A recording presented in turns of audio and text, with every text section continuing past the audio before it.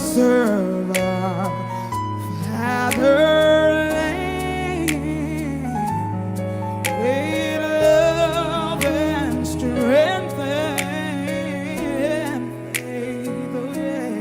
The labor of our heroes past shall never be in vain.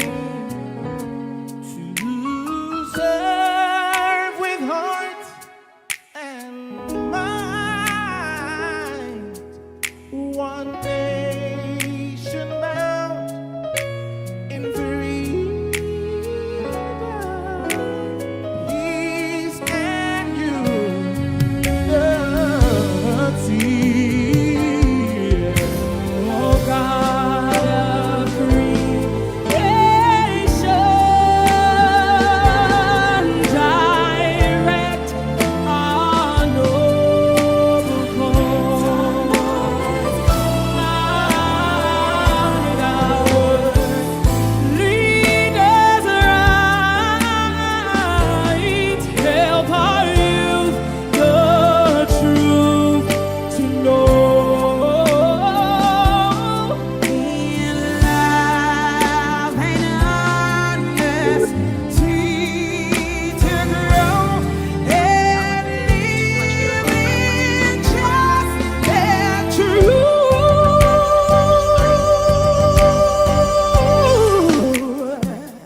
Great empty eyes unchained to build a nation where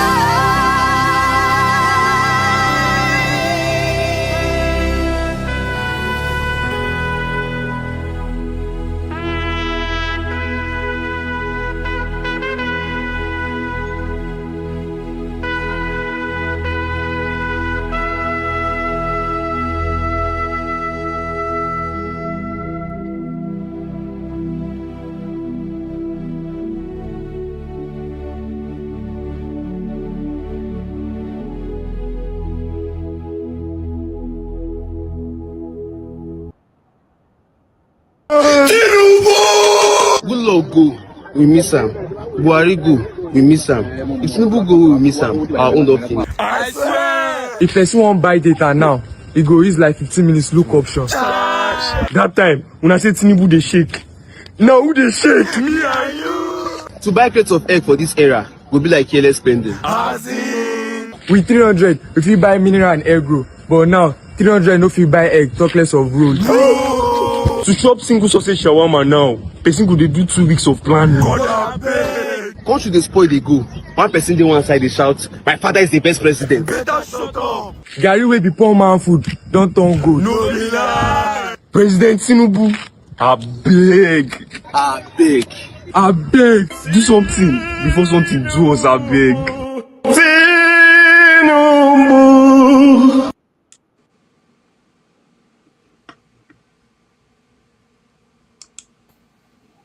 Forefathers, we can't hear you. Okay, sorry about that. Yeah, I think they've got me too. Apologies for the inconvenience of what just happened just now. It appears that some people don't want the conversations to go ahead the way we had it, especially the session that we had last week. I don't know why this happened today. I guess we'll have to put some precautions in place to ensure such does not repeat itself. Apologies to the viewers and all the people that have had to see such images. Thank you. And then Dr. Damages is here. All right. Thank you, forefathers. I think in a way to look at this, I'm really sorry about what happened. But again, maybe the Sultan is right that social media is a terrorist organization. maybe this is what they want to prove, that, that social media is a terrorist organization. Now I believe him. Anyway, it has never happened. I thought that I don't know what someone will gain from, but people are crazy. People are crazy. I don't know where I can wake up in a day and say this is what I want to do with my life today. It's to go to a platform to do this. But people are different. But I'm so sorry for those who watch, especially kids who are watching their parents who watch this show with their kids. Sometimes people don't think about these things. You know, when they do these things. Even if you are fighting ideological war, you know, sometimes, and sometimes when I talk to people here, I know that if we're in a room, just us, and you want to scream and say anything you want to say, I don't mind. I've been in places where people swear every moment, where people smoke, drink, whatever. But if you're in a public place, and I do know people, parents who tell me they watch this show with their children, it bothers me when certain things happen. So where is KJ? Can you carry on with the conversation? Let me delete. I need to delete some things so that please. Okay. Yeah, KJ, right. While you're carrying on, I just wanted to speak to our brother. Let's build together, because you see, I think conversations to always stay constant where we are. My response to you was based on the things you said. You said it's our responsibility. Then you asked if it is Tinubu's, you know, you said Tinubu going on, why are we bothered about Tinubu going on a working visit? That you try to define working visit. So when I'm telling you that I haven't seen any American president or German chancellor or UK prime minister, for those who are basically telling me British people go to Spain, probably they have problem with their ears. You will not see any national figure relocating to any other place. Pansat is here, he can help me. He's probably studied international relations more than, and say he's going on a visit. Even if a president somewhere needs to go to another country on a holiday, they actually even keep it quiet. They don't want the nation to know that, because they know it's an embarrassment for you to say you're going, taking taxpayers' money to go and spend in another country. Something that an average citizen cannot do. Then you want to spend national funds going on holiday somewhere. So I think we need to look at these things critically before we defend anybody. Tinubu cannot use national resources to go on a working visit. All right, thank you, Chim, and I'm still coming. I will give you opportunity to still answer before we go to Pansa and the rest. When you're answering, please put in content. When those foreign leaders where you live go outside on working visit, which is only known to Nigeria, do they use the public funds? Do they go with their entourage? Do they park their executive jet in those countries? Do they go with other staff? And who foots the bill? So bear all that in mind, and then when you're answering. But I'm sure that you want to go ahead and answer, or do you want Pansa to ask you his own questions before you do that? Myself? Yes, sir. Pansa want to ask another question. If he wants to add another one, I'll be ready for that, so I can answer together. All right. I believe that my brother right there in Reframing. Why do we want to make him the star of the show? He's no, we don't want to. You know, for the past 1 hour, you know, here, that's not right. I believe he's before me, so why don't you go ahead, because I'm not going to be asking him a question. I'm going to be admonishing him. The guy over there. Stay humble. That question I asked him now, you're not adhering to your normal name now. You're not humble with that question now. I think the moderator had the right to ask anybody any question that he wants, and I'm putting it to him. He has laid out the reason why Nigerians should take that, and I'm asking him, in those countries where he mentioned, the place where the country where he has gone and visited, has he ever heard it in history that a country left his country in a time of crisis and is in another country for over 2 weeks and feeding by the people's tax money, and also the apparatus of government that he took there also at the disposal of him? It's actually good. We should have a conversation with building together. Stay humble. Why don't we do that? Maybe we'll make him the guest. Hold on, building. Hold on 1 minute. I'm trying to get permission to structure it, because you've been speaking over our heads, right? Okay. It's good that we know exactly where you're coming from, so all of us could interact with you. We're not trying to make you a star, but to have a brotherly conversation. If that's okay with everybody in the panel, that's what we should do, because we don't understand what he's saying fully. We don't know, is he exonerating the government and stuff like that. So you go, stay humble, and then I'll take him next. Let's talk so that he can elucidate exactly what he means. I don't understand what he's talking about. Let me just add 15 seconds. There has not been any leader that has traveled to another country for the last thank you so very much. For 2 weeks, even. For my 2 weeks. Not major one leader point- of any other country, other than apart from African countries, that have traveled to any single nation for up to 2 weeks. No leader. It's actually very unusual for a leader to stay 1 week in any country at all. But African leaders do this repeatedly, and we seem to accept it as if it's normal. It's a very serious security challenge. Even Obama, the longest one that he has ever done was about 5 days. This is highly unusual and irregular when you remove African leaders. That's just the truth of the situation. All right, building together. You want to respond?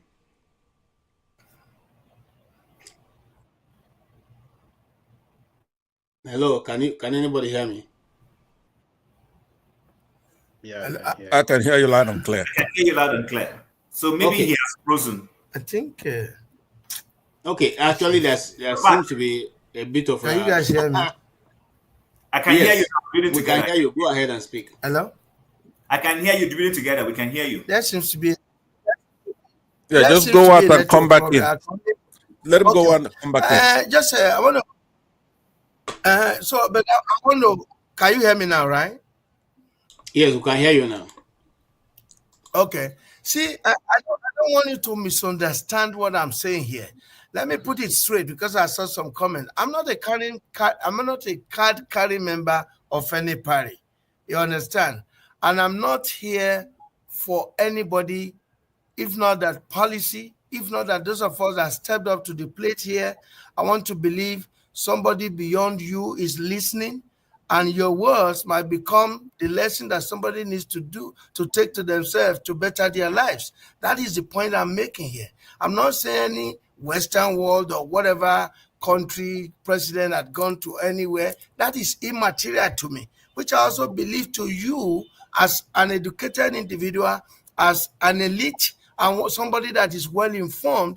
It should be less concerned about where Tinubu goes to or not.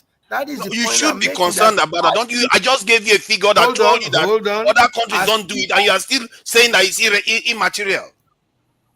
Don't you see that it's a security risk for your people? But if other countries, hold on. I have background security. That is not an issue.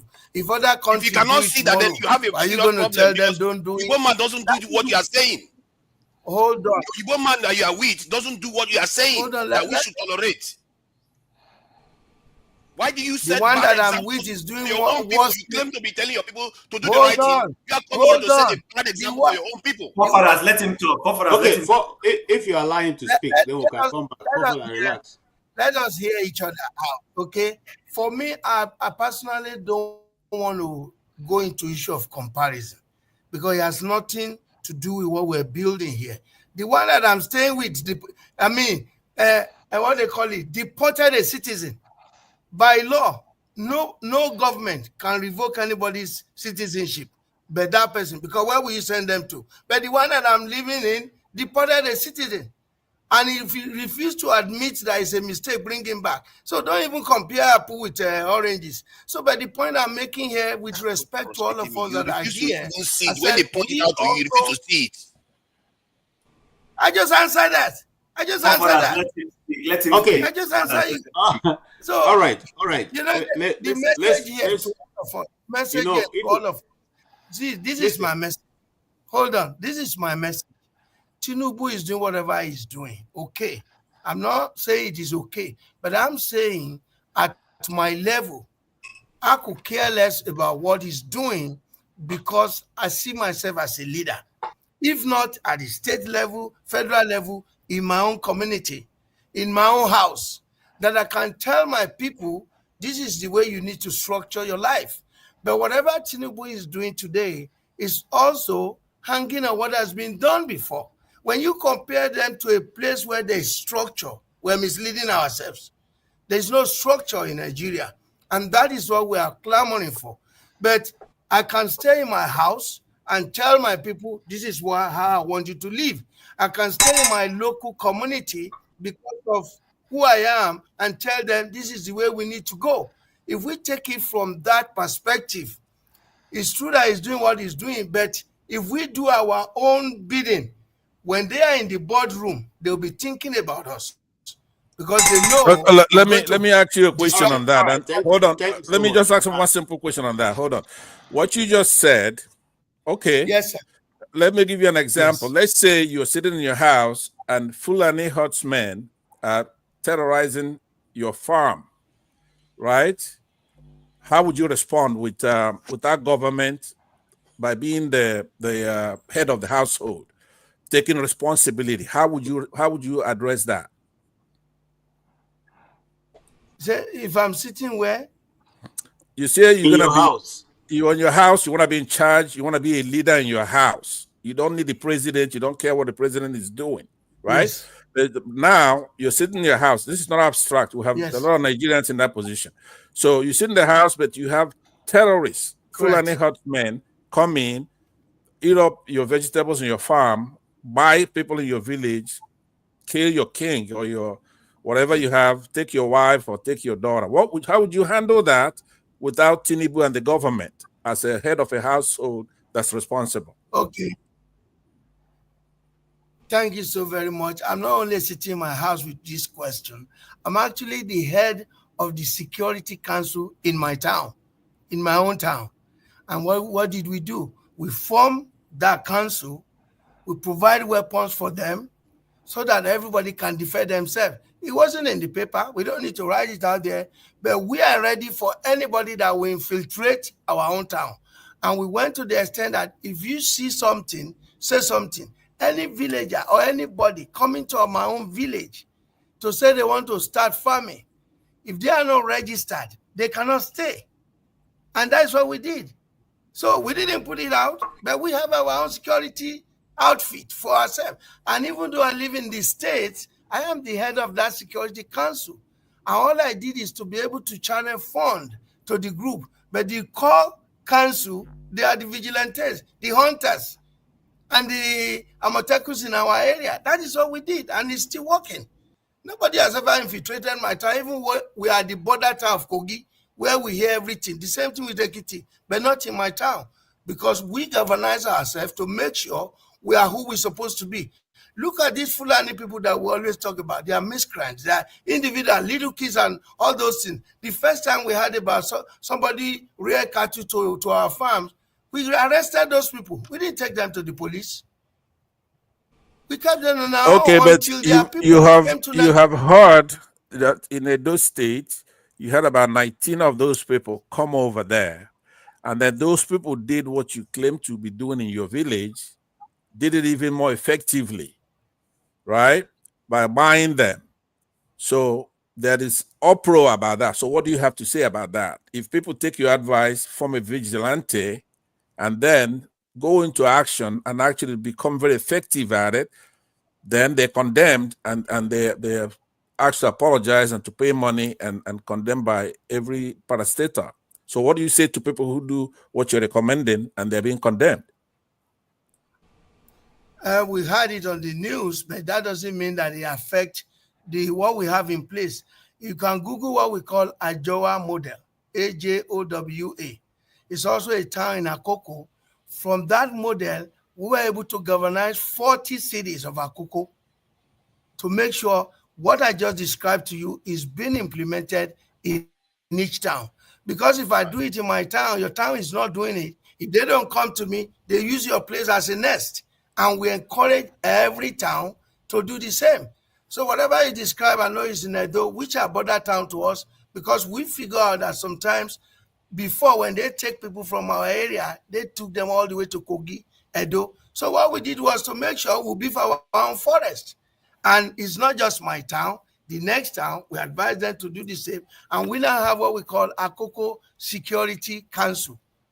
It's not in the Okay, paper. can I ask And a we have a question? lot of retired military in it. Yeah, let That's me the ask question. you now. Let me ask you. I'm trying to put it in the context that we were talking about regarding visits. So let's say the people that you put up these security structures for were coming, and they came to your village once, took over the entire village, took all your wealth, took all everything that they can take away from your village, and they managed to leave later on. Then your people from your village, your leaders from your village, go and visit them and stay with them repeatedly, and your village is experiencing a lot of problems. There are people being attacked in your village, and your leader is saying, let the chief take care of the issue, while your leader that is supposed to be defending your village is staying with those people. That is what you don't see as being wrong with what the current leaders are doing. No matter what you do, when a leader is not performing, it's going to be for naught. People will still know Nigeria as unsafe. You can say whatever, like depreciating the Nigerian currency. Is it the Nigerians that did it? Is it leaders that did it? When somebody's at the top, it affects whatever comes beneath. No matter what you do, you will try. I understand where you're coming from. Individual responsibility, integrity, moral behavior. Correct. Those are important. That's what built leaders. But you have to contextualize it when you're talking about these things. Because if you just look like the leaders are not accountable, then we are missing a kind of context in terms of the effects leaders have in their societies. Sorry, building together. Let me tell you what. Hold on.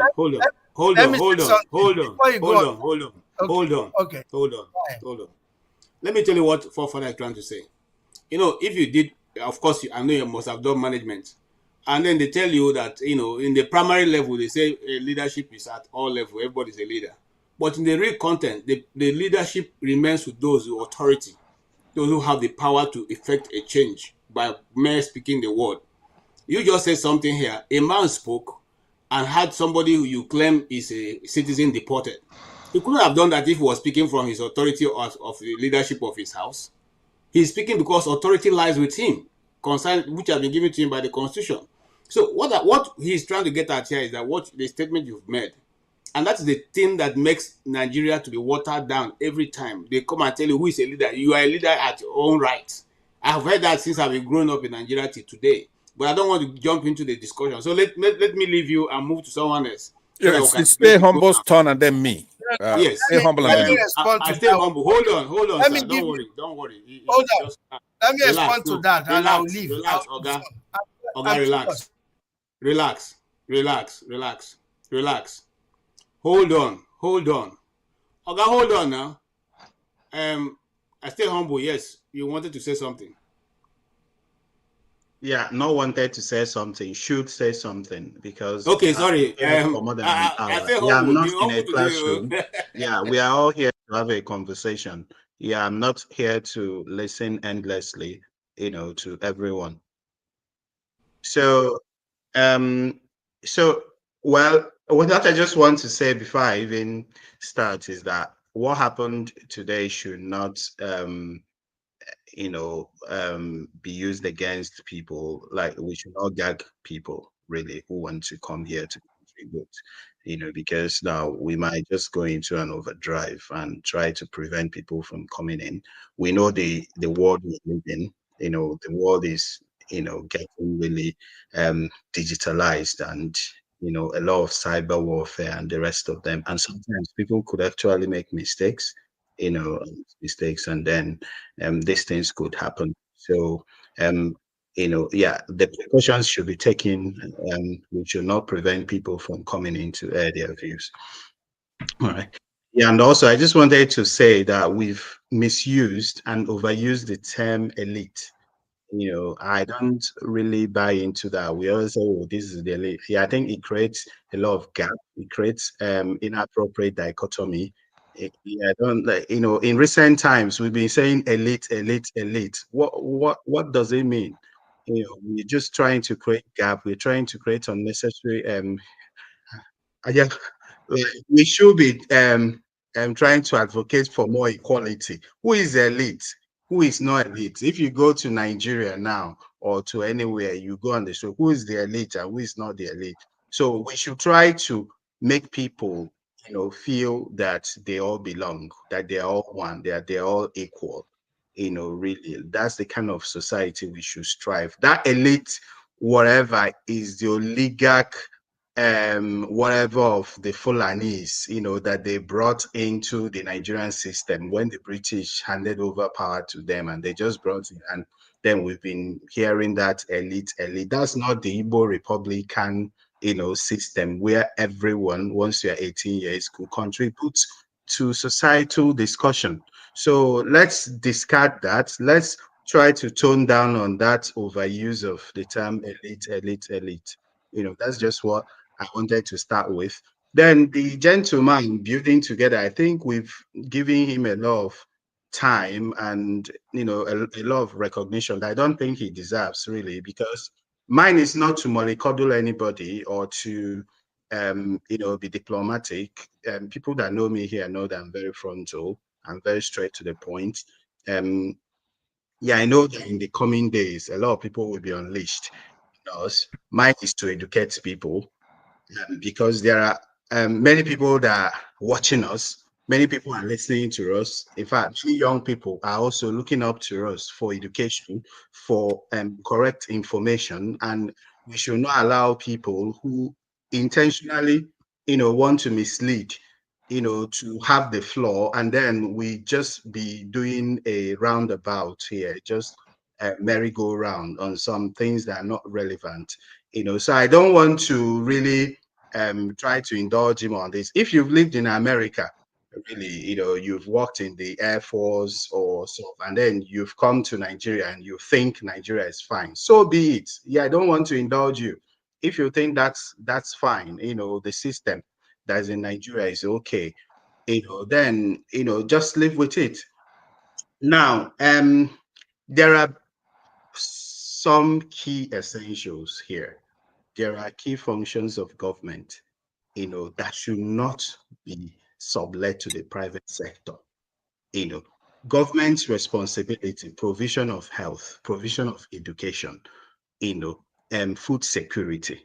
Those are some of the things that government should do. You should not tell us to, go to our community and start paying teachers and start providing this. Those are the responsibilities of the government, and government should do the so for developing countries like Nigeria, tertiary education should be free. Tertiary education in developing countries should be free of charge, because you need to educate your young population first. All right. Then there were a few things that were mentioned. Righteous Man said that Tinubu was elected to serve. Yeah, he's gone to France. That's no news. Somebody has said we should not bother talking about that. But the funds that he's using for all those jamboree trips, they're not his personal funds. The funds that he has always used, they're not his personal funds. So that's why we are talking about that. He is in office, though not elected, but he's there, and then we've accepted it as Nigerians, because like you rightly said, the reason why Nigeria is the way it is because of Nigerians themselves who have accepted the situation. I agree with you. But where I decide is because of Nigerians, even Nigerians like you, who are hell-bent on even defending the very people who are oppressing the helpless Nigerians. Now, you should give me time to talk, because you gave a lot of people chance. You've taken And almost. Okay, I want to say How long you? I thought you very said you much don't like listening to people. Now you want people to listen to you for even longer. to the national discourse. You wouldn't always give me time. So, wait, so now, I really he said that want to Tinubu was leave. elected to serve. I want to leave. Tinubu I was don't want not you guys to. elected, but he's there Now, he mentioned also that Nigeria was good at some point. Each time I hear people say that Nigeria, someone said the last time that Nigeria was good in the 90s. Nigeria has never been good. And if Nigeria even continues like this, in 10 years' time, 20 years' time, some people will look back at today and say that there was a time Nigeria was good at this point. Come on, why do we keep on saying this? Nigeria was never good. He said that Nigeria was good in 1983 when Buhari and Idiabo was there. The people that made some of the daftest rules ever had in the whole wide world. That he said that during their time, it was El Dorado. Nobody should give that gentleman the microphone again for doing such sacrilege. That Nigeria was in 1983, 1984. How could you say that?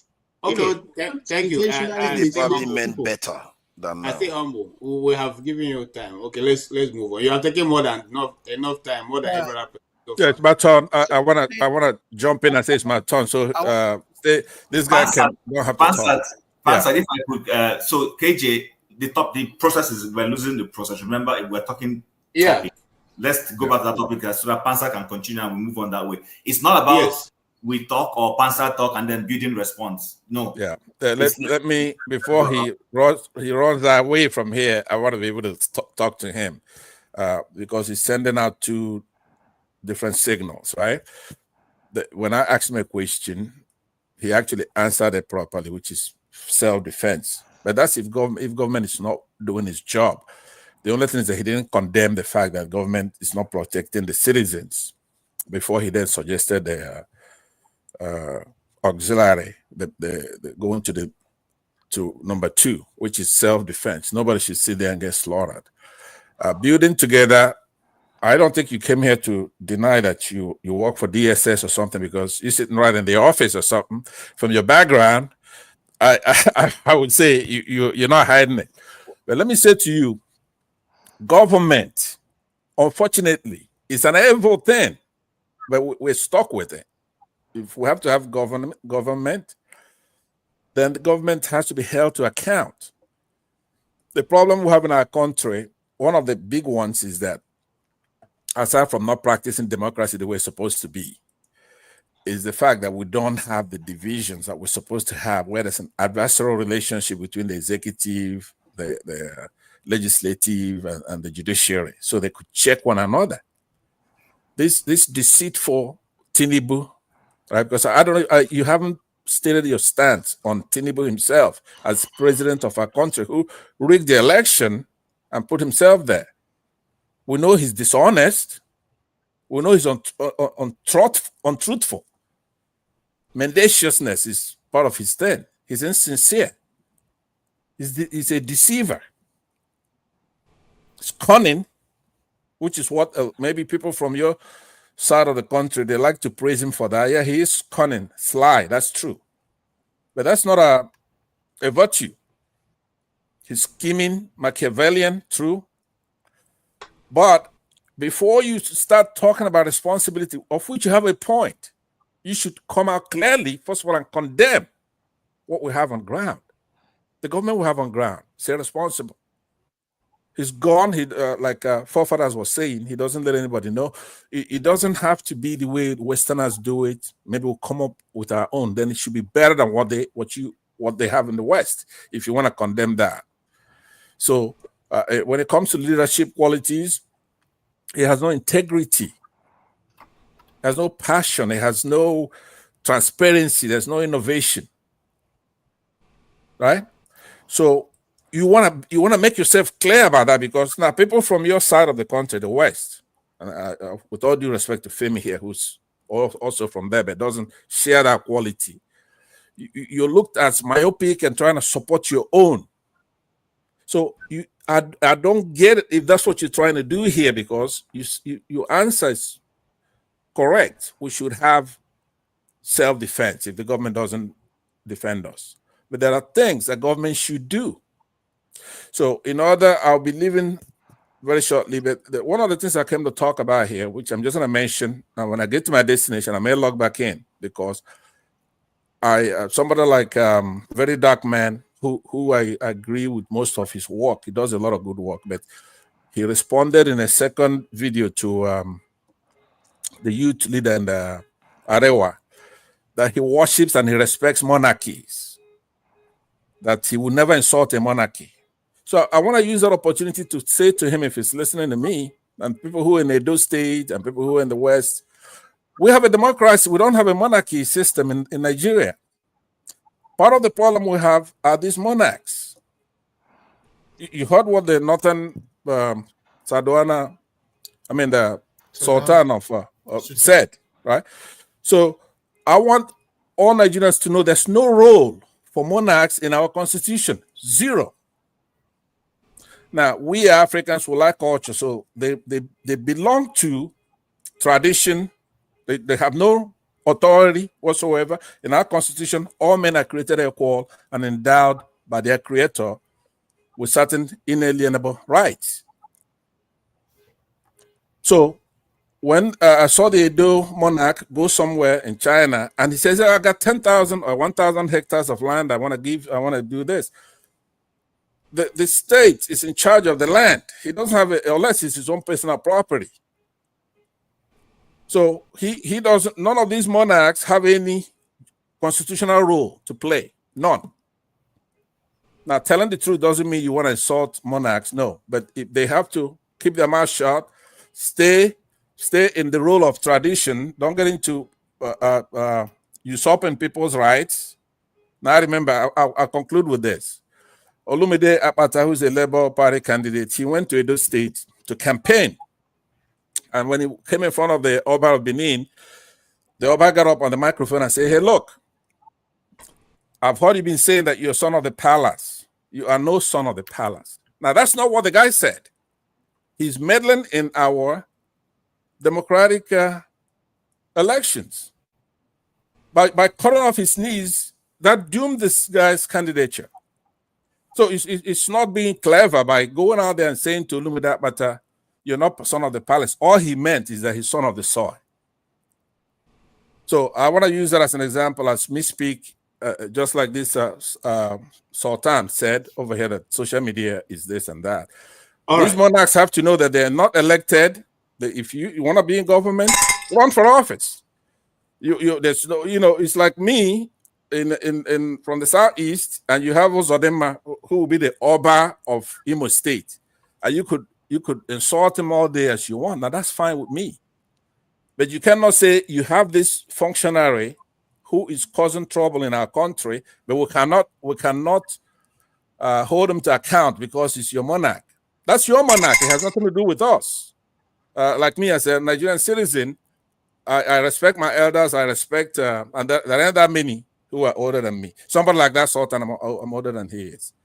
So, but I still respect our traditions and our thing, but don't hide under those guises and building together. I hope you're listening, because I believe that you are redeemable. You're not irredeemable.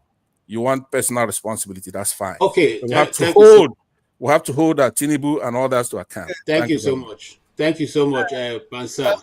Yes, building together.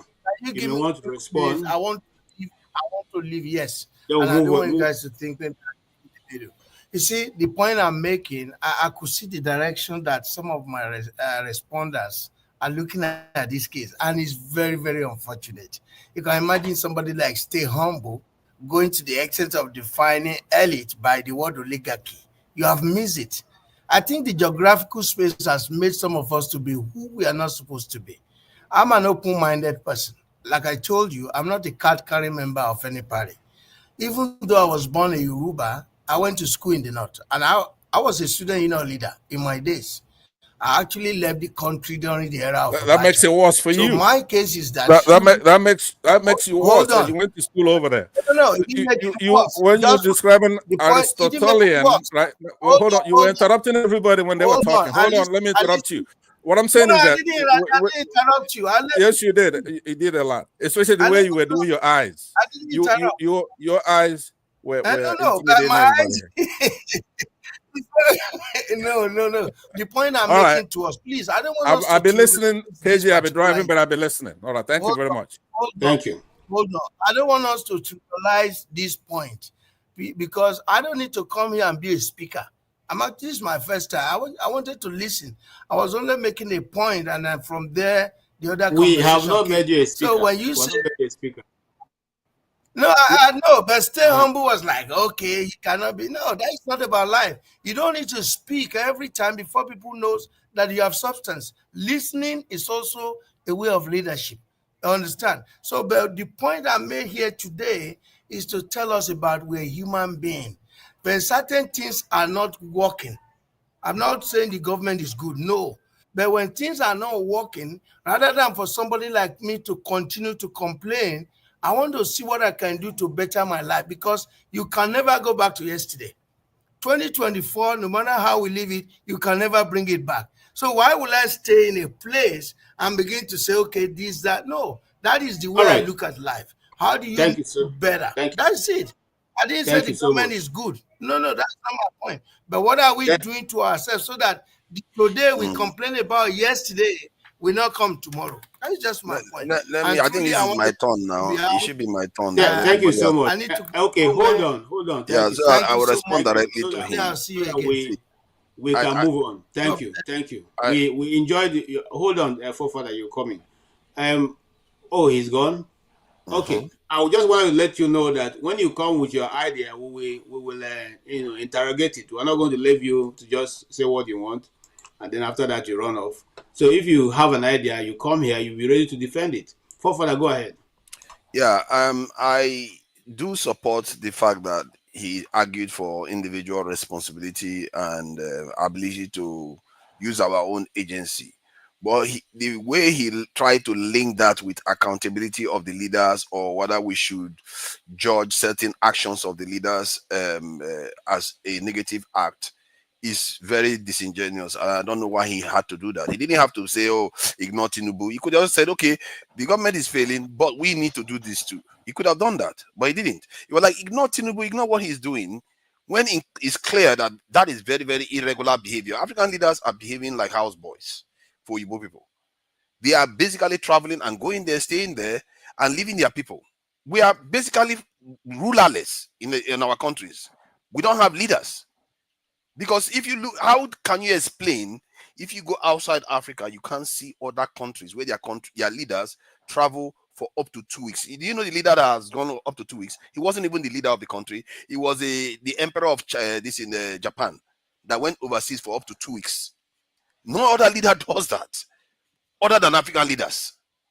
That tells you that something is very, very off with African leaders.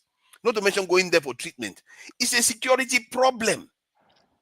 The fact that he talked about his own security actions that he took in his own local community, he should understand that if a leader, your own leader, that is from a country that is technologically less advanced, in terms of security less powerful, goes to another country that is far more powerful than them, they are not governing for you. All that work you are doing is not going to matter, because decisions made on a higher level, on the macro levels, are more consequential. It has more effect on anything that you're doing on the ground. Nigeria's crying today is because some of the things Tinubu did by just flicking his hand and they depreciated the Nigerian currency. Nigerians are crying for that. Do you know how many businesses closed down because of that action alone? Which can he do that? Can he do that as an individual? He cannot do that because the leader's position is very unique. It's not a human being anymore. It's a position that affects society. It's like a building. If you remove the foundation, the foundation of the building, or a strategic pillar, that building will come down. That is what leaders are. And the fact that he just chose to kind of mix both things together, personal responsibility and holding your leaders and calling out something that is very, very unusual for somebody that is in the military. And he tried to say that he was in the military in the US. Have you seen American leaders behave like our leaders? Have you seen them traveling to foreign countries that you said we should dismiss? I don't know why Nigerians do this. You set a different example, a different standard for another country than you set for your own country. Something you know Americans will not accept. You served them gracefully and retired with honor. They say we should come and accept that because you don't understand the implications of that. And he's supposed to be somebody in the security sector. This is it's crazy. You can't even make it up. How can you be in the security sector and you don't understand these things? And I've seen, to be fair, it's not only him. I've seen Nigerian, even colonels say that Nigeria don't have enemies. And all. I don't know how we think. Oh. I'm telling you, we our people, we are our leaders. That is where I agree with him. All these people that you see, many of our Nigerians you see, they are our leaders because they are willing to sell very quickly. If you give a Nigeria 1 million alone, they will sell their grandmama. They don't care. They will sell anything to get that money. They don't have any. Nigerians they are far removed from what we call integrity, ethical behavior. And these are things that when I was younger, we had some element of it. It still exists to an extent. But by and large, we are completely removed from it. We believe in it now and forget about all the trouble we cause for our people. Why would your leader not sell you? Why would the next man you elect? Look at all those members of House of Assembly that were elected into Labour Party. How many of them stood up for the people? How many of them? They go there, they sell out. They go there, they sell out because they are the people. The people themselves are like that. I've seen. I was having this conversation earlier on with somebody on this panel. I think he's still there. I was having this conversation earlier on with him. I said, Nigerians are like that. You just don't recognize it in their behavior now.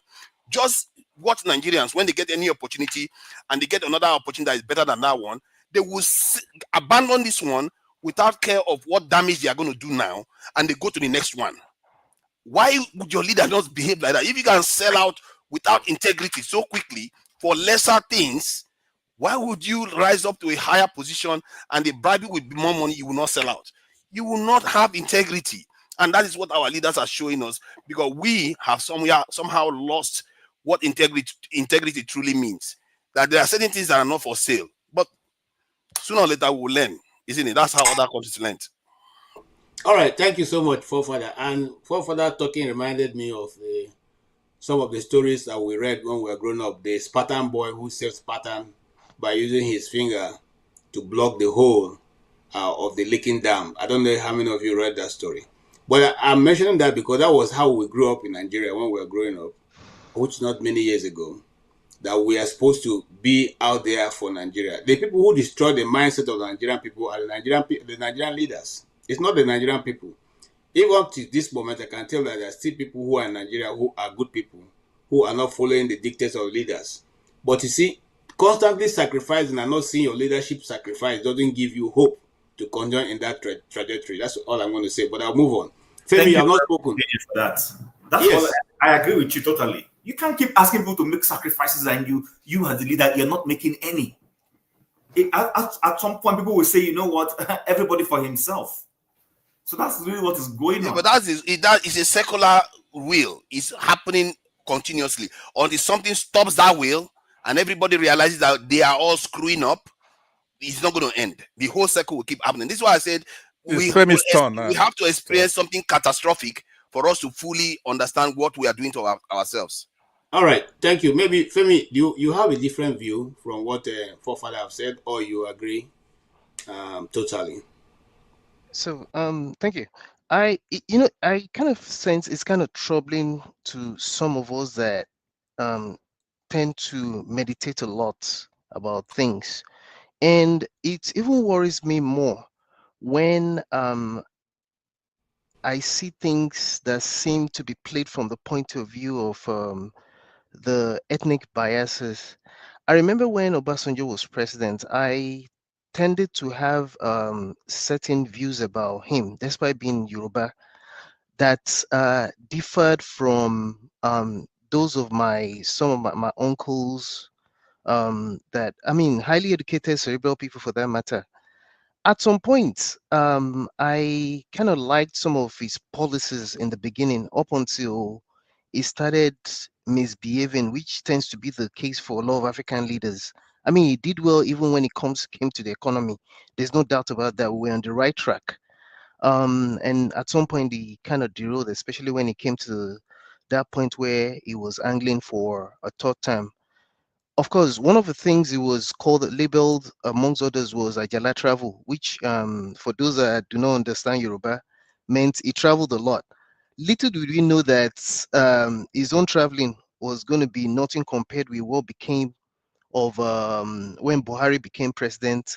And at that time, again, there was a lot of people that were not Fulani or Fulani that were complaining about him traveling.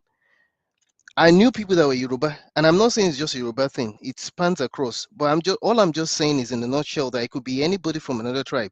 I've just noticed this thing about how when someone is from one's ethnicity, people tend to try to defend the indefensible. There's some things you cannot defend because I have not seen. I've tried to look well, maybe apart from a couple of African leaders, including the guy that wants to die in power in France, Paul Biya, who, as far as I know, ever since I became what's it called ever An since I adult. became, yeah, he's been president forever. I don't think Cameroon has never. I only knew there was I forget the name of the guy that was president prior to Biya, but I only knew B. Yeah, I've only known Biya since then. I don't know of any other place in the world where a president is working from. You can't even call it working from home, working from abroad, and someone will try to rationalize it. How do you rationalize something that makes no? Yeah, it makes absolutely no sense, especially when you realize that we're still in some form of new colonialism. But why should I be surprised? For example, I've convinced myself beyond reasonable doubt that a lot of African leaders are not put there by the people that go out to vote. So that's not even I'm at peace with that, because even when you even bring it down to the optics, just the optics alone do not look good. You cannot defend it. And then you wake up this morning to the news that, I don't know if I'm wrong, but I'm sure I saw this somewhere, that he has extended his stay. And then on top of that, they keep playing this game of him going to France, from France to England. What exactly is going on is not hidden from some of us, even if it sounds like speculation.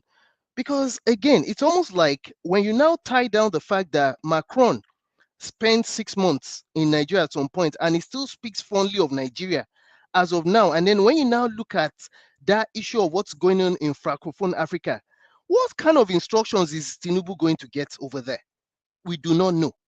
When there's fire burning in your house, in fact, in Sena climes, whenever there's an issue, assuming you never even had the kind of security issues we had previously, and you had the kind of major issues you're having in Benue, you would see president rushing back to the country, not because it's necessarily going to undo what has already happened, but at least it shows some kind of empathy, it shows concern. But then, do they even care about us? Were they really elected? No. The answer is no. And then it doesn't speak to, and of course, you talk about someone that claims to be a Democrat, but are we really even practicing the democracy? If because Buhari does not never seem to hand over power temporarily to his vice, especially after he tried it the first time and it looked like he reversed some of his policies before he came back, does it now mean that you should be doing the same thing? Because when he leaves, it's almost as soon as he leaves, the vice also leaves as well.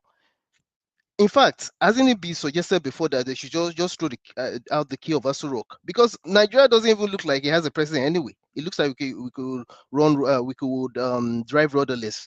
All I'm saying is that I don't appreciate when I see people trying to affect our sensibility as if we're stupid. I mean, you can't defend it. All I know is that the guy that spoke earlier is speaking from the point of view of ethnicity, which seems to happen a lot. It's subtle. You cannot explain this. You can't explain this away. Let me just say one thing before I go, Femi. Let me maybe 30 seconds of your time. You know what makes it so heart wrenching? What really hurts my guts is that after generations, maybe 2 generations, at least decades, 5 decades, when the francophonic African countries finally got the oomph to that be Mali, Burkina Faso, Niger, Chad, Senegal, Ivory Coast, they're trying to end the military contracts and stuff they have with France to stand on their own. They finally cast these people away, trying to do their own thing. We being the big brother, Nigeria, this Tinubu goes over there to embrace them and stay over there. and help to plot, try to overtake them.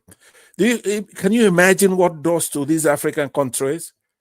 This was their chance. The wickedness of France to African countries. You should go there, go to those countries and see what's happening there.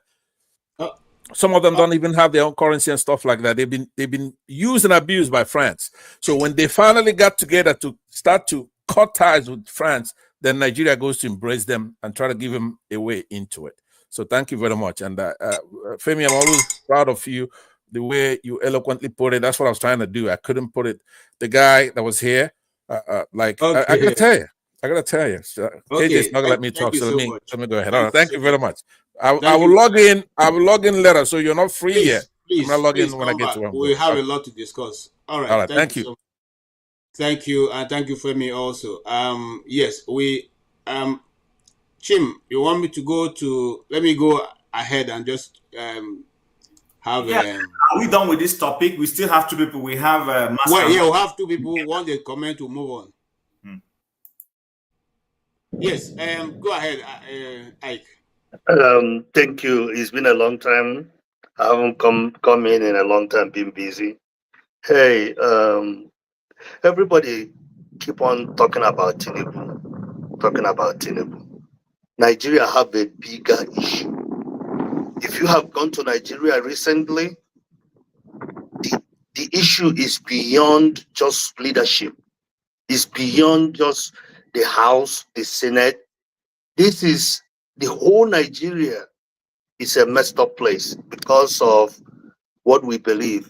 I think a lot of time, money drives what is happening in Nigeria. If you go to Nigeria, could you imagine somebody ripped me off in the airport, local airport, charge me 26,000 naira to give me 500,000 naira? Could you imagine that? That is how bad things are in Nigeria, because everybody is looking for somebody to get over from. Let's talk about these leaders, Tinubu, who went to school in West. If you go to the House, the Senate, all these people in the House, in the Senate, they all went, half of them went to school in the West. Then when you go to the governors, almost 80% of them, statistically, I might be wrong, 80% went to school in the West. So the question you're going to ask, what do they learn from the West? Do they learn to perfect the criminality? But a lot of them too have shady issues in the West. That is the reason why they run to Nigeria. And now, nobody have interest of Nigeria. For me, everybody's complaining about Tinubu extending the time in the France and all that. When he was there, what did he do? When he was in Nigeria, what did he do? He have his cronies, tweet, make stuff for him. Then when he comes out and says something, it gets worse. So I think the hope of Nigeria is until the young youths that are on the internet doing skates, Twitter, all that. I know that they're trying to make their own money. Until they use that platform and galvanize and start from states, from local government, and start changing Nigeria. Tinubu being in the France, since he was elected, that's what he chose. He navigated with France. I don't know what he's trying to accomplish, but whatever he's trying to accomplish with France people in Africa, I thought we tried to chase France out of Africa, but he's embracing France into Africa. Tinubu was the wrong person to run Nigeria, and we cannot blame anybody. We cannot say it's the West that put him over there. We cannot say it's anybody that put him over here. Whomever that put him over there have the agenda, and Tinubu is making that agenda clear for them. Unfortunately, our people need to start. Look at the young man in Burkina Faso, what he's doing. I bet you money. It's going to be difficult to find somebody like that in Nigeria anyway, because everybody wants his own money. Everybody wants his own money. Nobody wants to do what is necessary to build the country.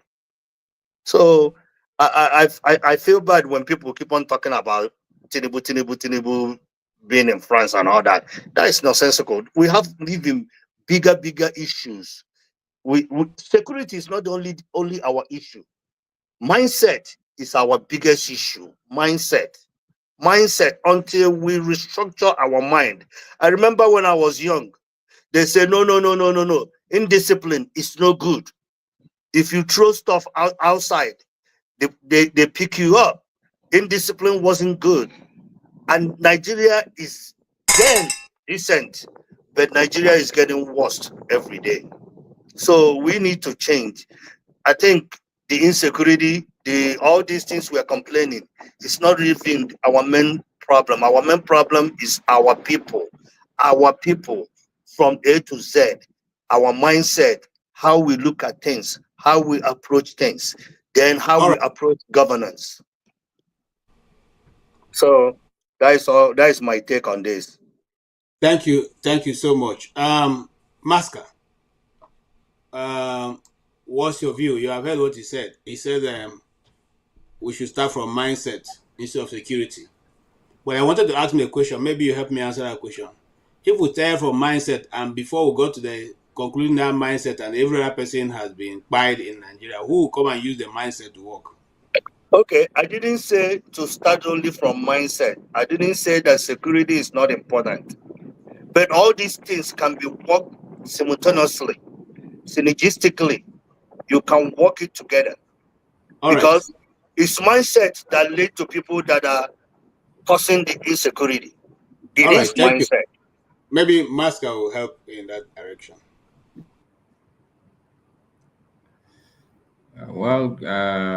Good evening, everybody. Good evening. I can't help but to agree with Ike na San Antonio. Essentially, the fact of the matter is, yes, our leaders are bad. It's also okay to complain about bad leaders. I agree with him because there are really fundamental issues. Not that you shouldn't criticize the government. I think the fundamental issue is even the fact that we are expecting anything from our government, which means that we don't even seem to understand the issues, really.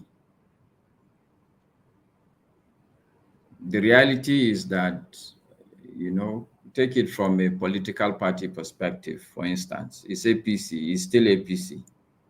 What was the history of APC? If it's still APC, why are you expecting something different? For instance, I'm just giving an instance, but the reality for me also is that it's a systemic issue. It's a systemic issue. PDP, same thing. If you look at the whole structure, somebody was talking about OBJ. Yeah, OBJ did a little bit, but if you look at it, truly speaking, you can do a lot of good, but somebody will come and still spoil it because the system is not, it's not an accountable system. Even as a people, we are not configured to hold leaders accountable. Okay, maybe Igbo people would say no, they are Republicans, but I would speak for a lot of the people. Dexter, can you mute yourself? The attitude is you even elect leaders and then you just go to sleep. The problems are just fundamental. I just agree with Ike San Antonio, honestly. You can expect a lot from Tinubu, but I think then the problem will be you for having even that expectation. All right. Thank you so much. I thought that when you elect a people, a government, a leader, or a political leader of a nation, you elected a person because you expect certain things from that leadership to come forth.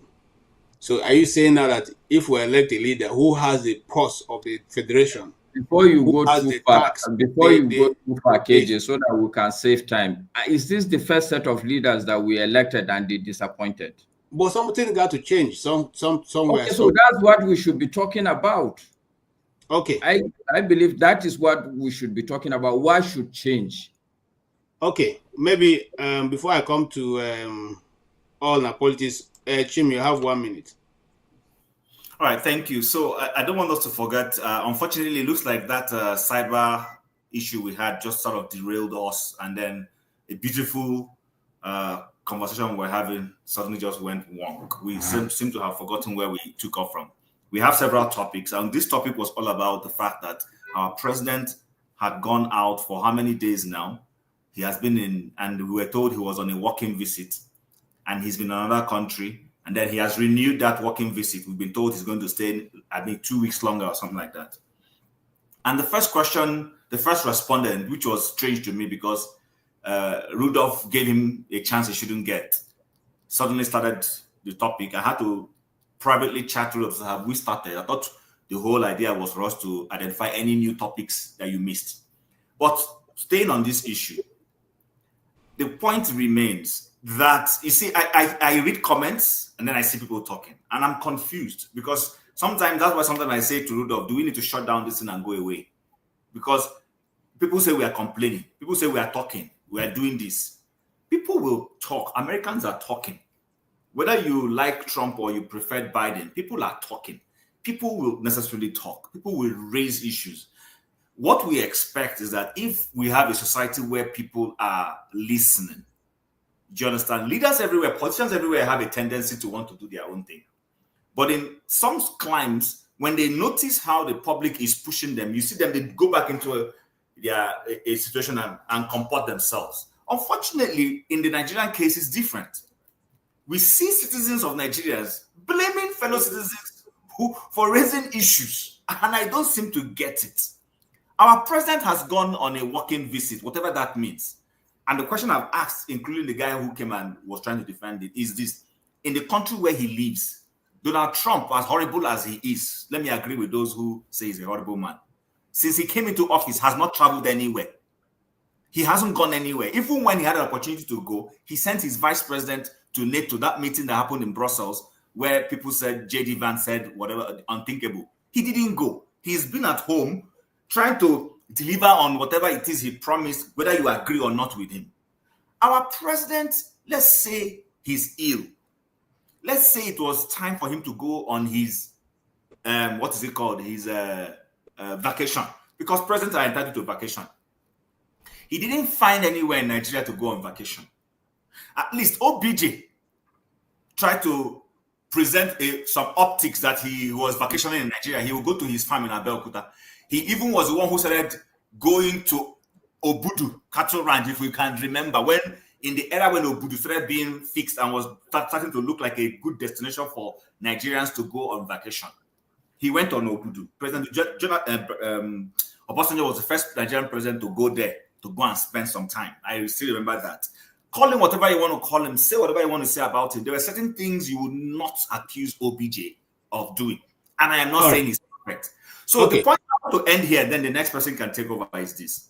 Is it proper for the Nigerian president to take taxpayers' fund? I'm seeing people advocating and saying it's correct, and go and stay somewhere, and then he hears an information that his country is burning.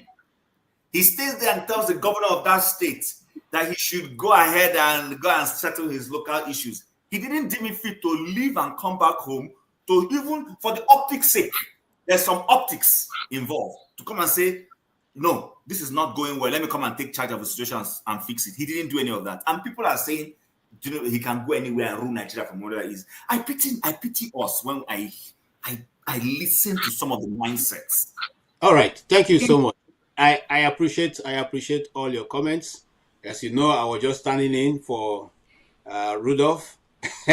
Now that you're taking care of business, I will step back to where I was before I was called to this onerous job. So Thank you so much, Dr. Rudolph. Over to you. KJ, thank you so much. I didn't follow most of the conversation, so I don't know where you are, but I have about 30 minutes left, less than 30 minutes. We're still in our first topic. We haven't left that first We're topic. still, yes, at the first topic because it all blew out. But if you will want to move to the the second topic with the governors and the plan, the issue. No, let's just discuss. Let's discuss the Trump thing. Once the Okay. Trump, how Trump is doing.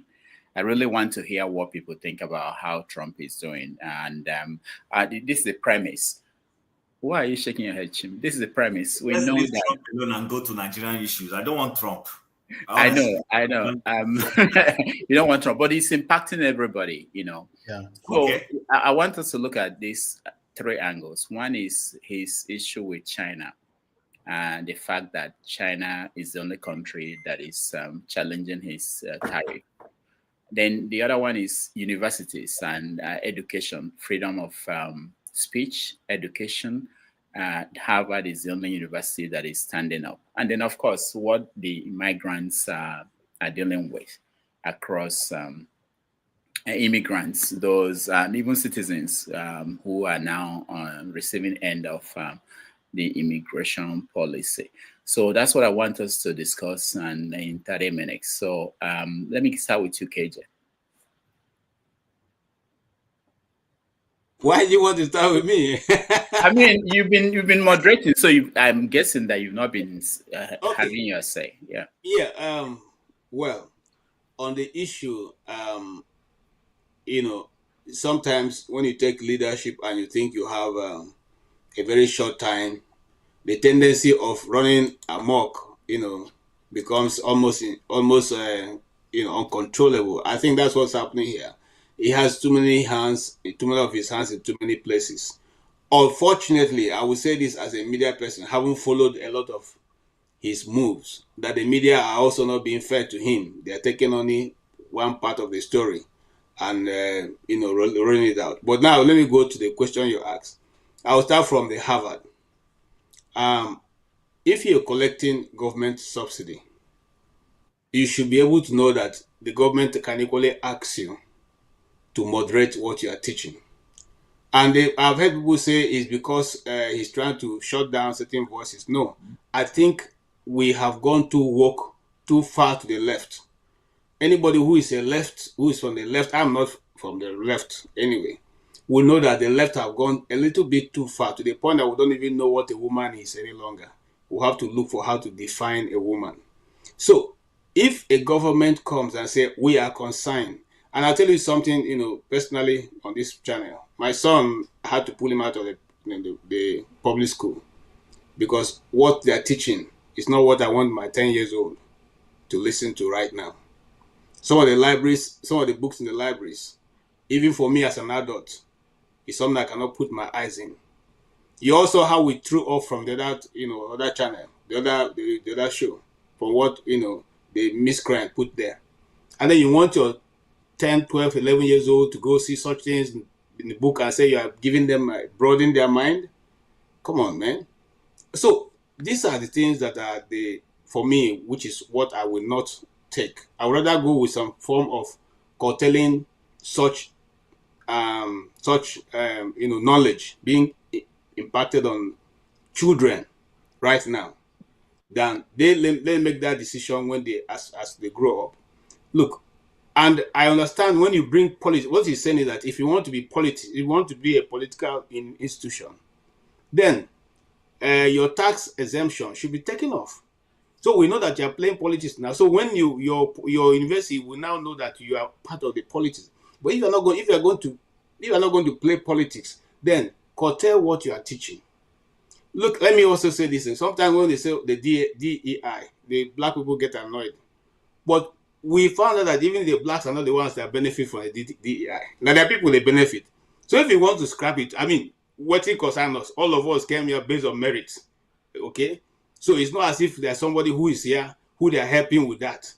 Well, so my argument will simply be, let's try, and I'm not saying leave your left. I'm saying let's try and balance it. Let's try and promote those things that will help build a better society than just promote everything that we see.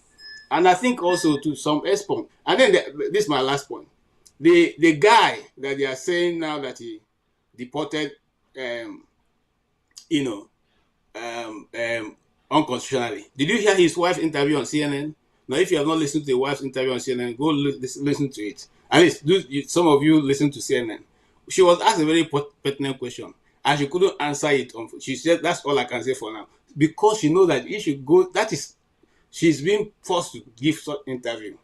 And people say he's not a member of the group. He is, but that's for that. That's for them. You know, I, as much as possible, try to take myself off their politics because I can't even criticize them since my own country is not doing better. So I don't want to criticize anybody based on that. Thank you. All right, thank you, Chim. Rudolph, I'm going to beg you to ask the question again. Oh, I'm saying, how is Trump doing? You know, what are your rating of his performance so far? And I wanted to look at the issue of Harvard, the resistance of his push. Now we're seeing the Harvard University as the one resisting what he's pushing for universities and colleges. And we see China resisting the tariff. And today, the US Supreme Court is now pushing back on his policies towards immigrants. You know, so. Okay, so there are too many things to unpack there, so I'll just take as much as I can. I'll start first and foremost with the issue of Harvard. Harvard is a private university. Harvard is not a government-owned institution. Whether government of Massachusetts, I think that's where it is, or federal government of Canada, of the United States. It's a private institution, but because of the way the American system runs, which is very good, and as a way of encouraging indigent students to be able to get opportunities to go to those places, they came up with this whole idea of giving subsidies to those kind of universities to be able to encourage bright students who don't have the capacity to pay the exorbitant fees, because Harvard is not a cheap school, to be able to have the opportunity to go there for research and for other things, as you know. Now, like KJ said, and I'm not saying I'm supporting taking away their things, but when you are pushing certain ideologies, and one of the excuses has been the anti-Semitic tendencies on campuses. So you found people were given visas to come to school to learn. You're not an American. You're a Nigerian. You're a Palestinian. You're from Afghanistan. You're from Yemen. You're from Saudi Arabia. You won a scholarship, and the country now gave you visa. Don't forget, because I got admission to go to Yale doesn't mean that the American government automatically give me visa. You got the admission. The country can choose also not to give you a visa. Now you get that visa, you come. Rather than staying and studying, you begin to go into activities that are inimical to the country where you are. You find people who come and say, death to Western civilization. You left Arab civilization and you're coming to West. If Arab was good, why didn't you stay in Arab and go to university? You didn't do that. But you came to the West and then you're pushing all those ideologies, stopping life from happening, stopping people from going to school. And they're telling them to curtail it, and they are refusing. They say, okay, if you're not going to do these things, then as a government, we give you subvention. We will have to withhold those subventions. To that extent, the government is right. To that extent, if the government is not being political, and I'm not in support of Trump now saying because Harvard is against me, let me withhold it. If that's what he's doing, then he's wrong. But if the explanation I'm hearing is that because you are leaving your mandate to begin to pursue other things, then I will not give you my money. He who pays the piper dictates the tune. We all know that. Now, on the issue of tariff, I'm not an economist, so my knowledge is limited. But my simple understanding of what he's doing, and to an extent he's wrong, is where I fault him on this tariff is every day you increase the tariff on China, every day you increase the tariff on China. The Western world is hypocritical. At some point, they decided to ship out their supply chain to Asia and China so that they can, goods that are made for $100. Somebody comes to America to buy it and you buy it for $1,000, all the Louis Vuitton and all those things that we hear. Those things are not the original prices. They are manufactured at very exorbitant prices in China, in Vietnam, in all those places. Now, Trump says he wants to use that medium to bring back that supply chain back to America, because the whole idea is most of these companies are American companies anyways, but they are manufacturing in China. So if he places those tariffs on them, it will force them to bring production back home because they don't want to pay those tariffs. Because if you're manufacturing in America, you will not pay tariff. That's to the extent I understand it. Where I fault him is this whole brazen, we wake up one morning and we hear there is a tariff on China. I mean, because it starts sounding like a joke. But if genuinely you place a tariff and it brings the other person to the table to have a conversation with you, even the companies, to that extent, if Nigeria is bringing in, assuming Nigeria had manufacturing and is bringing back manufacturing, what that tells me is that there will be more jobs created at home. So if that's what he's doing, America should actually be happy, because what it means is if all those companies come home to manufacture at home, then you have more jobs. The problem I have is this. If that doesn't happen, then Americans begin to pay for that tariff. That's where, like I said, I have limited knowledge when it comes to tariff. And then finally, on the issue of the guy who was what was it? The guy who was deported. That guy was not an American citizen. You see, let's keep listening. I don't know why people come on air and they lie. The guy is not an American citizen. The guy was in America illegally. He had already had a deportation judgment that said he should be deported. But he was supposed to be deported to any country. I don't think they specified he should be deported to El Salvador. That's my understanding. However, I think he's an El Salvadorian. So if he has been deported to his home country, which is El Salvador, I don't know why the Democrats are making a hue out of it.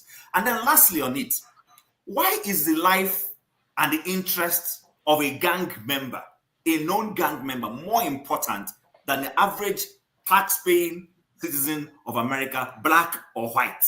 Why are the Democrats so pushing this particular matter? Why is this guy so critical? Why is nobody crying about people who have been raped, people who have been robbed, people who have not, that some of those horrible people have maltreated? Nobody is interested in them, but you're more interested in the rights of a gang member. That's where I have an issue. So overall, like I said, the American voters will decide. I have no problem if after this they decide to vote for Democrats. Oh, well and good. It's a democracy. I love what is going on. This is the kind of thing I want to see. I wish Nigeria was doing the same thing. Those who are against Trump is not going against them.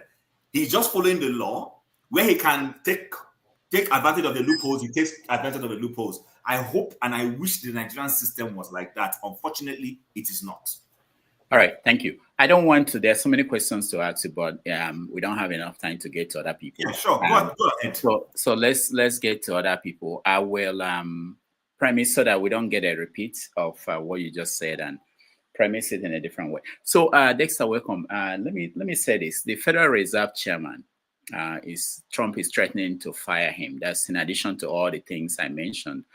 And this was the man that he made the chairman of the Federal Reserve. Trump wants to run the economy of America. He decides when the interest rate should go up or when it should go down. What is your take on Trump on what he's doing? Thank you, Dr. Damages. Well, the way I see these things is that when it comes to governance, I know everybody has their preferences. Ideally, you want prices of the stock markets, you want inflation prices to be driven by the market forces. That's what so in an ideal world, you don't want the president saying, "Oh, I want it to be like this, I want it to be like that." However, on one side, you kind of have, if you have people in a particular position who are kind of against your moves in politics, then they might sabotage your efforts.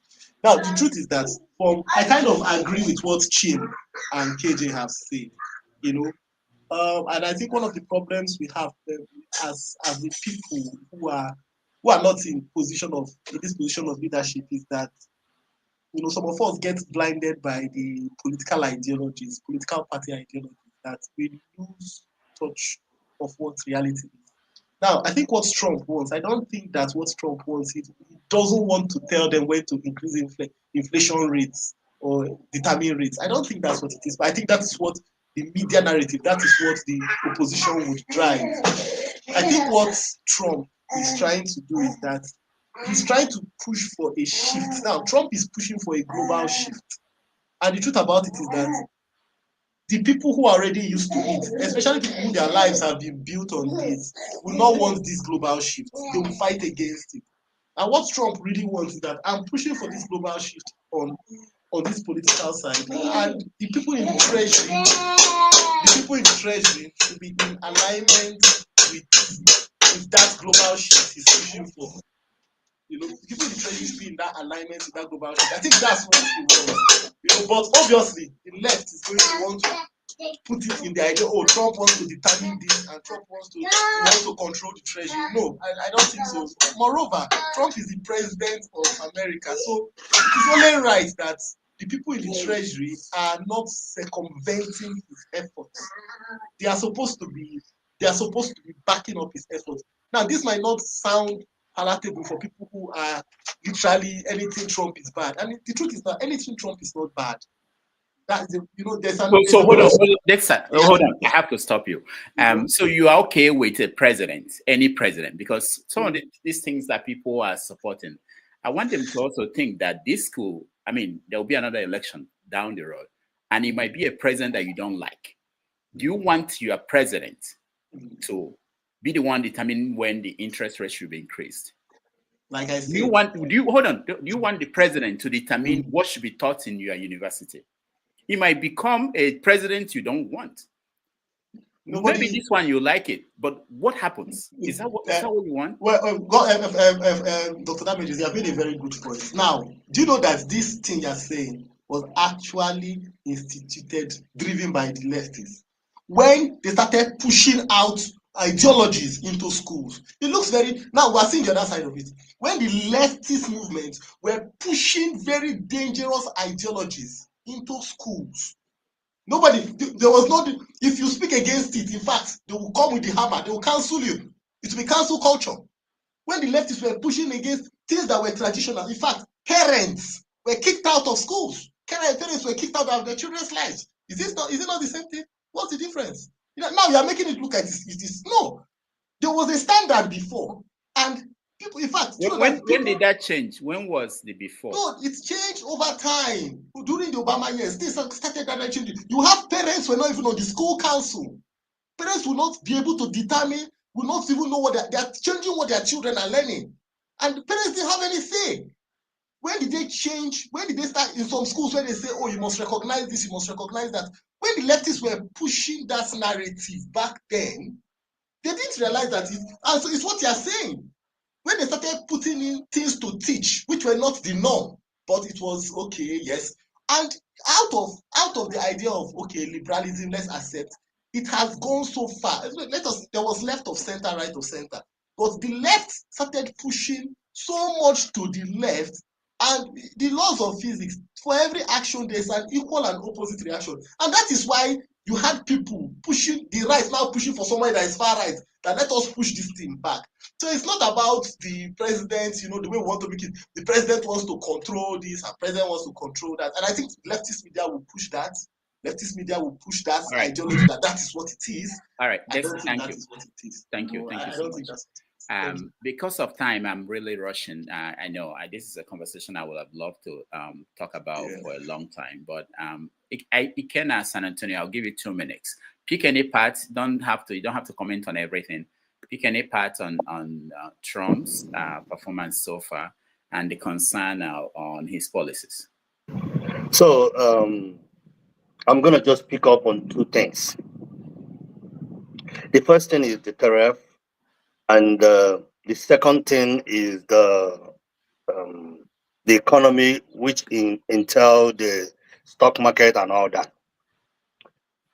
The tariff, in the 90s and the 21st century, one of the things America did, they started outsourcing things to China because it's cheaper. Even if you, for example, if you watch Shark Tank and you say this is a homemade something, they will tell you, I'm going to invest, but I'm going to outsource it. I don't think the tariff system and everything that he's doing going to bring these companies back. You know why? To get one product in the market, let's use iPhone. iPhone is made about $10-15 in China. They come over there over here and they sell it $1,999, which is $2,000. Now, in America, if they're going to hire people to make one phone, the series of the ways to make that one phone, it's going to cost them more than $150 at the end. So now, he put a tariff, says 150% tariff. The person that is importing that phone, we still make it in China. We still come back and pay the tariff, come back over here and disseminate it to individual units, and you pay more. So that cannot bring American companies back. Rather, incentives might bring back American people back into to come and do the manufacture in this country. That is my point. Then my second point, people that love him. I remember in this platform where we talked about this stock thing. I said when he was the president first, this was what my portfolio was doing. And when he left, this is what my portfolio is doing. And now he came back. My portfolio was worse than the way it was in 16 when he was president. Why? Because when he put this tariff system and the market is worrying and things start dropping, every stock is crashing, including the one that manufactures in America. Everything is going down. But do you notice there was a strategy for that? I give you an example. If you have $100 million and you bought Dow Jones, the day it was 1,500 points lower, and you bought $100 million worth of share. The following day, Trump says, go and buy Dow Jones at a discount rate. When he speaks, that Dow Jones went back to 1,200 up. You have gone from $100 million person to 1.3 billion. That is the strategy. People that are rich gonna make money this time. People like us who they invested our 401k in stock system are losing a whole lot of money in this game. So his idea, he doesn't have a very good understanding of what he's doing, what the outcome will be at the end of the day, because that outcome he think is not going to happen. And that is all I have for you on those two things. All right. Thank you, Ikena San Antonio. Welcome. And let's go to Ovie. You have 2 minutes, please. 2 minutes to introduce myself. Ovie, I have to go. I have to leave. But in terms of the first show is 3 hours, and the 3-hour time is here. But don't ask me the question now instead of going. That's what I mean. Well, you are the one who's determining whether you have 2 minutes or not. So you made me to start talking. I said you have 2 minutes. So where do you see Trump? How do you evaluate how he has done so far? As a distractor in chief, he's doing excellently well. I'll give him A+. Now, to put a context to why I arrive at that is to understand the dichotomy between the North and South in American politics, to understand the globalist idea and the nationalist idea. But regardless of where you stand in these two dichotomy, there's one thing that has to remain true from the beginning to the end, which is the Americana idea to dominate. So regardless of your ideology, maneuver, and all that, you still have to come and implement what the Americana stand for. And at this stage, which is approaching 225 years of its exception, the they need to move to the next stage in life, which to do what? To reset how the world move forward. Now, to say they have that power or no, they have that capacity. One, because to say China is pushing back and every other body is not pushing back is not to understand how the world actually works for the past 70 years or 80 years. The world runs on America's laws and regulation. They want to change that law. So that law is changing, and the target is what? Is China. So China is not pushing back. China is fighting back. Now, America is fighting China to stop them from establishing that regional hegemony. Because once you establish a regional hegemony, it's just a matter of another step for you to challenge the power that be, which is the America as we speak today. So they have reason why things is going the way it's going. And that's why I say Trump is just a distraction in China. It's not about Trump. The policy that have been implemented today has been in the making even before Trump decided to even run for election is in this first time, not to talk of today. Now, on that subject of Harvard, is a case of one want to eat his cake and have it at the same time. You are collecting almost $20 billion from the federal government. He is telling you, okay, for you to be entitled to this money going forward, this is what needs to happen. Now, in a republic, you are in a position to say, no, I'm not going to follow your dictates, which is fine. That means you are ready to fortify that 20 billion. And that's not even the point. They are even rejecting the fact that they don't want to be subjected to IRF audit, which is ridiculous. It's an entity that operates privately with an endowment of over 50 billion, making $4 to $5 billion every year. I mean, and you said they should not audit that. That's ridiculous. Now, they can say no to Trump and still hit your cake and have it, but that 20 billion is going to be gone. So that's the case here. It has nothing to do with that Trump wants this to happen, what is to happen. And I applaud the speaker, the other guy, who actually pointed out to you that whatever that you see that is going on right now, it is the Republican and the Democrat that started it, which I've said it there over and over again. The Democrats are fond of accusing people of what they are doing frontally. So it is a competition of ideology between the left and the right. But the focus here is that the world needs to move the next stage. And who's going to run that next stage? Is it China or is it America? And that's what is going on. But why I say it's also is doing very well. It was able to bring everybody to the negotiating table with one pen, one stroke of the pen. Now, in the words of Eric Kissinger, the only thing that is worse than being an American ally is to be an American enemy is to be an ally. So the negotiation will start with, are you with us or you are against us? That's where the negotiation is going to start. Within the coming months and coming years, we will see who comes up at the top within the war that is going on. But we should not see from the angle of the man himself. He's just a distractor. It doesn't matter who comes in next or who's doing that.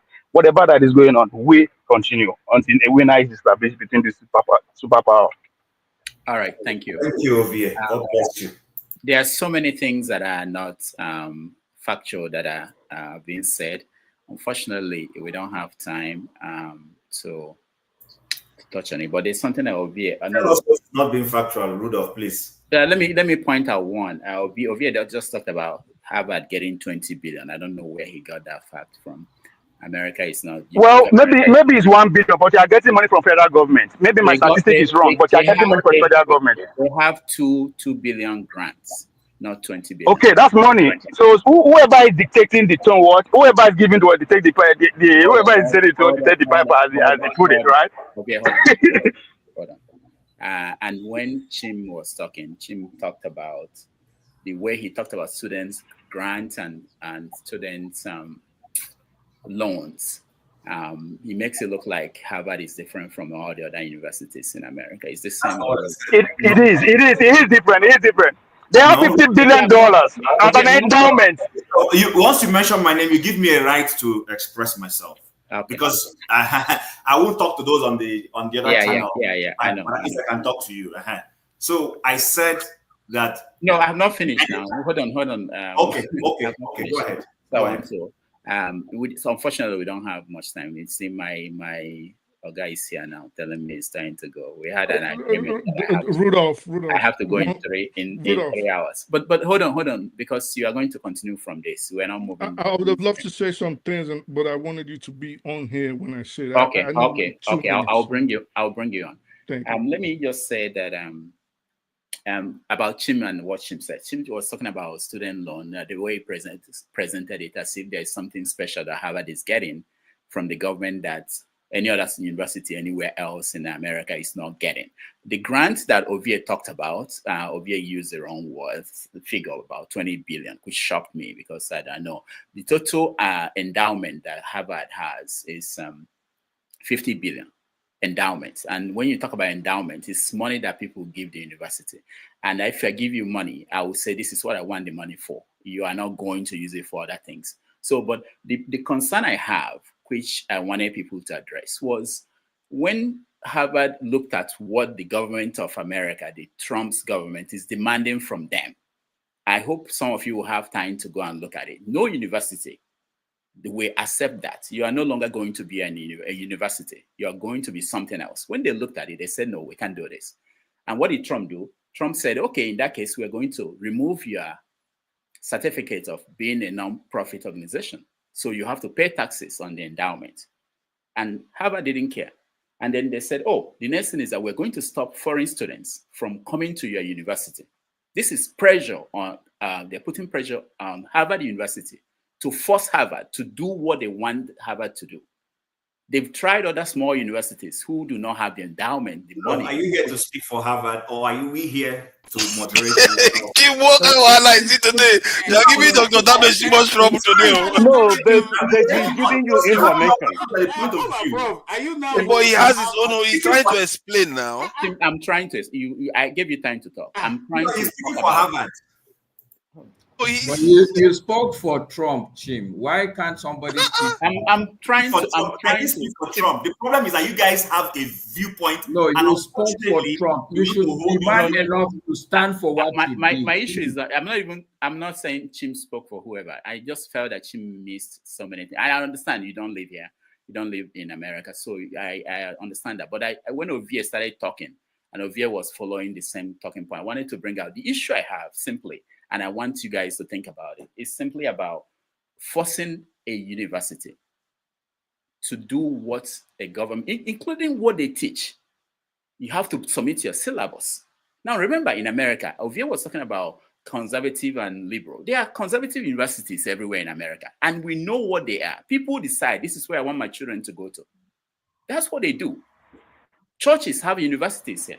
You decide, I want them to go there. You take them there. But for the government to now have to go to individual colleges, private universities, we're not talking about state government. We're not talking about state universities. There are state universities. Every state, they have universities, counties even.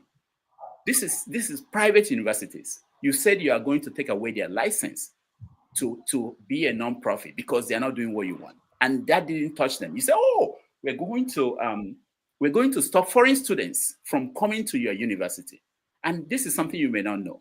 Universities here are basically supported by foreign students. Local people don't pay much. I teach in a college here. So the point I'm making is that when I know that we don't have time and I have to go because I don't want to violate what we agreed on. No, Dr. Damage, we have time. Let's educate the people, please. Because the information you are giving is one-sided. So allow us to educate the people. If you can go, leave us alone. Let us talk this thing out. Rudolph, please, I'd love you to speak. All right. I think I will let Chim speak. 2 minutes. I will let Ovie. No, is that your new name? What? Yeah. All right. In honor of Ovie. All right. So, 2 minutes. Yes. Thank you very much. So it's unfortunate that people cannot. You see, and that is where Dexter. Where are you? Thank you very much. Okay, he has left. Thank you very much for that. You asked him a question and he answered it very well.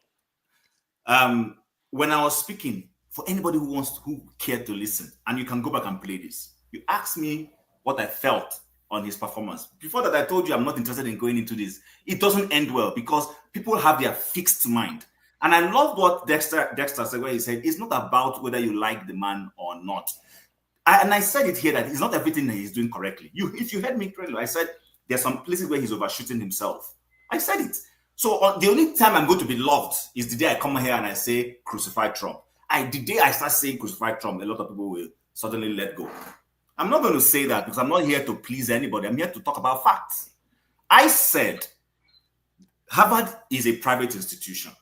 They're supposed to run based on what they make from their students or whatever endowments they have.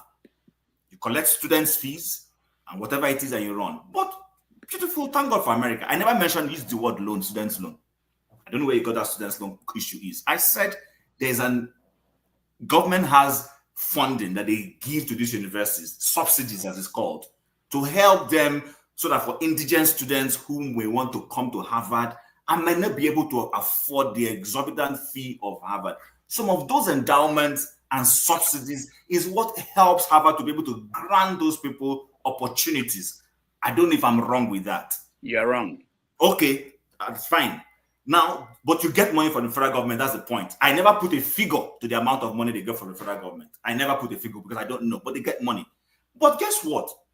Like Dexter said, you have chosen now to start going in a certain way. And the government that is giving you the money says, well, we are not comfortable with that way you're going. And if you don't change it, we will not give you the money. I'm not saying it's necessarily right, but it's a fact. This is public fund. You can't take public fund and then go and be coming up with your own extreme leftist tendencies because that public fund is also paid for by rightists. So you have to stay in the middle of the balance and operate in a way that accommodates everybody. If you're not going to do that, then the money does not belong to you. They can withhold it. I am not saying they should take Harvard's license. I'm not in support of that. I'm simply saying the government gives you money, and the person who heads the federal government that gives you that money says they will withhold it if you don't change certain things. Now, it's up to the public to determine whether that is right or wrong. I'm not here defending what Trump is doing. I'm saying this is the reality on ground. All if right. I give you money, I am paying the piper and I dictate the tune. Simple. I think Dr. Damages. I want to chip in and I want to chip in one point. I want to chip in one point because Christianity with Obama was this issue. Christianity with Obama was this issue about Obama want to make sure that if you have a church, if I'm going to give you non-profit, you have to be able to show this church. And that was problem. But now, what is good for Obama and Trump now, nobody's talking about that. So let's not forget about this issue. I think, Rudolph, you're 100% right. Okay, thank you. Let's just quickly go on. Chim, the last thing I want to say to you is that when I was talking, I said that there are conservative universities in America. They also get the same grants. They all teach what they want to teach. Nobody has ever went to what? Can you name one of them? This Patrick Robertson. They all have universities. People teach what they want to teach. Liberty University. Exactly. My kid goes to a Catholic school here. They teach them about the Bible. You don't go to public school and get them teach them about the Bible. And the city, the government. Hold on. Let me finish. The government, if a child is going to school, the government is contributing to the payment of that school, of that child's school fees in every school, unless it's a private school. In the university system, nobody goes to the conservative universities and tell them you can't teach what you want to teach. You didn't hear me say he should stop them from doing that. I never said so. I'm telling you, that's what he's doing. And they're all getting grants. All universities. I'm also doubting you. All universities are getting grants. And students apply. You can apply. I can apply to any university. I'll get my loan or grant and go there. Sorry, Dr. Damages. All right. Chim is still dirty. Chim, actually, I've been following this. I went to college here. That's exactly what he's doing. All of what you highlighted. Vietnam, you're next. Just 2 minutes. Yeah, thank you. I'm going fast. Well, listen, I was actually about to take a shower and clean up and leave, but I heard Chim and KJ say certain things that were absolutely wrong. With KJ, we understand his position on things. With Chim, like you rightly said, maybe because he doesn't live in the United States, so he might not be aware of certain things. Now, what actually piqued my interest was the fact he said those kids, the Chinese ones that got picked up, the Afghani one and the Palestinian, should have known that the fact that they did not have U.S. citizenship basically barred them from speaking on certain issues so as not to attract the attention of the authorities. But one thing I'd like to point out to him is we have something here called the First Amendment. Okay, so the First Amendment applies just like every other part of the Constitution, including the subsections and the main clauses, applies to anybody on United States soil. It doesn't matter if you're crossing from the Rio Grande, walked in under a tunnel, or came in legally with a visa. So long as you are in the United States, due process has to be applied to you whenever a situation comes up, especially a legal issue. Now, Kilma Abrego Garcia, that was sent to El Salvador, deported wrongfully after a Supreme Court actually said he shouldn't be sent there in a 9-0 ruling. A 9-0 ruling which Donald Trump lied to the world during his briefing with the president of El Salvador, what's his name, Nayib Bukele. He lied to us that the ruling was in his favor. That man, yes, wasn't a U.S. citizen, but he wasn't here illegally. He got deported after being granted a withholding of removal from deportation. He applied for asylum. He never got asylum, which would have made him a refugee. But instead, the court said, well, you cannot be deported back to El Salvador because your life is being threatened, your freedom will be in jeopardy. So they granted him what is called a withholding. He ended up in CCOT. Now, I don't know if you people see how disturbing this is, because what Donald Trump is effectively doing is he is dismantling what makes America America, which is the rule of law and the checks and balances. So once you start disrespecting the Supreme Court, and you telling the Supreme Court you will not adhere to his decisions, and now you started telling us last week that you will start taking homegrown criminals. I don't know if you're nodding your head, so you heard this. Homegrown criminals, meaning those citizens.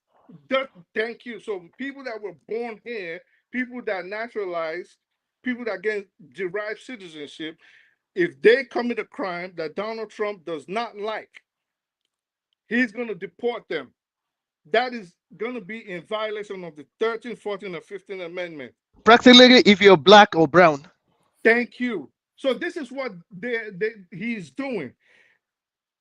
Rudolph said there might be an election next time, and what if Rudolph? I don't think there's going to be another election if this guy continues.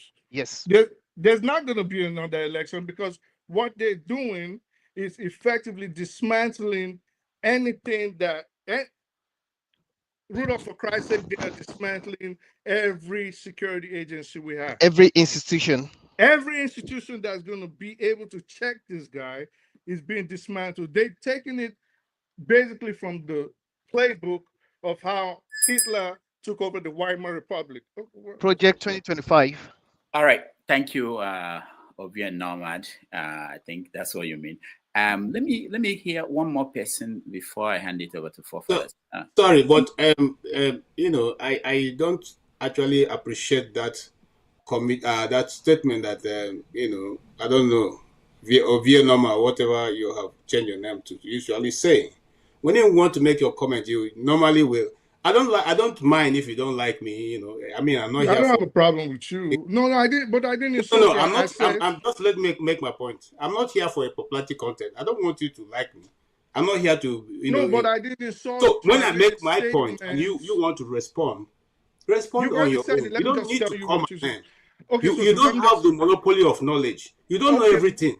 So what you may know. Excuse me. Let me talk, please. I allowed you to speak. You said it. I did not insult you. Let me speak. Let me speak. So you have made your point. I allowed you. When you want to make your point, make your point. You don't need to call my name. Don't need to call Chim's name. Don't need to call anybody's name. Make your point. We're not here to contest against each other. You have But your I own have, dispute. but I was responding to things that you said. Quit referring to me. And AY also, quit AB or whatever you call it. Quit referring. I'm not here to teach you. You have your own knowledge. So use it.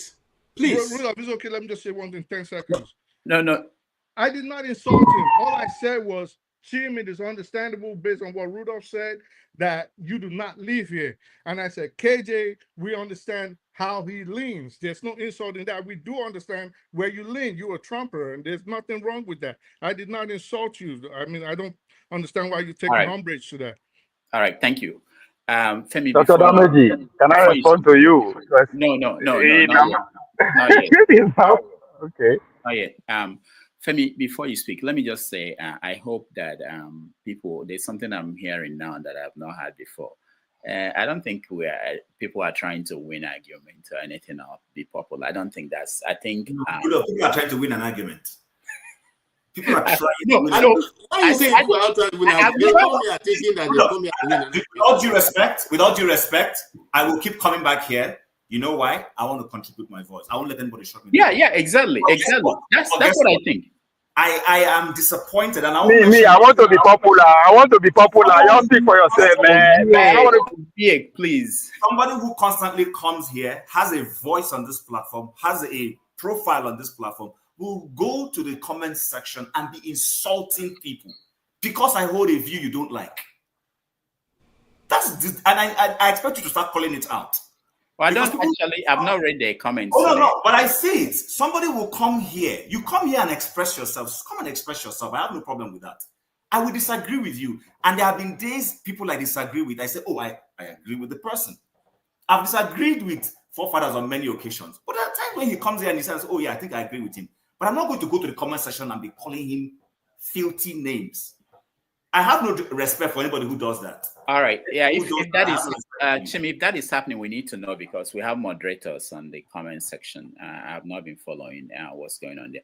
But finally, the point I want to make before Femi, I think you're the last person I'm yet to hear you speak, is to say that the purpose of why I had to intervene more than I normally do today is that and there were so many things that are being said. Are you suggesting that you had me speak?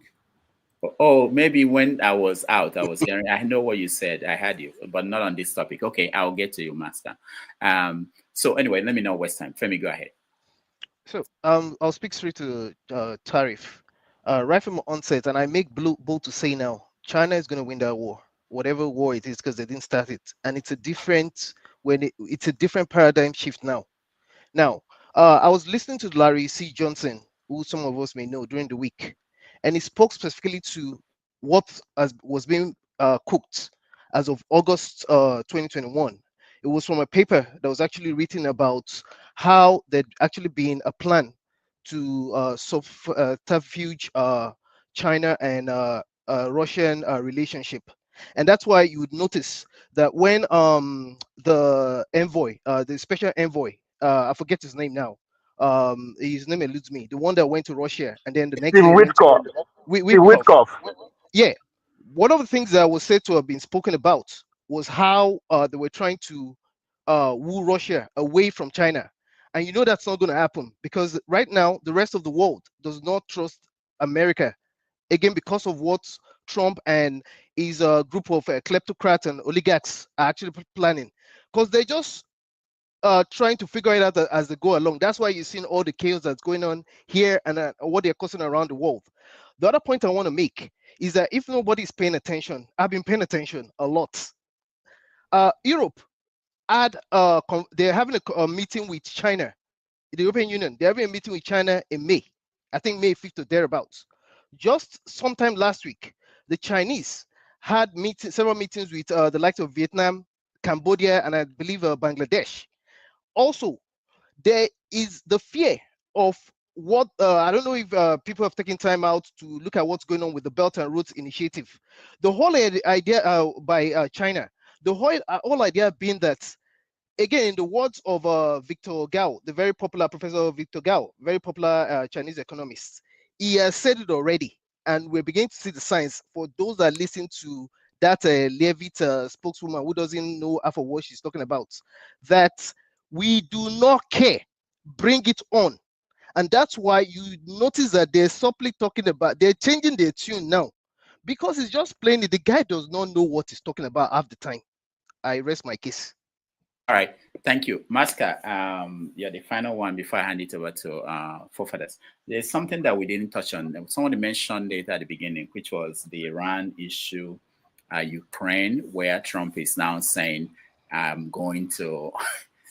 I mean, put that forward now, but you deny me. Oh, okay. I forgot who did. Yeah, but that's another angle to what is there.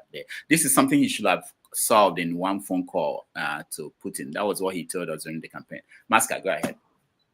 Well, if you are in a hurry to leave forefathers, no issues. Whatever I say, I don't think it will affect what will happen to America. So Are you sure? You may come up with the solution, the easy solution for America. Uh-huh.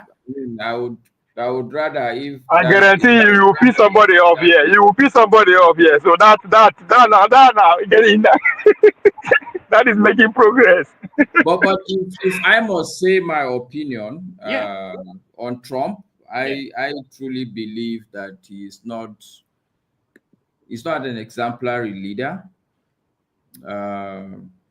I believe he has the interest of America at heart, but I believe he's going about it in the wrong way.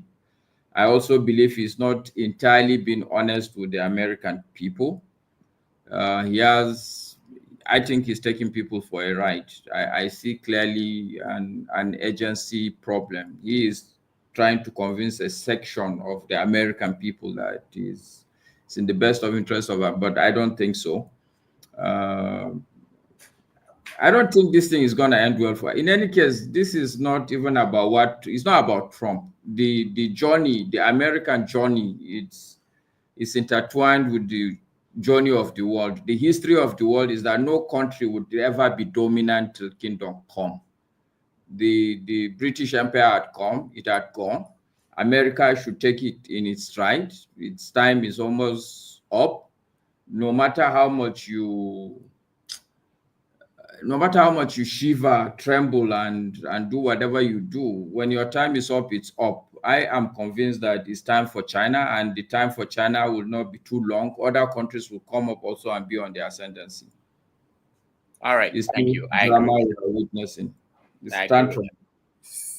All right, on that note, I have to take my leave. I will bring in forefathers to moderate. I want to thank everybody that joined us. Once again, I apologize for what happened earlier today, and hopefully we will put in measures to make sure that it doesn't happen again. So if you see some changes here, it's as a result of what happened.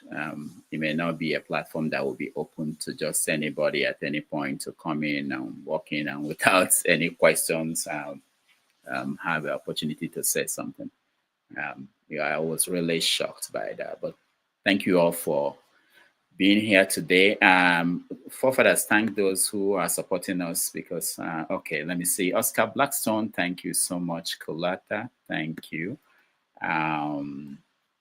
Oriako Tobe, thank you so much.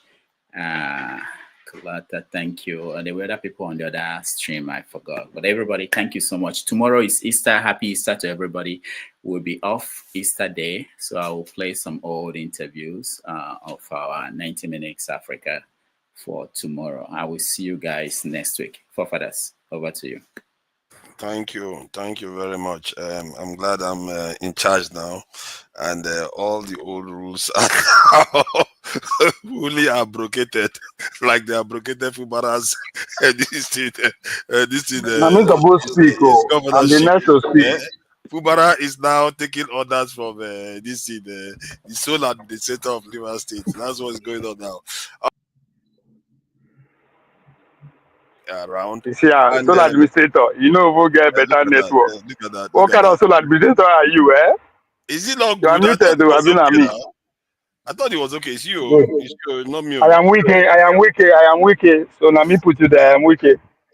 So, where are we going next? Are we still on this Trump business of trying to harass Harvard to speak the tone? We are just getting started now because the Trump business, now be the world business. The war doesn't start and end in America. I don't. Not. Let's move to something. No, Tim.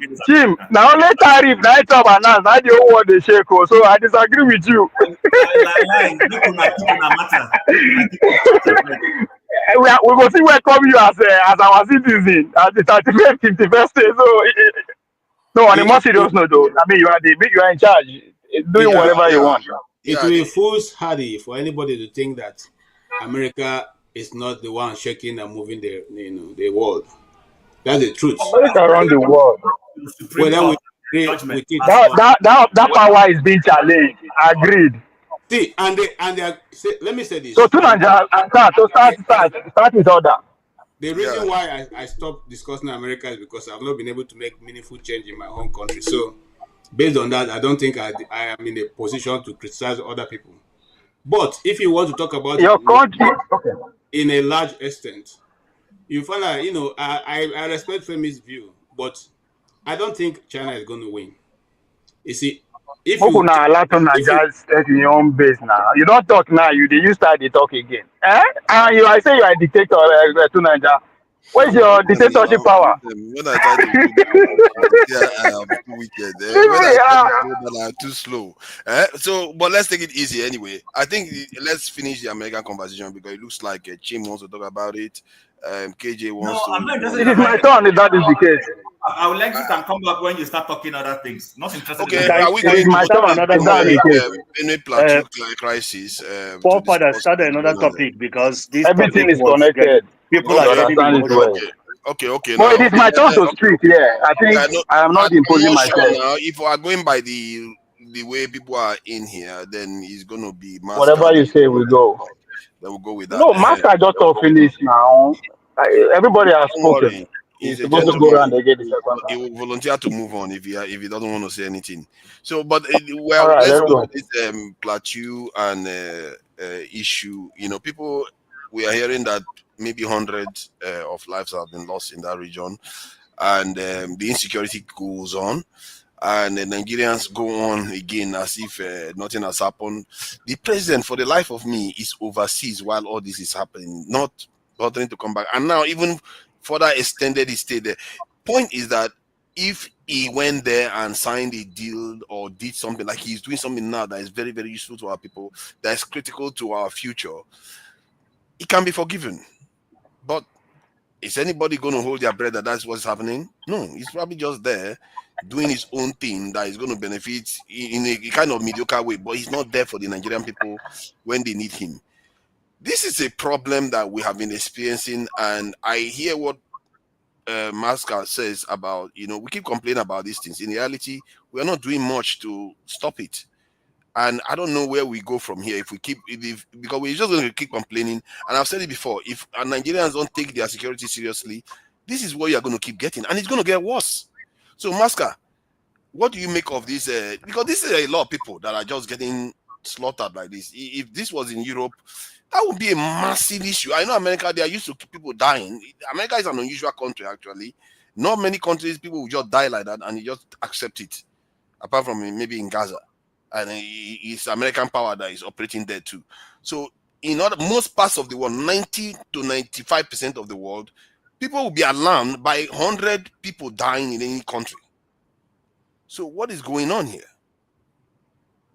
All right, thank you, forefathers. A lot of people may not like my perspective on this because it will sound as if I'm skirting around the issue or I'm pro-government. But look, at the rate we are going, we're going to find ourselves in we're already in a very bad place, but the places we will one day find ourselves is really going to be catastrophic.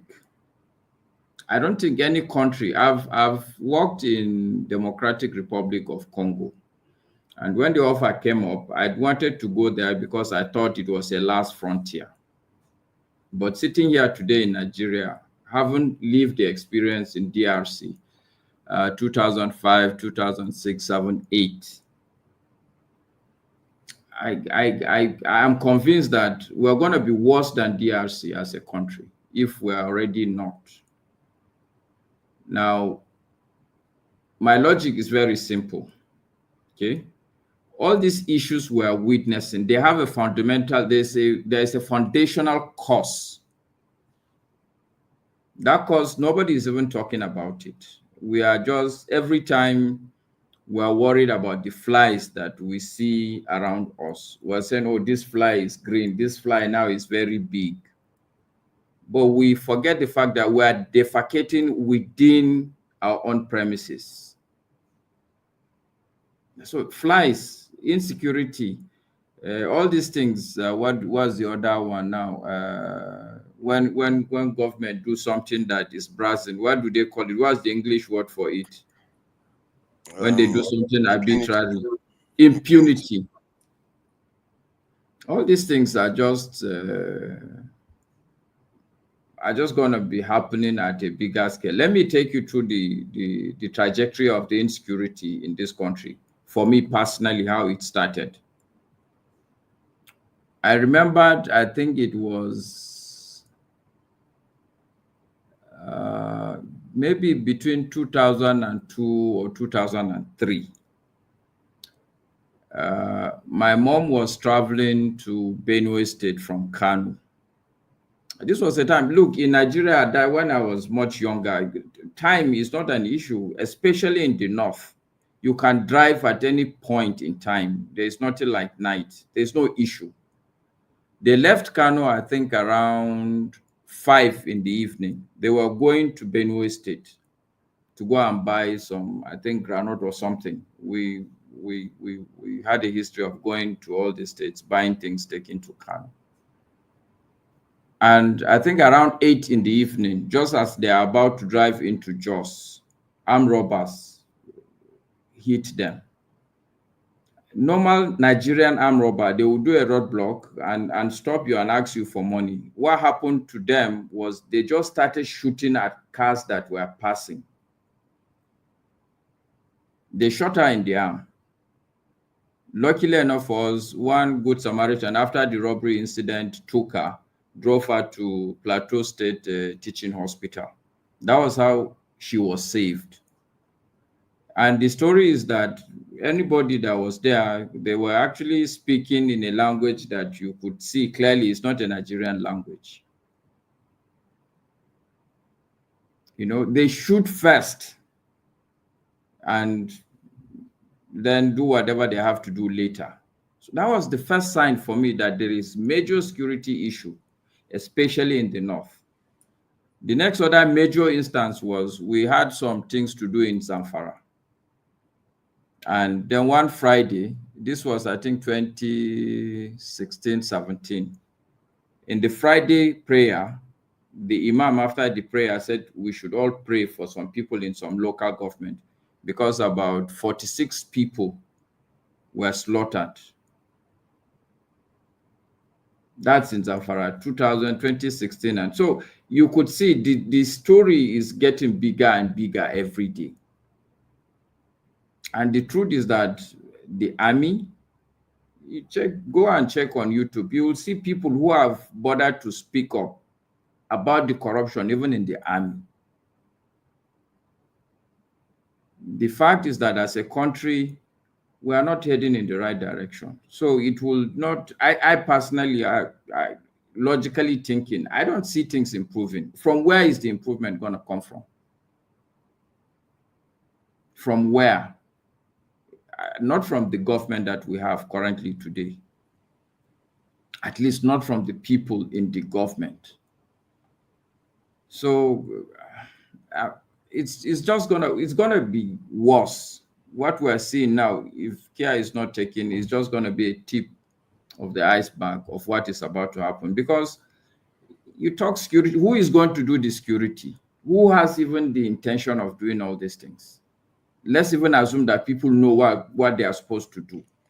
I'm very much convinced that most of our people don't even have a clue.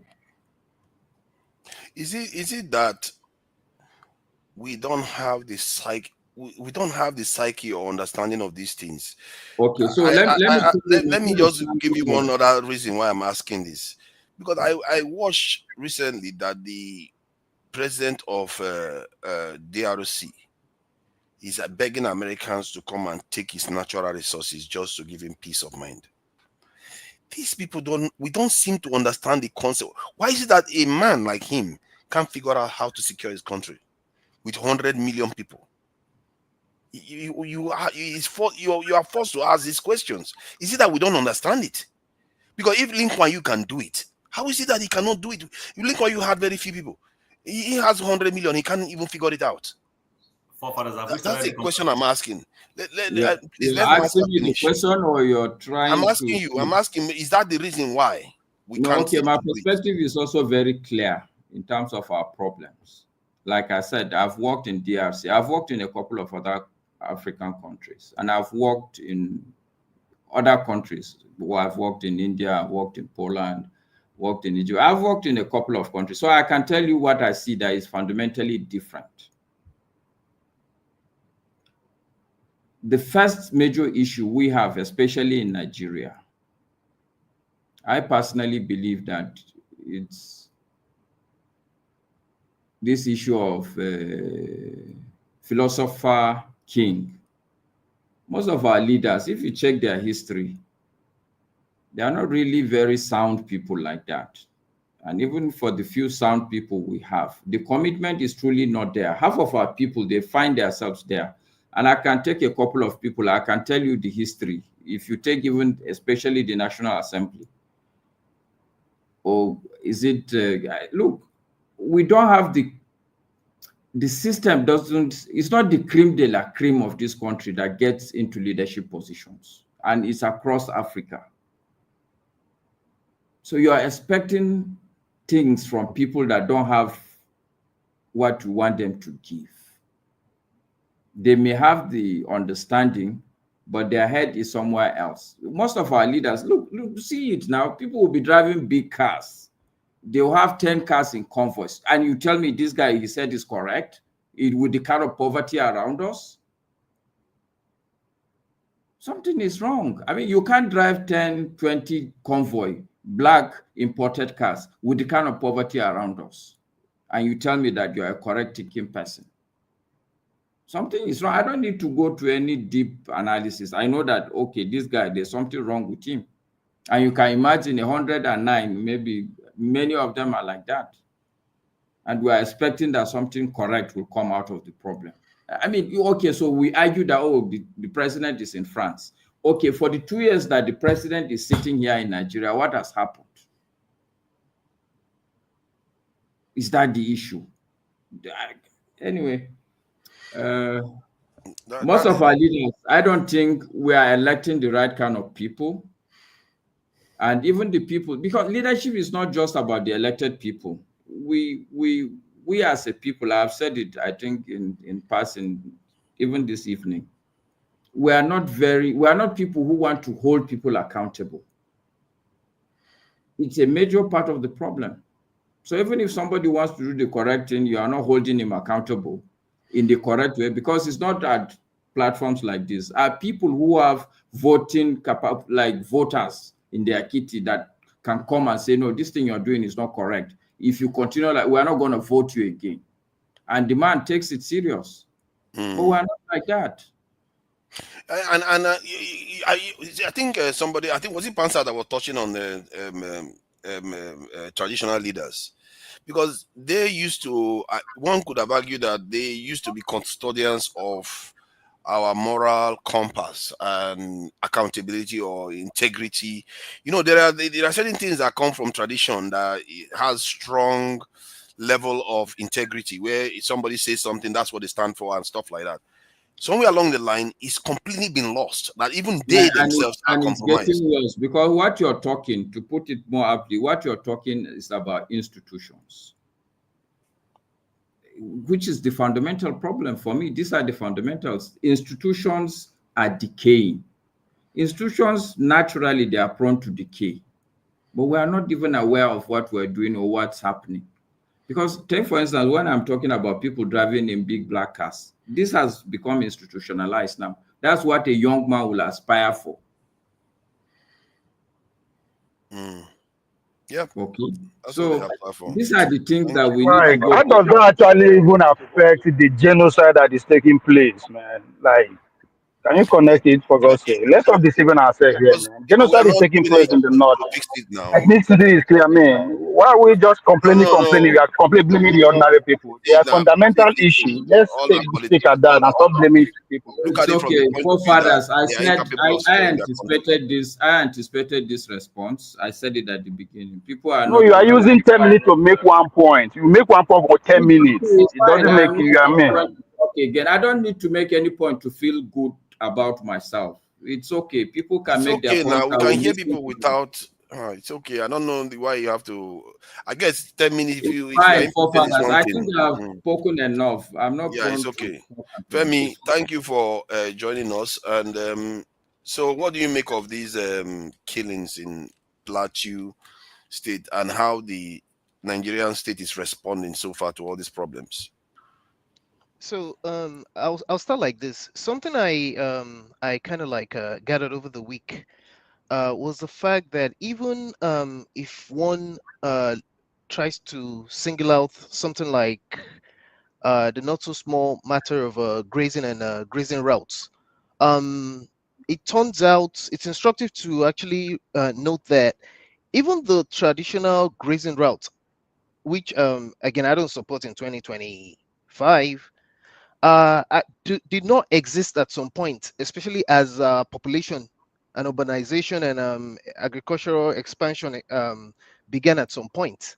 Now, if you fast track back to where we are right now, personally, and this is just my own personal opinion, I do not believe there's anything to be termed farmer either crisis, simply because I cannot again rationalize how someone will plant on their fields and another person will come with cows or cattle or whatever and eat up that. Like that I cannot come to terms with, and this is just the way it comes to me. Now, with that out of the way, I do agree with Masker about political conviction and the fact that we do not necessarily have uh, people that are up for it in the helms of power, and it's not something that starts from today. So to that extent, I do agree with him. Um, and I'm not gonna. I would just like to end this way.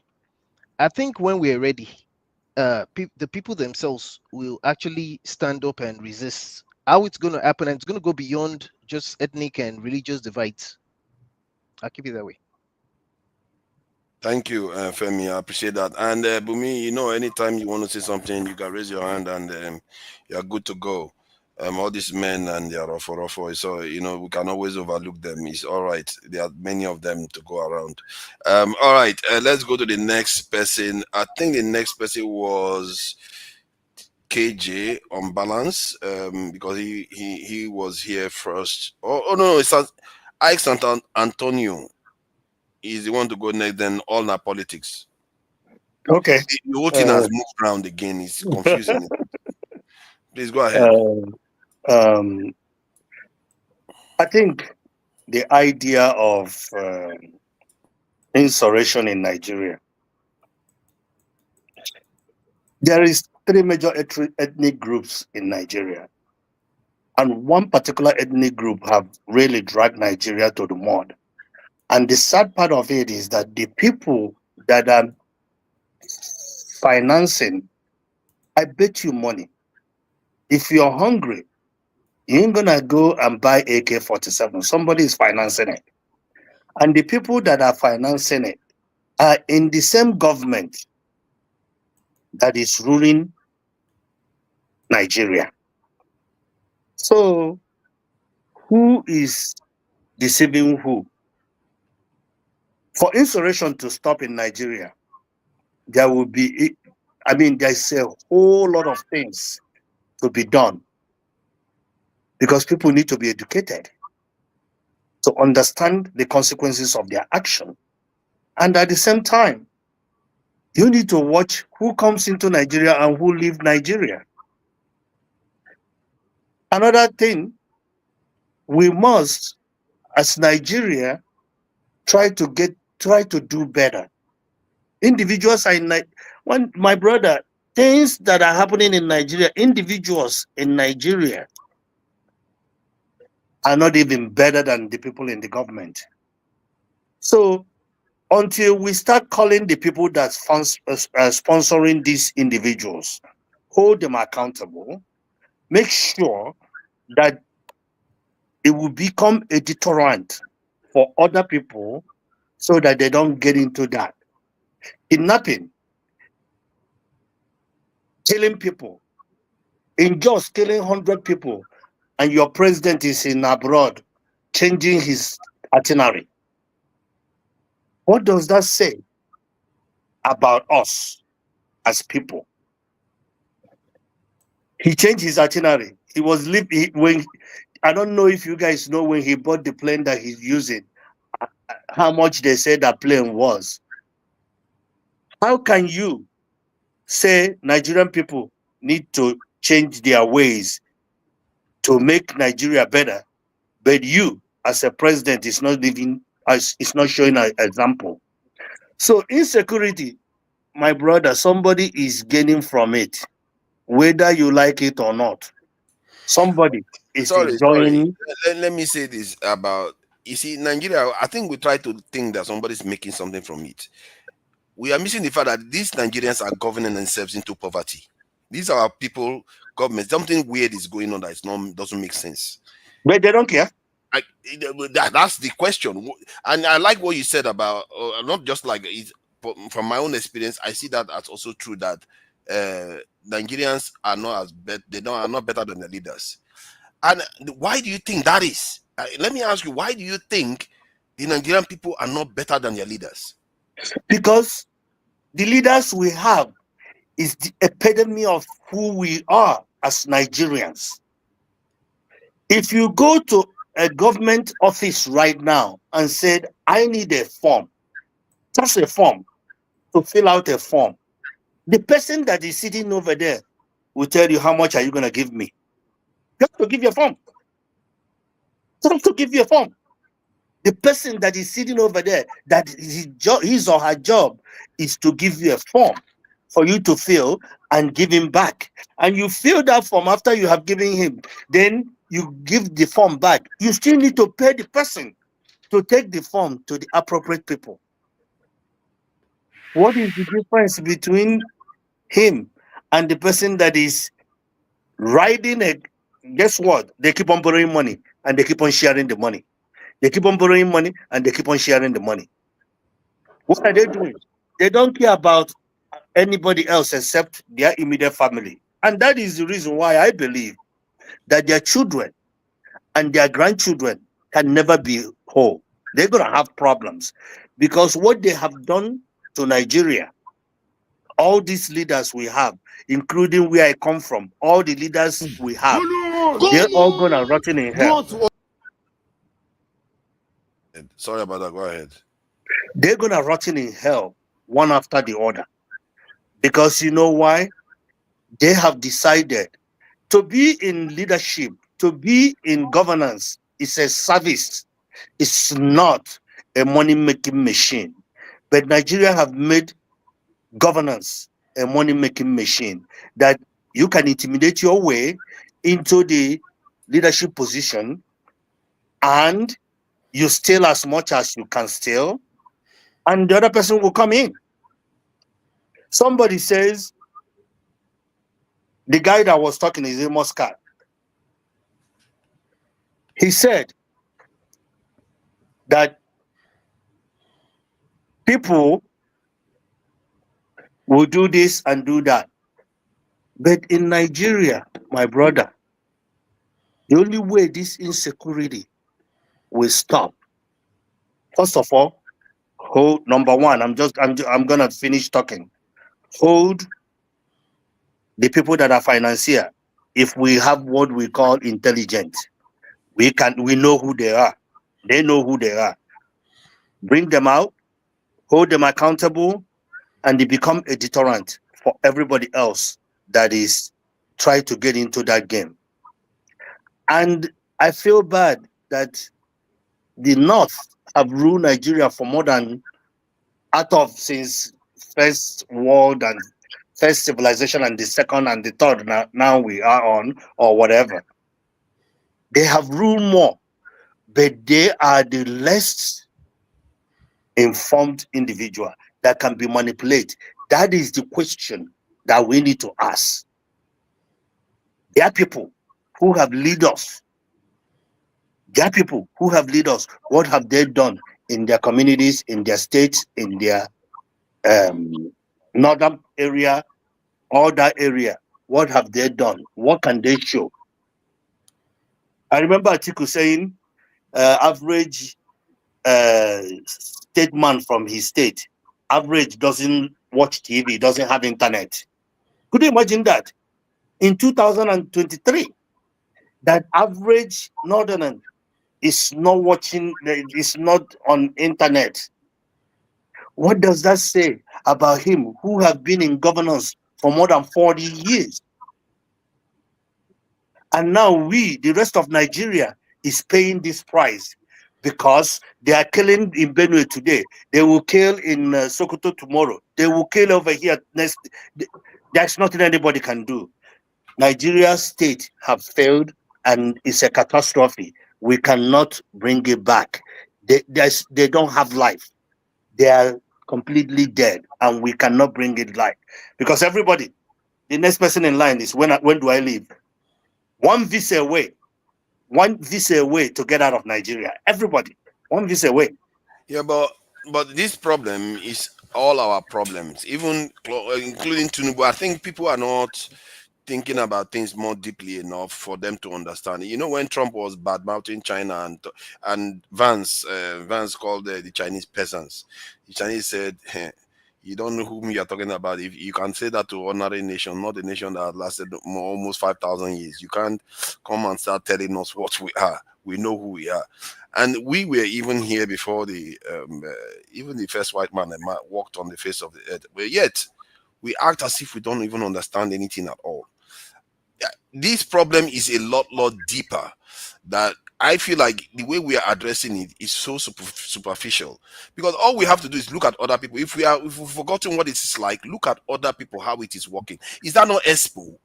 Can't you copy some of them? The Chinese copied until they started building their own. If you cannot figure it out, copy. That is what we go to school for, because otherwise we will have to reinvent the wheel. All the engineering people are doing today at university because they have to learn what other people have done before. Why can't we just even learn? I'm sorry, forefather. I'm sorry that you go there. You know why? Have you been to your extended family meeting and see the mindset of your people? Believe me, I've seen. So if you look at that mindset in the 21st century, how can you restructure that mind? You're talking about emulating. We don't emulate good, we emulate bad. And once we learn bad, we put another layer into that bad we have learned. That is the problem. Have you asked your question? Why would somebody who leave Nigeria go to West and become whatever that, if you believe in God or Allah, whatever you're ordained to be? How? But you're not what you're supposed to be in your homeland. But once you went to West, you become whatever that you are ordained to be. That is the million-dollar question. Is it that Africa is cursed? I'm not talking about Nigeria. Is it that African continent is a curse? We live in Nigeria. If you go to Nigeria, this December I went to Nigeria, was the worst time for me in Nigeria. And believe me, I love going home. I was worried. You mean Dirty December was the worst? How did that happen? happen? The worst time. If you come out, the next thing they kidnap somebody from America. The next thing they kidnap somebody from Britain. The next thing they were kidnapping people like I have never believed that in Christmas I thought kidnapping and armed robbers, they will go home Where and did you go celebrate and their do money. Christmas? I didn't hear all this. This is the first time I'm hearing that. Where did you go and do Christmas? What is this one? They are In my kidnapping state, people left and right. in my state, our governor just speak big grammar. In my state, Anambra State, it was fearful. I was fearful. I was in Nigeria for 2 weeks, but 7 days of it, I was in the hotel. I didn't go anywhere because Wow. it was fearful. Thank you for that. All our politics. Thank you for joining us. All our politics. This issue of Benue State is very, very sad because when I just saw the images of the people there, sometimes it's just heartbreaking to be watching our people just continuously suffer like this. And those same people, again, let's make no mistake, those same people at the same time, they get an opportunity to do something unethical to rise up what their perceived food chain in terms of making more money or doing something better. They will do it. It's scary how Nigerians have lost their way. Let me just play this video quickly. It's a sign, because sometimes you can see the way the young perceive the world. It tells you something about what is going on in the country, the psyche of the dominant culture that is going on. Let me just play this. Before they go on to me, shut! If you forget anything, no, but don't forget to do your own back. I don't tell you. Let them talk. No send their papa, even their mama. In everything you do in this life, no allow them kill you. Justice no dey Nigeria. You know dey. Nobody knows tomorrow. Ajay, tomorrow na Sunday. Come on, doesn't exist. Do your own back. Do am now. If the finger that fits you fuck up, bite am. Another one go come. Forgive and forget, care. Even Lucifer collect. Don't forgive you. 99 days for the thief, 1 day for the owner. I be go and your part. That the thief, oh. You see the psyche that dominates the culture. There is something going on within our culture that is not corrective in a way. I like the video because it expresses flexibility in the way our young is thinking, but it also exposes something that is not being corrected. And I've seen it in Nigeria many times where somebody will be telling you that person that did that stuff, I don't agree with that person. The person behaved without, didn't act morally, didn't lead by an agreement. While they are telling you that, they are also planning to do exactly that same behavior. Maybe not in the same way, but they are also looking to behave the same way without integrity and everything. It's like we are far removed. Like we don't understand what integrity or accountability of our behavior means. I used to think this thing don't matter too much in the modern context, but if you look at it now that it has dominated our country, look at where we are now. There is nothing there anymore. So, on our politics, from what you are seeing in that country, what do you make of what is going on in this thing, Plateau? Because it's happening everywhere. It's not only Plateau, to be fair.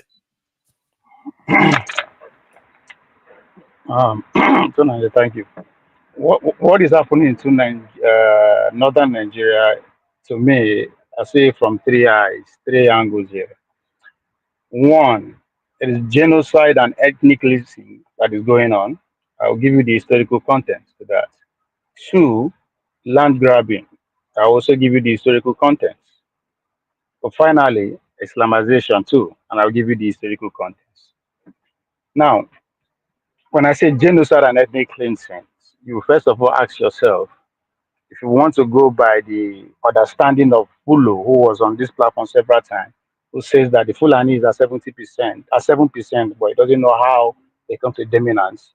You just have to go and study the history of Sokoto, right? Sokoto was not, there was not empowered, was not overpowered, was not taken over by mere handshake or negotiation business. No, it's followed by the same process, genocides and killing.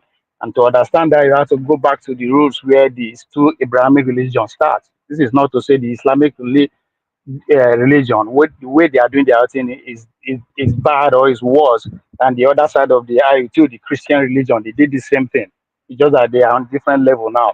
Now, if you go back to the 1630s to early 700s, when the reign of the Prophet Muhammad came to an end and hand over to Khalid Abdul Walid or something with that nature. The message was very clear: go there and dominate the whole the Syrian region, even up to the Greek. I mean, Pulo was actually confirming the other day that I was here that even the Arabic language or the religion is not the dominant religion as at the time. That is where the dominance starts, and you don't change the process that works, especially even when the Christianity religions do it too, and they are still doing it. Just like just said, what is going on in Gaza, right? Now, so that's how you cleanse the place. The Iloni people, which is the latest, ended in the late 1800s within our own shores. They will tell you that. So the real people who live in that place, they will not be telling you saying a jeep where they work and now this politician. No, it is deeper than that. You need to understand the historical context, how they dominated that region. You don't need to change it. The mission is very clear. And where the religions, where the religion is located, it has to rule. That's the game plan. So that's why I don't even need everybody to be in the city. Going by the Polo analogy, the soldier got to be always at alert. Now, the second thing that I said land grabbing. This is where the West come into play. If you, that's why I was trying to tell our teacher then, Dr. Dameji, that this idea of Democrat, whatever, is just the president himself is a distraction. If you study the Americana, the experiment that is going on, I totally agree with when Femi said that. Is it not Femi that said that nobody can dominate the world? That yes, but that is the narrative and that is the ideology that the Americana is challenging. And one at the core of their foreign policy is that anywhere resources is located, the first beneficiary of that resources has to be the American business people. This one, I know so for you to understand what is going on in Congo, even the negotiator that is going on between the Americans and the Ukraine is all based on the resources. That's what they care about. They don't care about you, but how they get to that resources matter. So if the other ideology, which if it's clearing the land, easy to occupy, and if you think I'm just pushing conspiracy bullshit, go and tell me how many international companies are in that north right now, savaging our resources, right? On no record. This is not something. So the third thing that I said is Islamization. That is your point. By the time you clean the place, the people who are savaging the land are not interested in living there, and you bring your people there, and your law must rule. So it's not something new. Also, if you say it's barbaric, where you have to look at the other side too. It's exactly how the Christianity did theirs. Me as somebody who's come from the south, somebody who belongs to the Benin Kingdom, I will tell you we had the same experience. They had to bombard us all over and over and again for us to subdue us. So at the core of what is happening in Nigeria is two: foreign and inside. Right? When you're talking about the insecurity that we have in Nigeria is that the Nigerians today have never agreed to live together. Never. We're forced and coerced to live together. And even when we come to that realization, we never agreed to be governed this way. Go and study the Abore Accord. So whatever that is going on is a strongman governance. So when you are curious or you don't understand how we are behaving like this, that's all the effects. The only way this thing can be happening, you have to make the people dumb and stupid. Promote propaganda. That's so at the core. When you say this thing is deeper, that's how deep it gets. So the foreign influence had to get access to the resources by every crook and horror, and the Western who are in power today. Because I'm happy that people are actually agreeing that America is going down, America will go down. Before when I know this thing are they the wrong things. When we talk about the conspiracy theories, right? Until USAID begin to come out, you begin to see the effect of soft power. So they work with anyone. Doesn't matter you are a dictator, but they will not allow you to have a national agenda. Look at all the war they fought. People say, well, they don't win war. I don't go there to go dominate everywhere. They are there to make sure national policy, national economy never gain ground. Those who succeed in instituting that are free today. That's why when you only talk about China, that's what they were able to do. They free themselves first. Right? That's what we need to go. We cannot free ourselves when the pillars that call themselves Nigeria don't agree. They don't see eye to eye. And you can see why. Different ideology, different religion, different way of life. You can say all of them are borrowed, but at this point, that is the influence. So the fact that we are able to speaking the way we are speaking, just imagine 5 generations down, they will not understand the way we are speaking. They will what's going on. But that is the effect. So until we put it as our focus, how the guest that Dr. Dameji brought here last week said something, that different ideologies, different people with different way of being have not been able to work together in Nigeria. And that's a fact. That's why I go see show where they go. Everybody they go away. You Me and say, everybody they go away.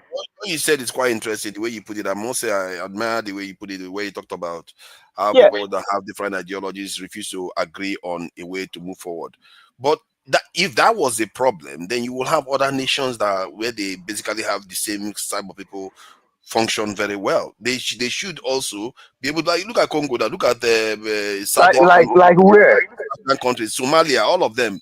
Look at even Sudan. No, no, no. They function. Look at it. No, look at it from this angle. No, no, hold on. No African country is free. We are not free people. If we cannot control, I said it over and over again. Anything where you know people protect is not yours, right? All our economy is being savage. Every nook and cranny of the world, the continent, which speaks to what you believe in. The day when one person, one each of an Africa has a nuclear weapon, do you know what that person is going to say? We give order to the Western world, just like when the Americans came of age. They say, "Come, if I see you, if I see any of your left leg in any part of this continent, it's a threat to our insecurity." And they will respect that because you have what it is. If you look at the narrative of the Chinese today, they are not saying they are not ready to lose. That will tell you that's where they are speaking from. Yes, you can do us damage, but we too we have some equal measure to do you damage, even if it's not up to the way you could do us damage. That is inch on power. But first of all, we have to be free. We are not free until we free ourselves. We build our economy. However, we will do that. Then we invested in the protection and the insecurity you talked about. But our number one insecurity is the fact that Let me ask you now, because out of 100% possibility, what are the odds that what the president is currently doing in France and in England, what are the odds is going to lead to Nigeria's position in this issue you talk about, us freeing ourselves? What are the odds is going to be part of what the work he's doing to free us from them? I think it's Ike that said that Bola Tinubu has an agenda and he's not doing his agenda. And even you too, you alluded to that.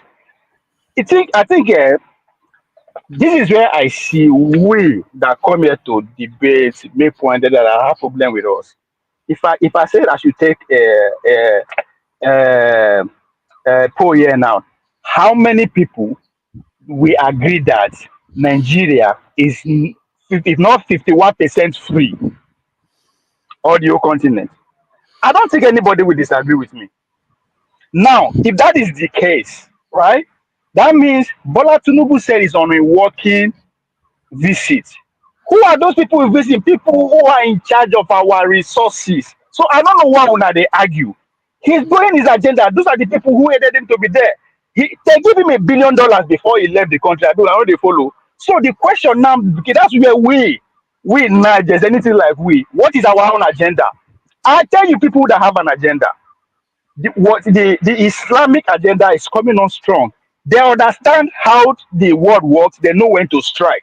Bola Tinubu is out there doing it with the worry, but cleansing is going on. But guess what? The spokesperson in the person of Sultan came out and said, "What? Social media is what? Is a terrorist organization." Masak said it. Nothing where they talk here, when no go amount to anything. Why is it with Sultan complaining? Because the latest weapon is not just gun alone, it's what information. Before, if they carry out genocide, it would take hours, days, even months before people know from the other end. But this one, would they get our life? So why would that be? So they have the agenda and it's going on well. So what is our agenda? Now, if you want to bring it to the nonsense we they do as our own politics, as then they regroup, it's not to stop Tinubu. It doesn't make sense stopping in 2027 when you can head him and get your 8 years. The goal is to stop Obi from going beyond 2027. Because if you go beyond that with all this momentum, how do you beat him? Because technology, deepfake, all that is coming to play. So we don't have an agenda. That's why we complain all the time. When this one do that, what is our agenda? Is Peter Obi that will liberate us? Is that what you're saying on our politics? I think so. But the hold on. I always Not agree with necessarily. you, but this thing you Twitter, said as Twitter be your Hold on.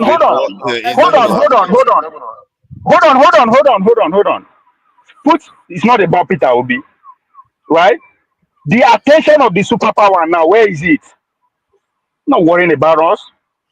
So our So Peter foolishness Obi will will be lead the us one to a that point will. whereby So Peter Obi will be the one that would take. Oh my God, we've lost it.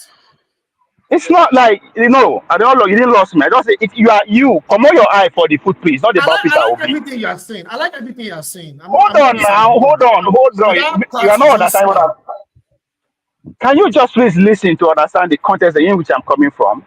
It is not about Peter Obi. Jera, let me use myself as a stupid example. There are people like me who don't believe that turn by turn to exist. How far can they push somebody is where Peter Obi comes in. So even if Peter Obi no dey, at one point somebody will come and play that role, right? So you are going to see the clash of technology, wars of information on one side of the IO going head to head with the Islamic State power. As I said, it's not to say they accuse somebody of doing the wrong thing, but that's where we are. At the time when the two superpower in the 60s were head to head, what happened? We could not put ourselves together in to civil war, right? Now the same thing is going to happen. We think the America send us for now. No, there were a lot of that's why when you see all these things that you see everybody they grandstand. It is not out of because they complain. Who cares about they complain? Deep down, that divide is still there. So that one again, don't forget the old guys are leaving. I don't want it to go too long. That's why I don't So want. it's not about Obi. Sorry, it's not just about Obi. It's not saying Obi. So okay, you can speak. Okay, Next yeah, there's a question. Next movement. question. There's a Try to movement see. that is going on. There's a movement that is going on that is beyond. When I say movement, I I'm not saying understand. I the people where understand. they shout obedient to. I They are understand. intellectuals. They are businessmen outside who are pulling some string. Are they going to succeed? I don't know. I'm not saying, oh, that is going to be the Alpha and Omega. They could negotiate their way out of all these things because in an elite situation, they will negotiate. They could negotiate their way of it, but it depends on how we the poor people understand the game and put pressure on them. Yeah, I agree with you on that. Let me go to KJ since he's no one next to you there. KJ, do you think that when it comes to this security issue, it's not because Nigerians don't have security? Like the guy that came earlier on talked about how they organize security. I know that many local government and people are doing it. Like we buy generator, we do our own borehole, everything in such an inefficient way. Do you think Nigerians should do what the Teachers Association did to ASU, that in a way embarrassed ASU to come back to the table to actually negotiate the end of the strike? Where Nigerians say, you know what, if the government is not going to solve the security problem, we are going to take charge and pay our security forces ourselves and make sure they secure us. Because sooner or later, after all, this is a capitalist system where people are supposed to take charge of the state. If you feel like the state is not doing anything for the people, then people take charge and form security forces to actually get the job done. And they can decide that, okay, we are going to pay the police more. We are going to bring money and give to the police in our state to secure the state. We are going to take the money, pay to the police, the military. Because in the end, we have to pay for security. Without paying for these things, how is it going to work? And our government don't care about getting money from Nigerians. They really don't, because they want it to remain like that, because they are busy listening to foreigners telling them, oh, don't do these things. You have to make the state smaller.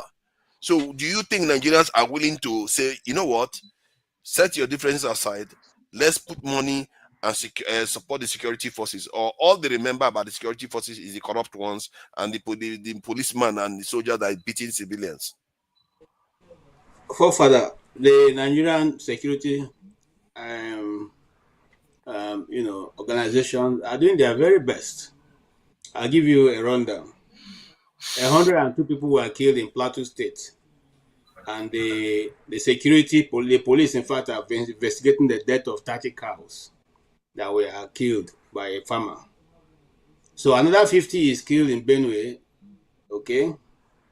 And the security also investigating the killing, some particular set of cows at a man's farm there, and they died. They are investigating how that happened.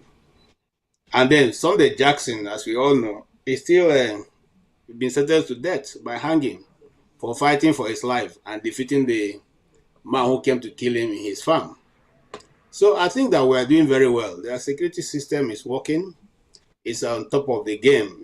They are leaving no stone unturned or no turn on stone to make sure that the Nigerian people are safe. Look, I stand with one of the comments earlier made on this channel that we are not a serious people. I have, well, I won't want to go ahead and say it on the public listing, but you see, I have very little hope.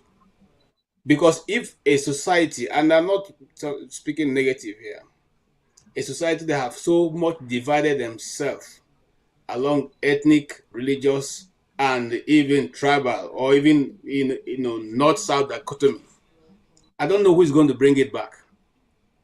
I don't know. That's just the truth. What's going to change?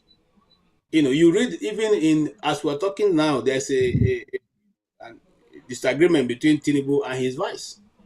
He has not been given any meaningful position since this government started. It's almost like just sitting in the office. Is that the people who want to go somewhere? You have somebody who is not even thinking, and the man who is thinking, who at least his head is on his head, you're not giving him a position. So tell me, where do we start? And you have been one every time we sit here, I'll talk about how the world is moving fast.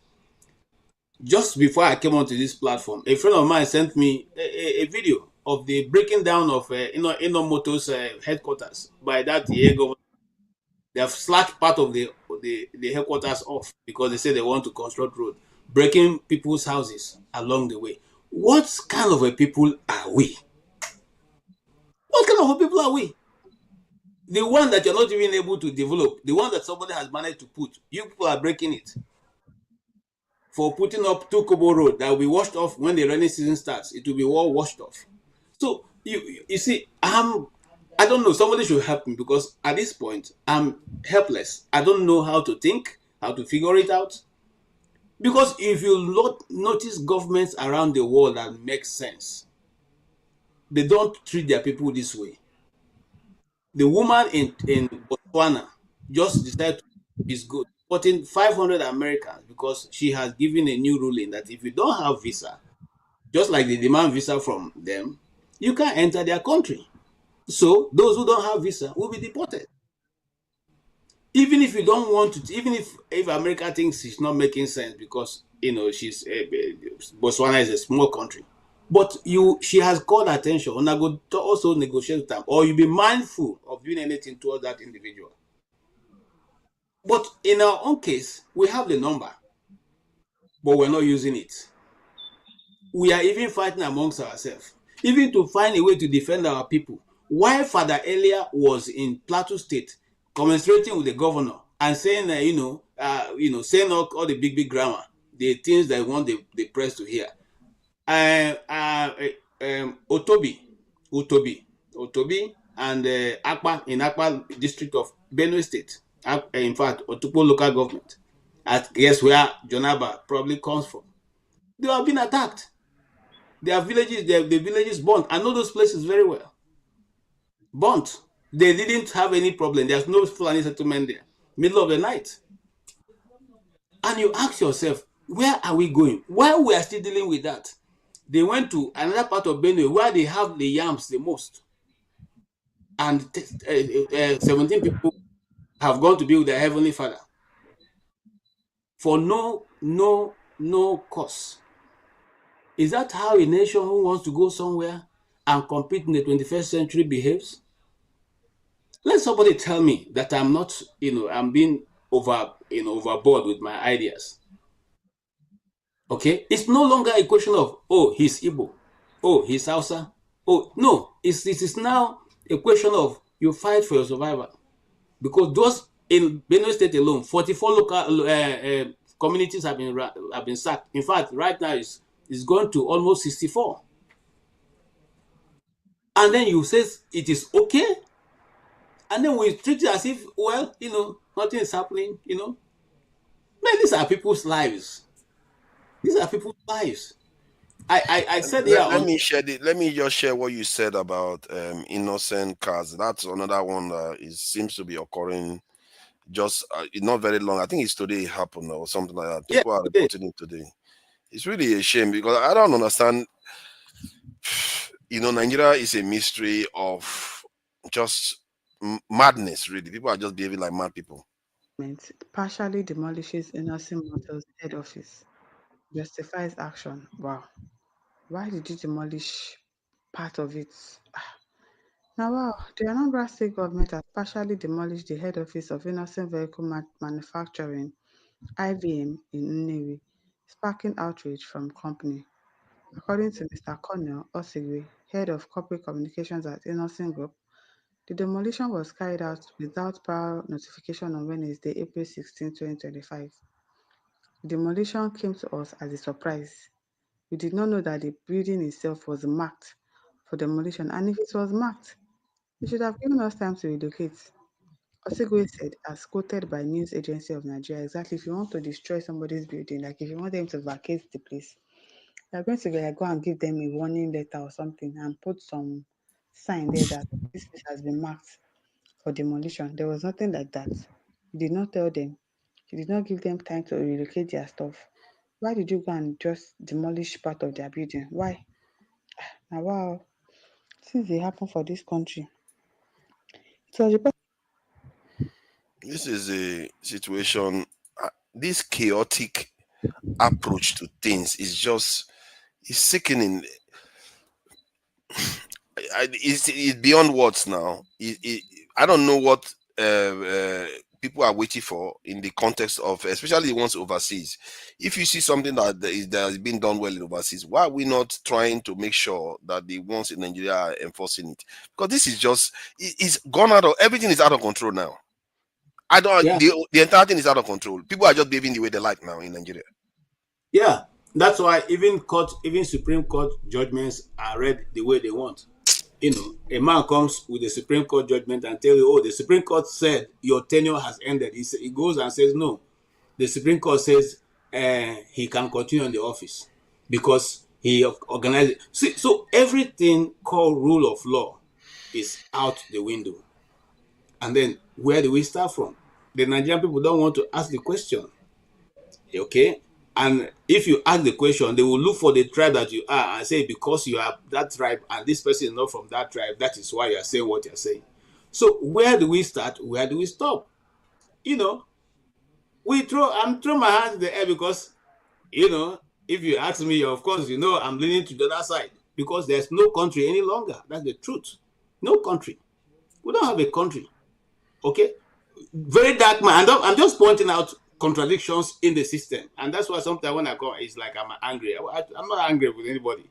Very dark man pointed to you that your citizens are somewhere close to you. There, girls, 12 years old, 11 years old, they were taken there to go and work, but now they've turned them to sex slaves. Do something about it. Instead, you are calling him mumu. You are calling him mumu. So, where would we start? Where do we end? If you talk good one, they no go sit praise you. If you talk bad one, they no. So where do we start with a contradiction? It's not enough for us to say. Yeah, that was Abike Dabiri that was being called out. That yes, but he chose to our leaders. the guy. Our leaders. I saw that video very dark. I don't even know why I saw it because I normally don't follow his videos because he's busy talking about other things. But I saw the videos where because maybe it's Abike Dabiri because that lady gets on my nerves. Sometimes she does some positive things that you hear when she does some positive things. But the first time I started hearing of her, she's always praising Nigerians that are doing very well overseas. I was like, what kind of mindset keeps praising your people for leaving your country to go and do well overseas? Is it not to praise them to come and do well in your country? That is the mindset that should be your priority, not the other way around.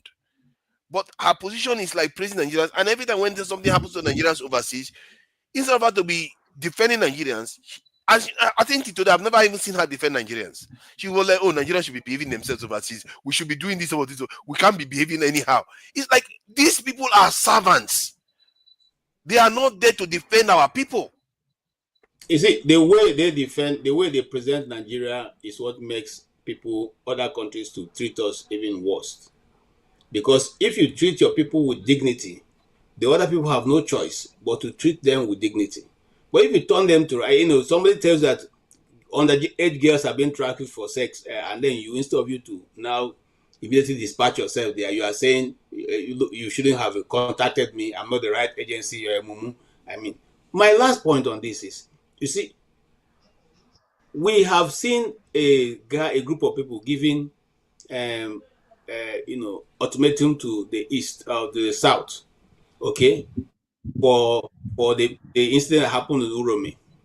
Since that time, there have been multiple actions like that in the north. Why are those northern elders not lost their voice now, not able to come out and call what is going on in Benue, in Taraba, in Plateau, call it out? Okay, why is it that now social media have become the terrorist organization because social media is amplifying those things? So these are the contradictions that exist. And when we talk, they want to regionalize it, they want to regionalize it, they want to just make sure that it's tribalized and all that, so that you will be looked at as the bad egg. But you see, like I said, I don't come here for popularity contest. So you like me, you don't like me, it doesn't change a thing. Thank you. That's my.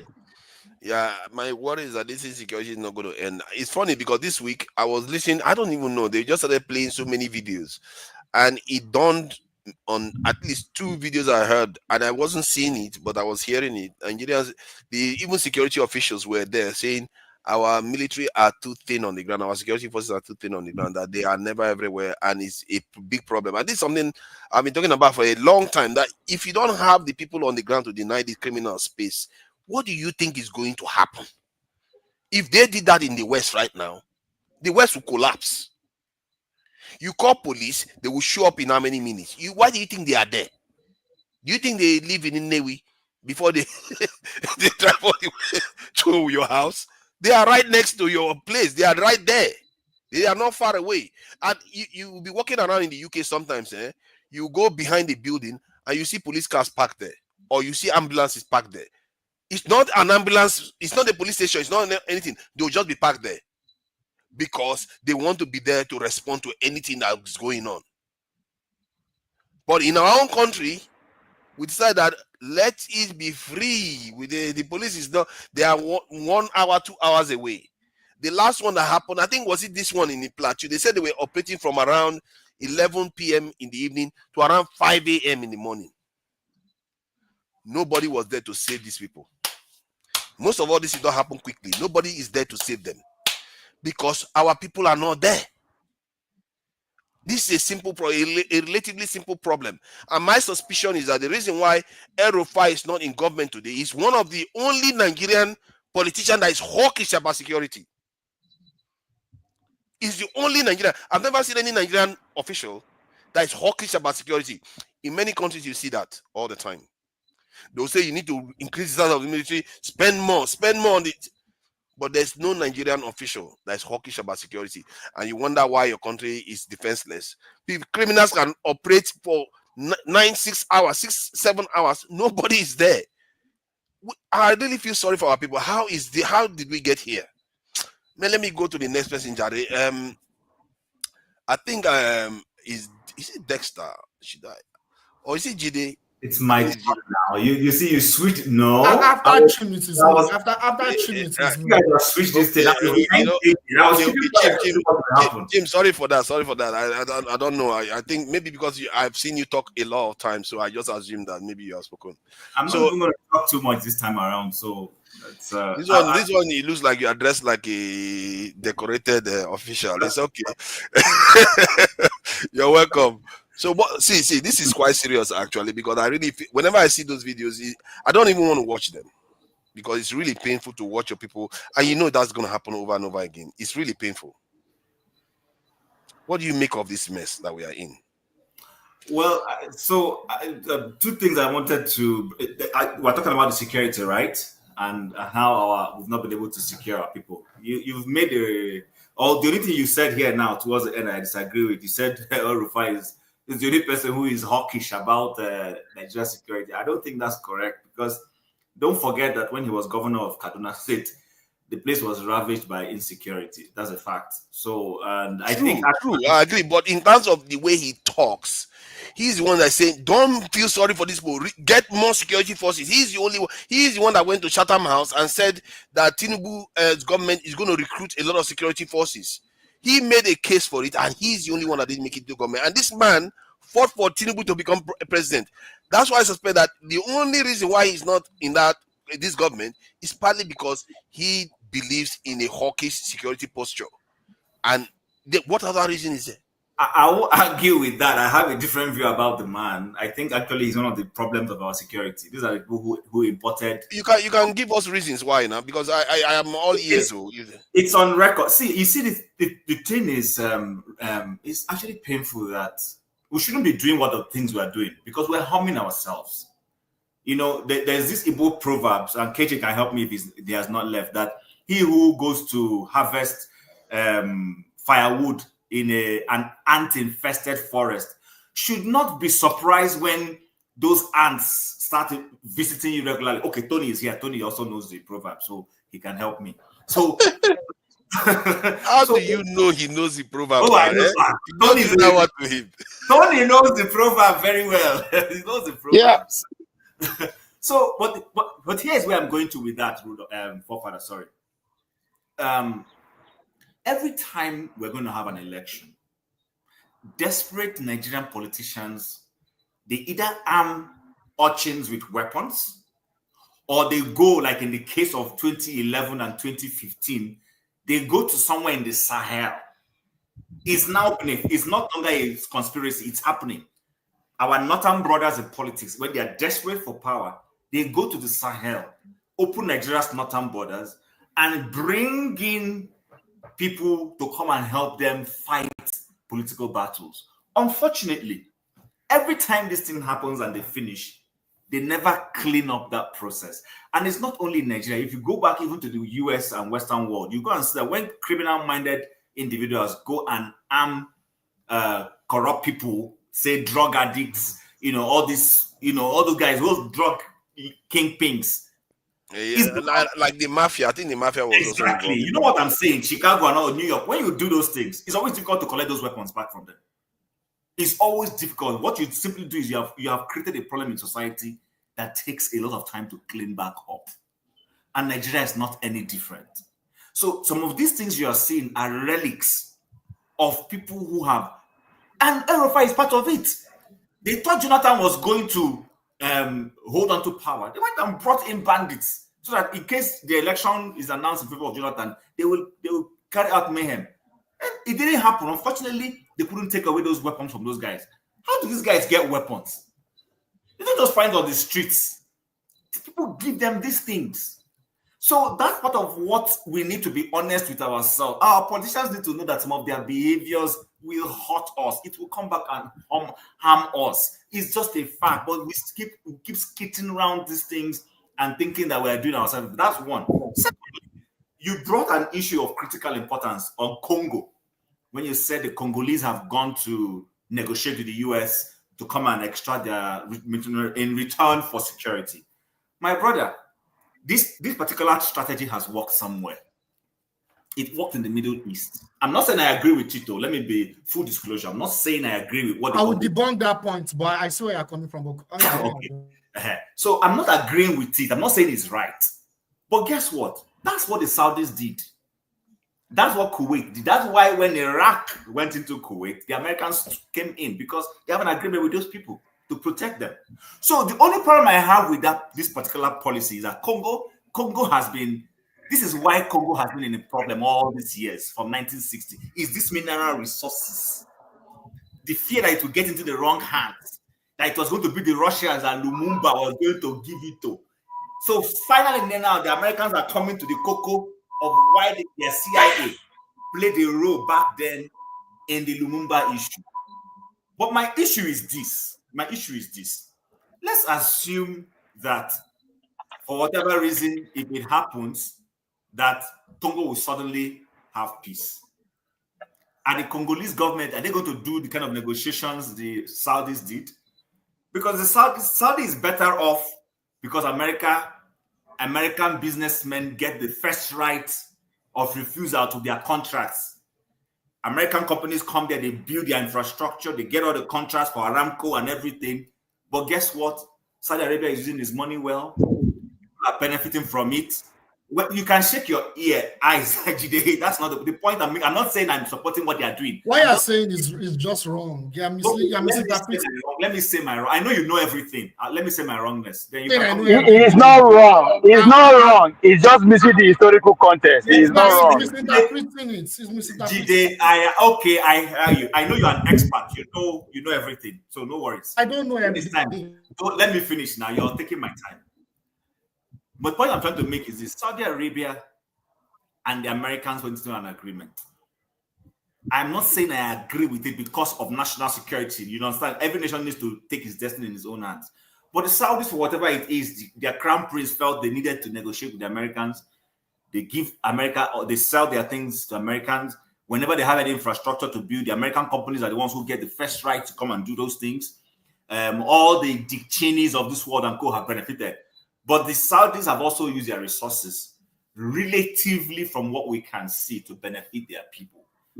If Congo does sign this particular agreement, which Ukraine also is trying to sign with the US, as you all know, will it benefit the Congolese? Will it trickle down to the Congolese?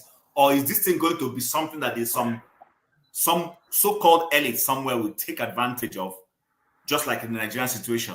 And the Congolese are not going to be better off. We're not going to see better infrastructure. We won't see a transformation of that country. That when it comes to that security, I don't know whether the Congolese really have any option. But whatever can bring peace to that country, if genuinely this will bring peace to that country, then fine. So back again to ours before I finally yield the floor.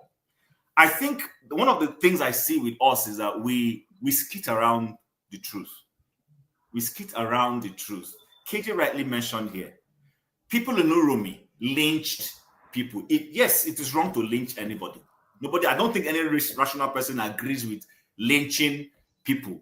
But we also know why they did those things. Let's not pretend. I have 2 videos I've shared.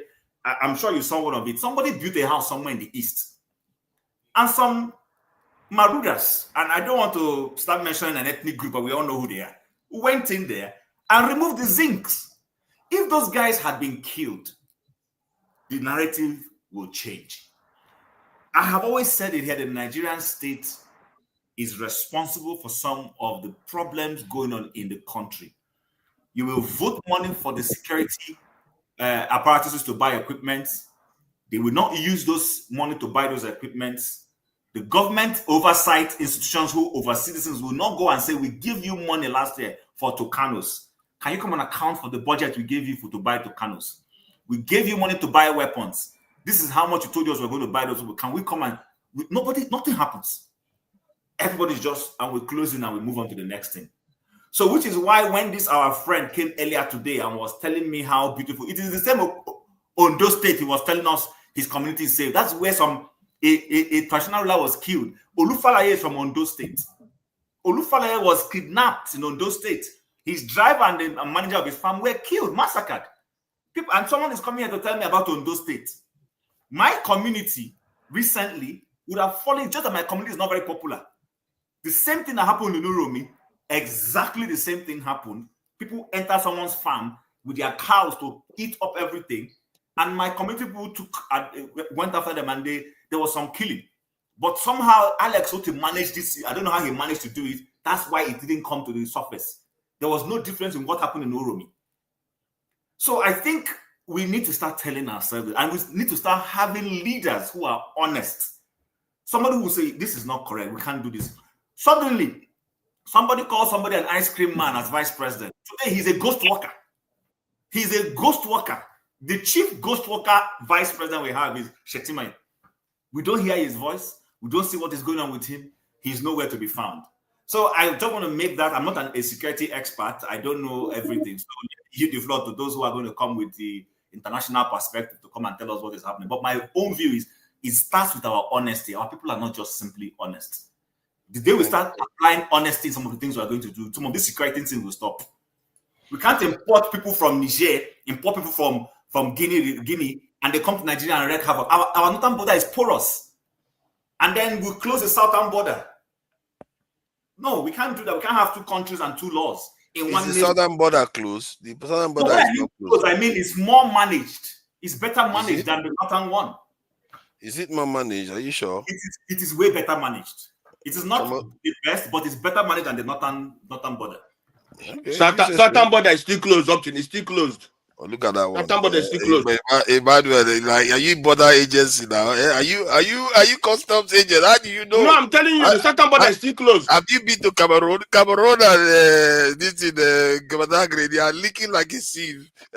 Some people even say in the West that some properties are in the Republic and the other side is in inside Nigeria. See, we don't pay attention to those areas because the heat is not coming from there. I thank God it's not coming from there. The heat is coming from the north, and it just needs to stop. All this stuff is relatively simple. Just get your security officers. I am from Ososo. I am from the south. It's already been taken over by Fulani and the Yorubas. Now there and there now. So I don't know what they talk. Those state is divided evenly between almost well, not evenly, but the whole AY. AY is the victim of Islamization. That is the part of Edo State. Part of my family are victim of the urbanization of Edo State. So the ideology is strong. Now because it never touched you, it don't touch me before I was born. Okay, before I was born, there are 2 mosques in my village. How many people they go to the mosque? Ask me, I don't know. So but that issue is about our people taking on foreign religions. Is affecting all of us. Personally, when I look at it, when the Fulani take over power, my elder brother could not get federal job unless he claimed Kogi, which is part of the north. I'm talking about my elder brothers. I know they give it, so they could not get federal government job unless you answer, say you are from the north, which is Kogi Okene. So most of my brothers are from Okene. So the ideology is strong. What you are seeing is just as I said, they look at loopholes. It's every time to strike, to keep extending that. And as I said, now they get mission, and their mission is very clear. It's not for us to have our own mission too. So I don't have anything against that. I'm just saying that's how the world works. That's the reality of today. In Nigeria, the people that will say they, as a people, they tend to have a drive to meet certain agenda. I would say the Islamization agenda. There are some extremists that believe in those that Nigeria should become Islamic. And there are some cultures in Nigeria too you can accuse of trying to expand their influence, but that one is a lot less from what I can see. Is the Islamization because they are not in power. The strongest one. They never get power. I think we can manage that. I like to think that we can manage. If we cannot manage that one, we are done now. Let's pack our load. It's over because security one is even more challenging. But I said, let me bring Jide into this. You see, this issue in Plateau is an example of the problem we face. On paper, it's simple. It's really simple. A leader that wants to do the right thing is very simple to fix. But somehow Nigeria just carries on going on the same way. So please go ahead, Jide. Yeah, thank you so much, fathers. I appreciate everyone that have spoken. Good to hear from everyone again, and good to see everyone again. I've had some very interesting points, and I've had some points that are taken out of context and they're actually wrong and misleading. I will still have to recommend that we need to really educate ourselves. We should stop playing with our emotions, with our religious affiliation, with our tribe, in order to express ourselves. We need to actually, before we come here and analyze issues, we need to understand it in a broader context. Like forefathers just said, like we should stop scratching the surface. So we need to keep educating ourselves. So having said that, I need to talk about something that maybe someone touched on it or not. Maybe I'm wrong, I don't know. But we need to understand that when Nigeria as a state is a contraption, we all agree on that. Let me start with that, what we agree on. Nigeria is a contraption. That's number one. Number two, I've talked about how the North, there are the northern elites, they are given power by the colonialists. Yeah. And that power structure in Nigeria still exists, even though we had military rule, we had all those things. It's still in place. That's why the Fulani elites can do things and get away with it easily in Nigeria, because we need to understand that context before we start bashing particular tribes. It's not about Yoruba versus Igbo. It is the way it was designed by the British. That's number one. Number two, these people, they are not superhumans. These terrorists, they are not superhumans. There are other countries that have been able to curb this issue. That's another thing. They are being supported and backed by Western powers, either directly or indirectly. These terrorists, the weapons that are being used to kill our people in Benue State, in Plateau State, they were weapons that were floated from Libya. I don't know why a lot of us don't get it. Where are those weapons from? From the West. I don't know why a lot of us don't get it. The weapons were not manufactured by Yoruba people. They were not manufactured by Fulani people. They were not manufactured by Igbo people. They were not manufactured by people. They were from the West. But Jide, those people take the guns anyway. They take the guns. Our people carry their guns from even if they get it from Libya. But it's always a set of our people are too happy. They are too happy to take on weapons against each other.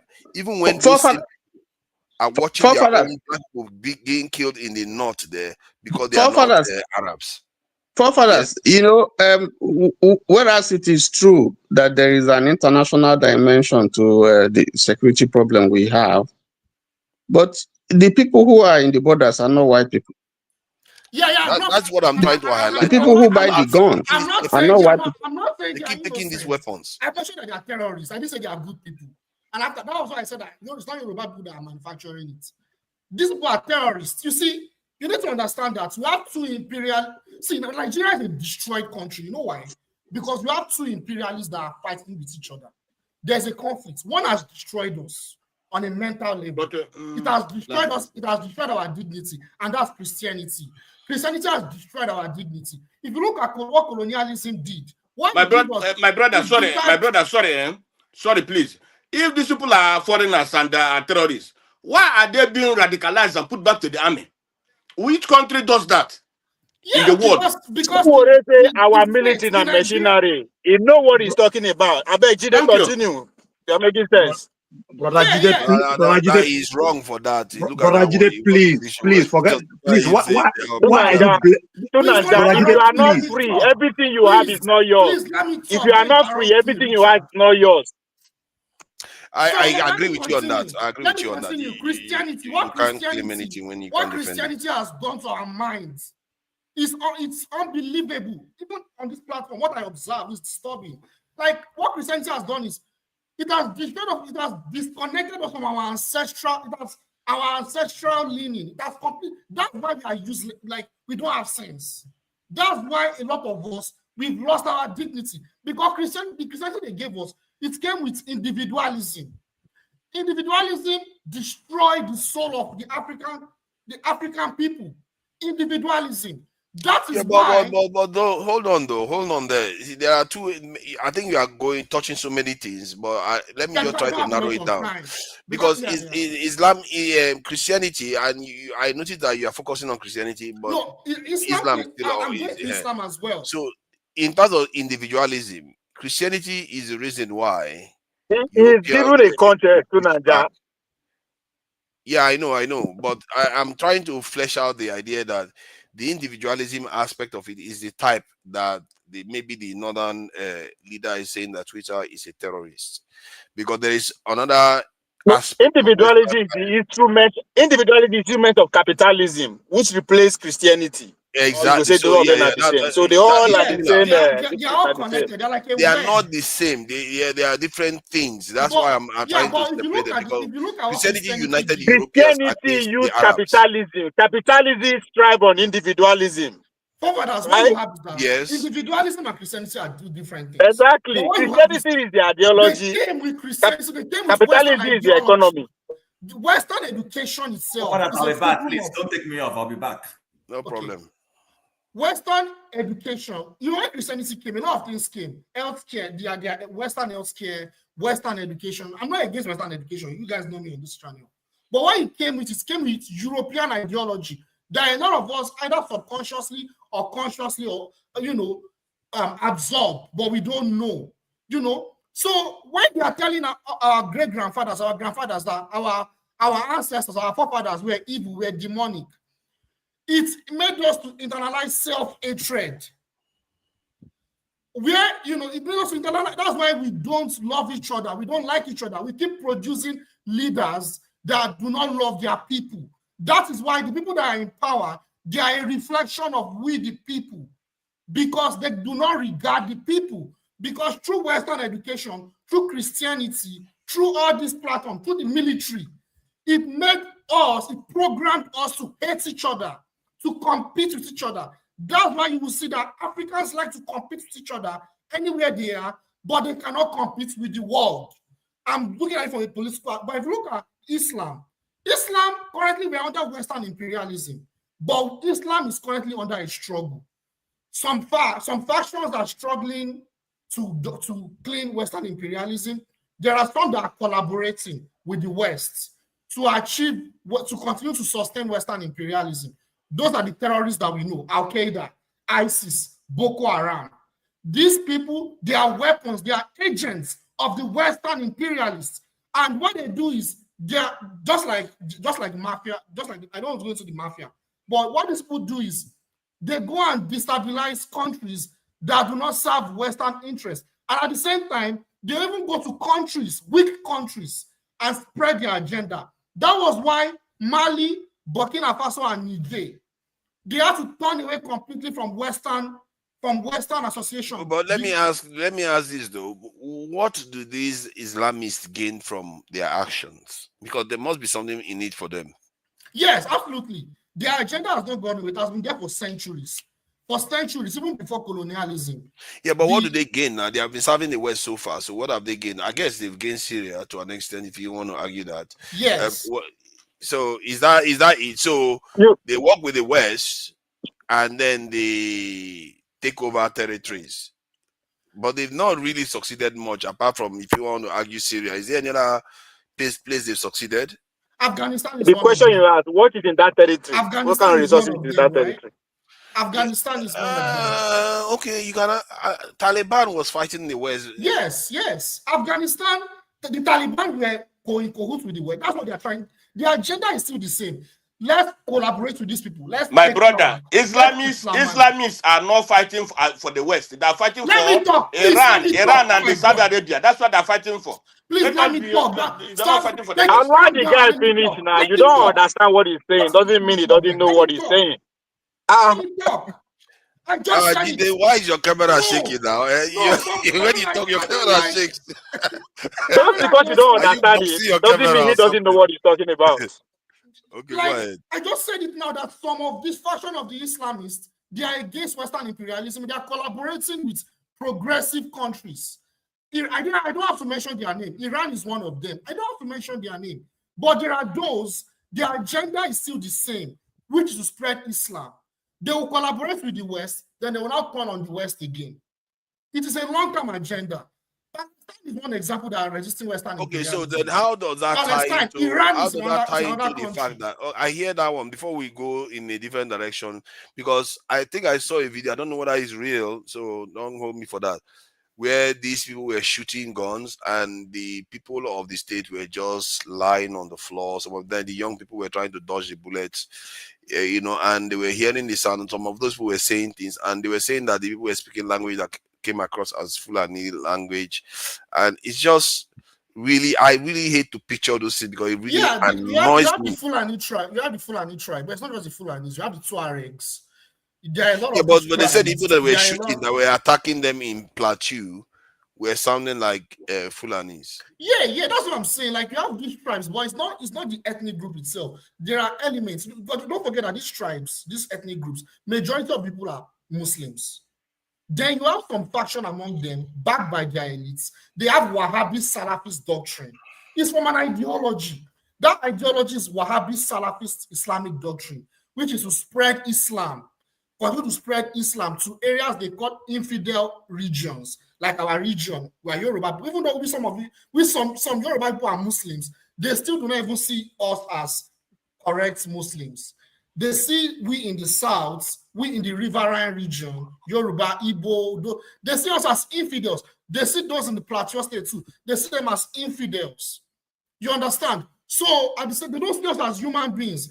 Our lives don't matter to these people. They are terrorists. They are Wahhabi Salafists. They have an agenda to take land. But when you are calling them Wahhabi Salafis, a lot of what was his name, Polillo or something that came last week. I'm sorry I butchered his name, but he's going to disagree with you that don't keep associating these people with Islam because they are basically criminals doing these things in the name of Islam. He disowns all of them, and they will say so. But we are saying they are Muslims, and this is where it is difficult because how do you disassociate them when the people that are committing this are saying they are Muslims themselves? It's like people that claim that they are Christians, but they are killing other people in the name of Christianity. How do you say that they're not Christians? So I'll give an example to make it clear. I'll give an example. If you look at what happened in Pakistan and Saudi Arabia during the Cold War, they were training those children, the Muslims. During CIA even sponsored it. CIA, they sponsored it. They were training them on radical Islamic ideology. It is not just going to go and kill people. Yes, there's a criminal part of it. CIA collaborating with the Saudi government and with Pakistan, they were spreading that ideology. They were teaching the children. Osama bin Laden at that time was even working with the CIA. It was forefather. This thing don't have time frame. Somebody can talk for 20 minutes or 30 minutes. At least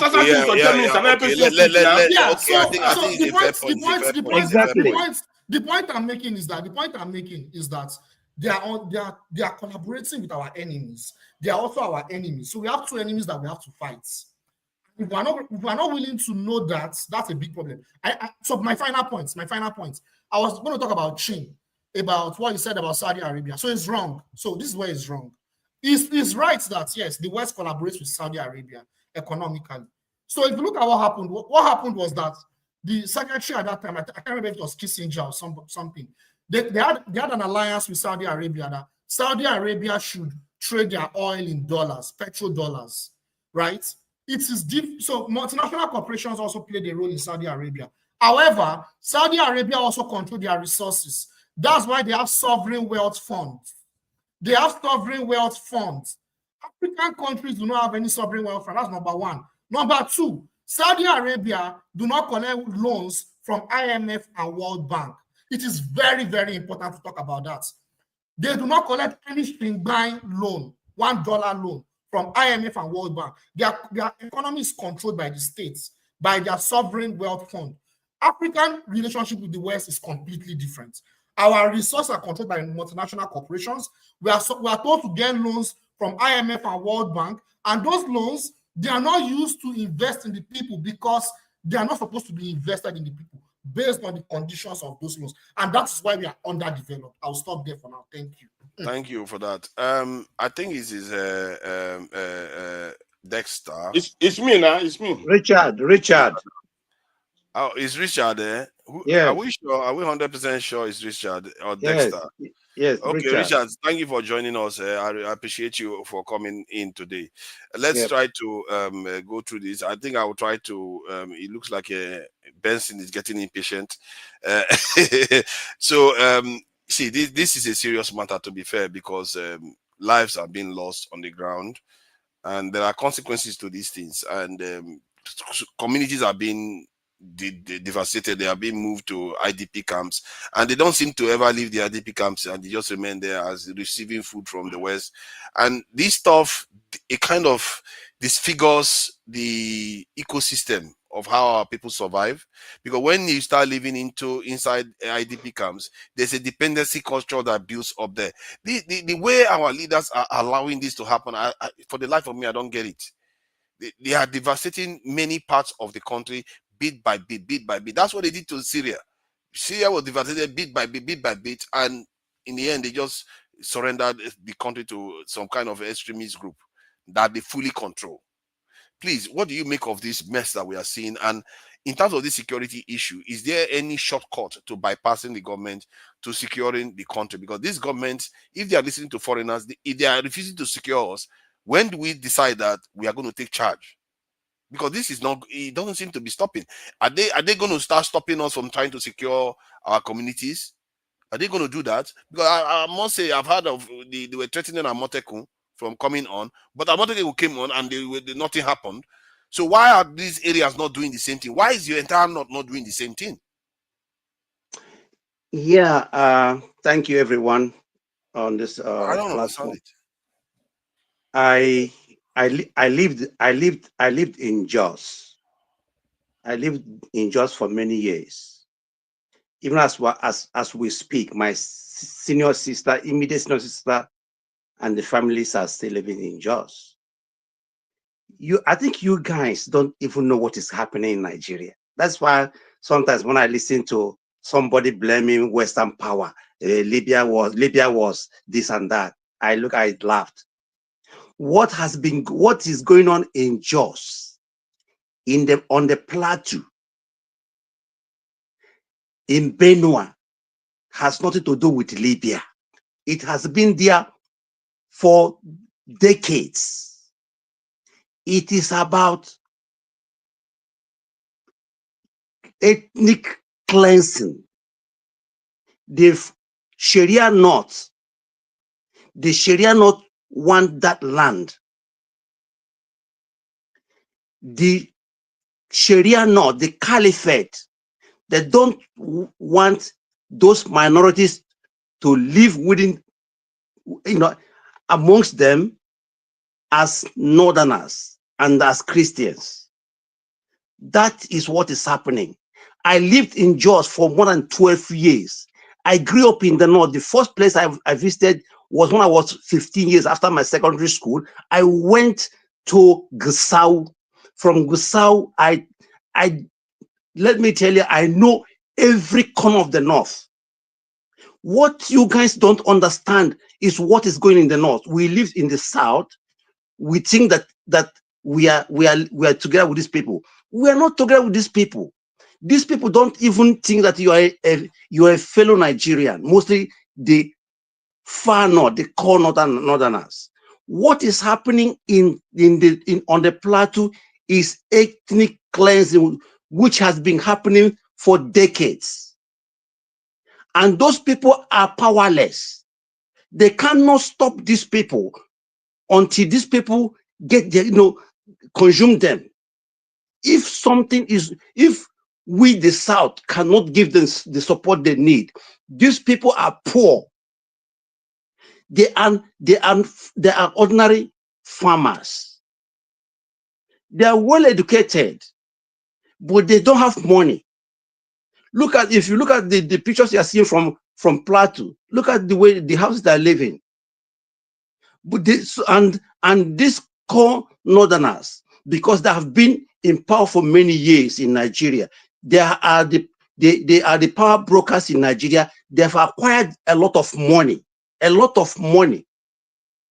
and they are making sure that they drive those people away from their ancestral lands and occupy them.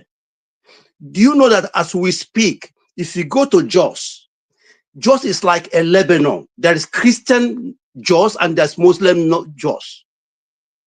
And if you're a Christian, if you mistakenly go to this Muslim side, you are done. As we speak. Do you know how many times they have tried to install Emir of Jos, remove Gongom Jos, to put their Emir? So what is going on in Jos is not ordinary. What we come here, we start blaming Libya, Western power. The problem, Richard, yeah. I hear what you are saying. So how do we stop this? Because my way of looking at this is going to keep happening. The agenda is going to keep happening until we counter the ideology itself. Because, and personally, what I found as a way of countering is to give them reasons to believe that this thing you're fighting for, you're destroying your own heritage and your own people for, it's not going to lead you anywhere. If you look at Sudan right now, they are killing black people there because they are not Arabs. If you point this out to our people and say, this thing you're doing, you are destroying your own place, while the people that are giving you all these things, they are coming for you because they are killing those people, those black people that are killing in Sudan. It's not because they are Christians, they are Muslims, but the reason why they are being killed is because they are not Arabs. Yeah, but these people change their mind. These people that are killing us or killing the Plateau people, the Benue people, are they Arabs? They are black people like us. Yeah, that's why now you have to convince them not to do that, because No, what they you are cannot. doing, You they are cannot. You doing it cannot. based on ideology. You cannot convince them. You cannot convince them. You Why let me not? tell. Let me If tell they you. know This that they is are not fighting for the wrong cause, they my will keep quiet. brother. Let me tell you. Let me tell you. This is what they are. You know, being taught that this thing is in their blood. They believe that the Usman don't fold that promised them that Nigeria that is still alive today, and that's the doctrine that they are following. Ask yourself, 1800, what happened? Was there Libya this in Nigeria? You know, then there was there this in these people. Their Lord ideology. They don't want to live with you, but you are forcing yourself to live with them. The solution for this nonsense is that we have to come together as Nigerians, sit down and say, hello, do we want to live together or not? Do we want to live together or not? Let me That tell they want to you. live together. They just want to live in the south. Excuse That's me. what they are telling you. No, excuse me. Because let me tell you, this is not a laughing matter. Let me tell you, even as I speak, I lost a cousin in Miango. Miango is in Bassa. This man, his name is Innocent. I don't want to call his surname. This man, this guy was a very rich man in Miango. When these people came, they don't know who is indigenous of Miango, Bassa. They only know if you are Arne Mbanza, Kachibro Banshi, Inyamre Banza. That's what they know. I lost Innocent. This man was one of the richest guy in my village, with his family, with his wife, Euphemia. They murdered these people in cold blood. These people don't want to live with you, but you're forcing yourself to live with them. For me, let me tell you, there's no security that can stop these people, because a security in Nigeria whereby the military, they speak different languages. An Igbo person or a dog guy or Yoruba guy will be sent to the north. He don't understand the language, and the language they speak in that battalion, or what they call it, is Hausa. How are you going to defeat your enemy whereby the soldiers do not speak one language? Forget about religion. If the soldiers cannot speak the language, how can they understand themselves? How can they understand? Come on, man. All soldiers can speak English now. I want to make an announcement. No. I'm not saying. Excuse me. No, I'm not countering you. I want to make an announcement. It won't be up to 30 seconds. You continue. I want to say that for those of us that like reading books, I'll share one or two books that I read. I'll share some that I read that you can also learn from. So I will share The White Malice, and I will share another book, The West and the Rest of Us. For those that like reading, it's up to you. Please forget about this white something. Please let's forget about this white West and this thing. We are the problem to ourselves. You know, is it the white man that is making looting Nigeria dry? Is it the white person that what are you talking about? White man, no. Why are you talking about? We should not talk about white man. What are you talking about? White man. We are the problem to ourselves. Right before our eyes. Let me tell you why I said, because if you listen to one Yoruba general that last time was on channels, what did he tell you? On Friday in barracks in the north, is opened, for jihadists to come and pray. So when you say they speak English, let me tell you, sometimes if you go to those barracks, they speak only their native language over there. Yeah, but officially they do speak English. No, officially it's English. What I'm saying, I'm not doubting you, but when they want to do their own thing, they speak the language you cannot understand. And no military, that speaks different languages that can defeat an enemy. In England, they speak one language. In Germany, they speak one language. In Holland, they speak one language. There's no way you can push. Oh, come on. What are you talking about? Not all these countries speak exactly the same language. Like, excuse me. I'm telling you, for example, English soldiers, they speak one language. Do they speak another thing? There's Welsh, there is the But Celtic language. yeah, but excuse me. Excuse me. Let me tell you this. Let me tell you, they speak one language. They don't speak Welsh. Are you trying to get to the truth? Because if you look at Switzerland, now Switzerland has been known as one of the most They don't have the excuse me. They don't. That's why languages. That's excuse Switzerland. That's why they don't have soldiers, the regular soldiers. Actually, they do. They don't have it. And let me tell you, even in English military, no English can command Scottish regiment. It is Scottish general that commands Scottish regiment. If you look, let me tell you, I'm living very close to Switzerland. So Swiss, in Swiss they have how many cantons? The French, the Germans, and the Italians. All their soldiers, all their security speak their languages. They speak Italian, French, and German. So the problem we have in Nigeria that we are not one people, and you force us to be one people, and we don't want to come and sit down and discuss this thing. You are saying a lot of untruths. In the UK, I don't know why you keep saying these things. In the UK, an Englishman can command a Scottish person. They speak languages in Sweden, Switzerland, and different countries. You keep okay, saying for example, not accurate. My brother, for example, in Scottish Parliament, what do they speak? Don't they speak English? Yeah, they do speak English, yeah, but it's slightly different English. Some of us will not even No. Look, dialect is different from language. You're talking about dialect.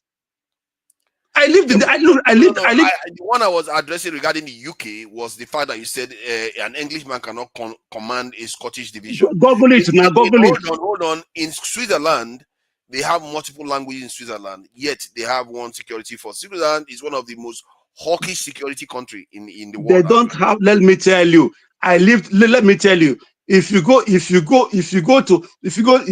to French speaking Swiss, their security speaks French.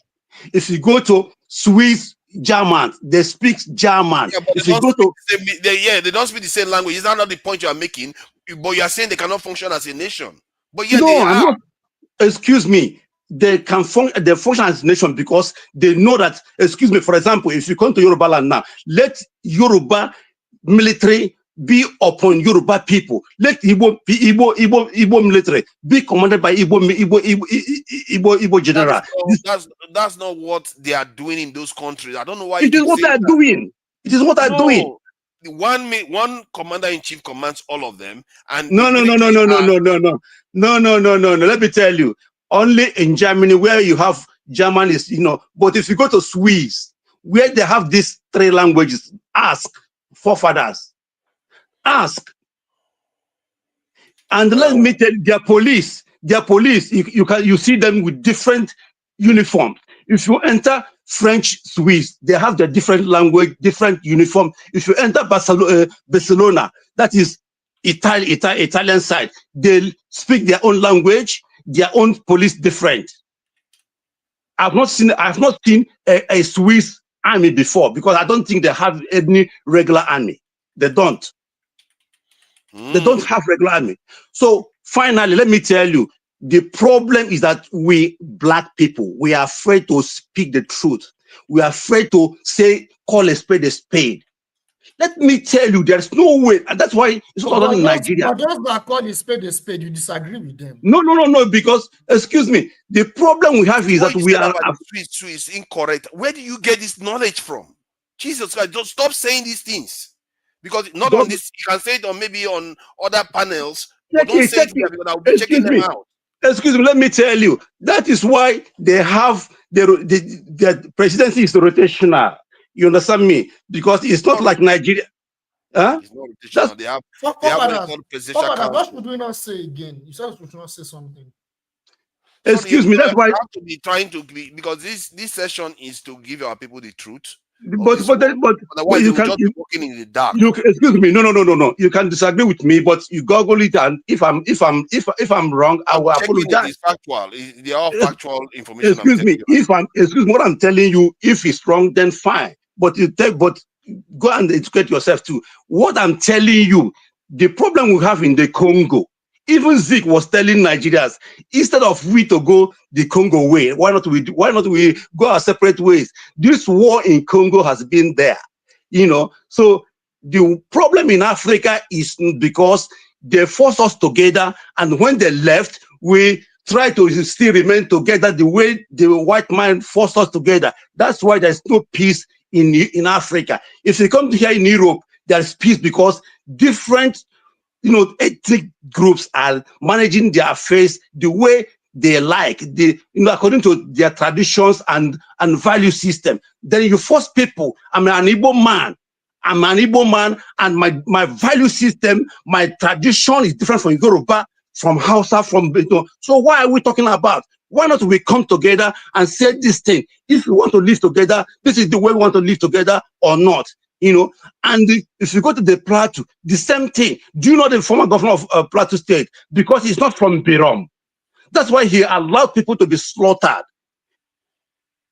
You know, that's because you make allegations without that. You make very. I do allegation because for fathers, you have not traveled. You have not traveled. I've told you where I have lived. I've told you. You say I made allegation. Yeah, but you said something about things I know about, and no, you don't know about what you don't know about this. You might know some things I don't know. I might know something you don't know. I've told you I've lived in Plateau State, and people are dying. They say, "What are you talking about?" Yeah, but people, it's not only Plateau State is happening now. You are saying it because the man, Benue everywhere. Okay, do you know what? Okay, so excuse me. Why look at what is happening in Agatu, in Benue State, in other places? Because those people are also different people. That's why, like, the governor is a TV man. He doesn't really care. He doesn't really care because it's happening in somewhere that is not TV land. Don't you understand these things? Richard, why is it happening in Somalia too? Why? Why is it happening in Somalia? They are all Muslims. They are all. It's not about. It's not. Excuse me. You don't understand what I'm saying. It's not about Muslims. It's about different people. Tribal stuff into yes.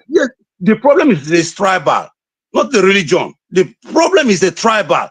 I don't think that I will see an Igbo man who is a Muslim and go and quiet him. I don't think. They do that. I don't. Igbo man has killed Igbo man before. No, I don't know why we are making this about tribal. I don't see this. Forefathers. Sorry, Richard, but I hear you. I hear you on this not making it a tribal issue. I hear you, but ask yourself this question.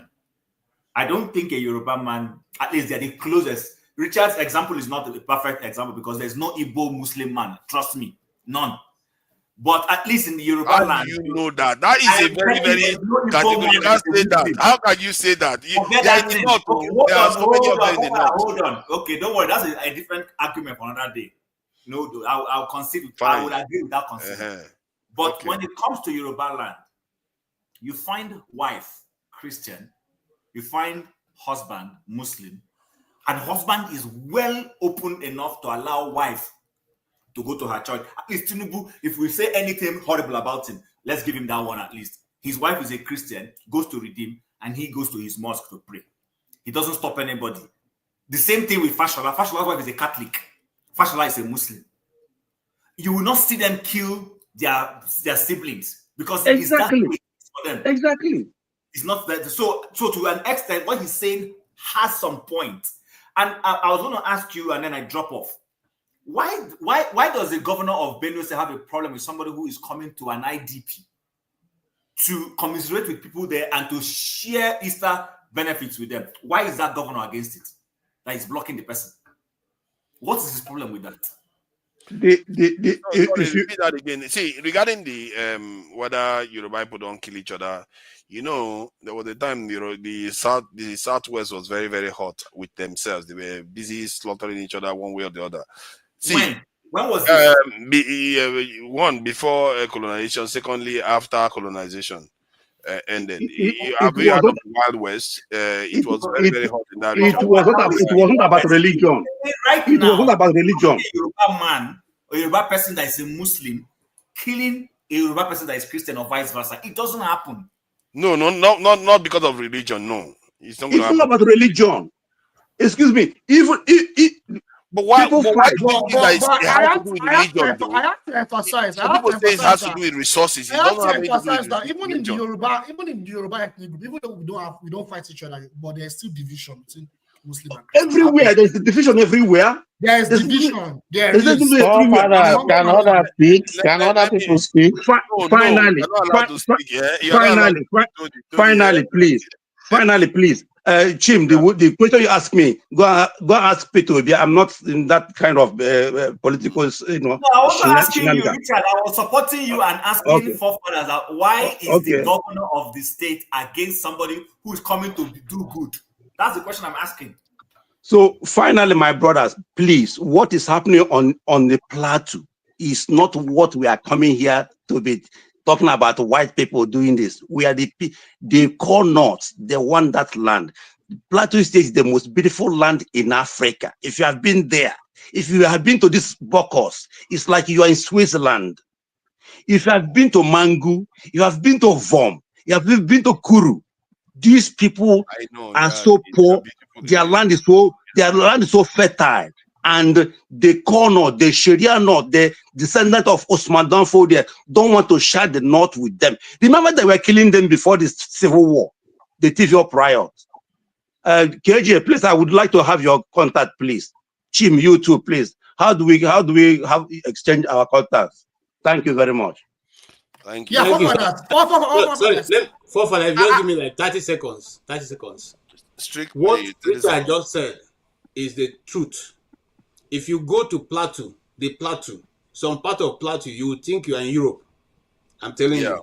It's true. You don't want to leave that place. So that's why it's heartbreaking to watch those people. It's unfortunate that our people don't want to develop our land. Instead, we prefer to run outside. Thank you. I wanted to say something. It's like saying that during slave trade, we're enslaving each other because a black man will kidnap another black man. Say, not having student Oyibo, not having student Oyibo, we are enslaving each other, we're capturing each other. It's the same thing. We need to grow up politically. Excuse me, let me tell you, without black people catching their own black people, handing it to the white people. The white people that came to enslave you there were only 5,000 out the whole Africa. But because they couldn't do it, they had to recruit black people. It was the black people that were kidnapping their fellow black people, handing over to the white people. Let us be honest with ourselves. Okay, we are the top. It is true. I don't think anybody would deny that. No, I don't disagree with you. What I'm saying is, for Western imperialism to succeed, there have to be black people that are willing to collaborate. So let's stop blaming them then. Why would you blame them? Why should we blame them? Why should we be blaming them? Listen, they will still come and fight you, even if all of us. No. They won't fight us. If this argument, hold on. Let's straighten this. I think I tend to. There are certain arguments I hear so often. Then I found an answer for it often, and I say, okay, let's just keep sorting that out when people say this. Like Richard is saying, why are we blaming the Oyibo for it? We are blaming Oyibo for it because, like, if a snake bites you, it doesn't mean you are not the fool that went and put your leg there. But that snake is a problem. You have to deal with that snake. If you have a problem, you still have to deal with it. It doesn't mean you are putting all the blame on that problem. Forefathers, please, I have to do. Let me tell you, India was also colonized by the white people. Chinese were also. All of them were also. So why not? Why are they not? Why are they still back? China was not colonized; they were semi-colonized. And meanwhile, but tell me, China was colonized by Japan. I'm in the hospital, and I just want to make a few points. I'll be very quick. I've been listening. Hold on. Oh my God! You know, Jim is very hot today. Jim was fighting Dr. Rudolph today and everybody. I don't know what's happened to Jim. Anybody? Somebody said. Can I speak? Hold on, Tony. Forefathers. Tony. Let's acknowledge somebody that is trying Forefathers. I can't. Forefather. See, what I'm saying is. Forefather. Jide, hold on, please. And Tony, I apologize. Let's welcome Jagun, and he's in hospital on Easter Day. And happy Easter to you, Jagun, and thank you for joining us. The fact that you are in hospital and have to join us we have to respect that. And apologies that we are not giving you, get well soon wishes. And I hope that I'm sure everybody wishes you to Thank get you. well as soon as possible. And thank you for joining us. Go ahead. Thank you, Jago guys. went to get massage from nurses. Forefather, I would like to. Jago, you went to receive massage from nurses. Thank you, guys. Thank you very much. The only thing is I can't shout because of where I am. And you know me, I can become shouty and I don't want to. So if you could just allow me to speak, I would like to really commend everybody for the difference of opinions and the very important stage that we have reached in this discussion. I would also like to marvel at the almost, how would I put it? Christian Monica that forefathers is wearing at the moment. I like that style, bruh, over the Easter period. You may not see it as that, but it looks good. There was something that Richard was saying, and many people were saying that I really do appreciate and understand. And I feel that the difficulty of this discussion is that we do have to go tribal. And when I say tribal, I don't believe that these things can't be discussed. What I want us to understand, however, is that there are over 3,000 ethnicities, if not more, in Nigeria, in Africa. So when we say the white man did this and the white man did that, and all these other complications, it does speak about the lack of appreciation of who we are as Africans and what are the differences between us as Africans and anybody else in the rest of the world. We have Japan there, we have China there, that they have different ethnicities within their own creed. But what they have done is learn from their mistakes, and indeed, as Richard rightly said, they are able to own up to their mistakes and tell themselves the truth, which is a big factor in our own nation. But imagine what we were if we imagined how we are going to sort this whole issue out, if we are sweeping things under the carpet. Basically, what I'm saying is that if there are 500 ethnicities in Nigeria and we are to break up, that's 500 countries in that small space. That's never ever going to make sense. What I must also say is that the Yoruba, Hausa, and Igbo are not only the greatest number of ethnicities inside Nigeria, they're the greatest number in the whole of Africa. So there is a way we need to negotiate things from here. We need to negotiate. And I've always seen, as a businessman, I've always seen that our people are bad negotiators. Many of us, we negotiate from strictly emotion, and it can't work. It can never work. I've seen businesses, black businesses in this country and in America, go down because of where they're really angling from. They're not angling from a business perspective where you are looking at benefit, not just necessarily for yourself, but you are negotiating for a greater share in the marketplace. The marketplace is open. And when you are negotiating from an open perspective, you have to be wise. All this level of emotion that you guys are sharing, as much as I love this conversation, I'm in here listening. I've been listening since Dr. Damages was on earlier, and I've been listening through. And I didn't really want to come in because actually, it was a good show. It was a good show that was taking place. And again, me and forefathers don't always agree, but forefathers doing a great job of moderating such a show, because he's giving people time to express their thoughts, and I think that in itself needs some applause. Deeply, I'm saying that we need to know how to negotiate, and we cannot negotiate strictly from a point of emotion. It would never work. Fundamentally, if you are Igbo, if you are Yoruba, and if you are Hausa, you have to still speak away from these our own ethnic points. We can't always use ethnic points to be scoring. However, it is ethnicity that we are speaking about. It's culture that we are speaking about. It is. We shouldn't get ourselves confused as to that. And we have to discuss it rather quickly and rather much in a grown-up fashion, that we become the nation that we know we can be. What I and everyone else on this panel knows is Nigeria can be the greatest nation on the world in this planet. It can be, but we all. You see where I am in this hospital right now. The people who are holding this place up strictly is our people. But what I've seen, and I've been, you know me, I'm observing, I'm doing all my arithmetic here. We are the majority of the staff in this hospital. And as I'm looking at how people are working diligently in another man's land, caring for all sorts, I don't even know how I'm here and any Oyinbo can breathe any level of racism. I don't know how it can happen because there are people cleaning people's shit, loving, carrying them from here to there, all kinds of levels. There are consultants that I've seen here who are Yoruba. There's one Igbo man, right? He's a nurse here. He is qualified as an accountant. He has 2 degrees. He came here 5 years ago to study nursing. Why? Because he felt that there will be less competition for him in order to gain employment. He didn't want to be walking up and down in London when he has family and everything else and with no job. I mean, our people are fantastic. It doesn't matter who they are.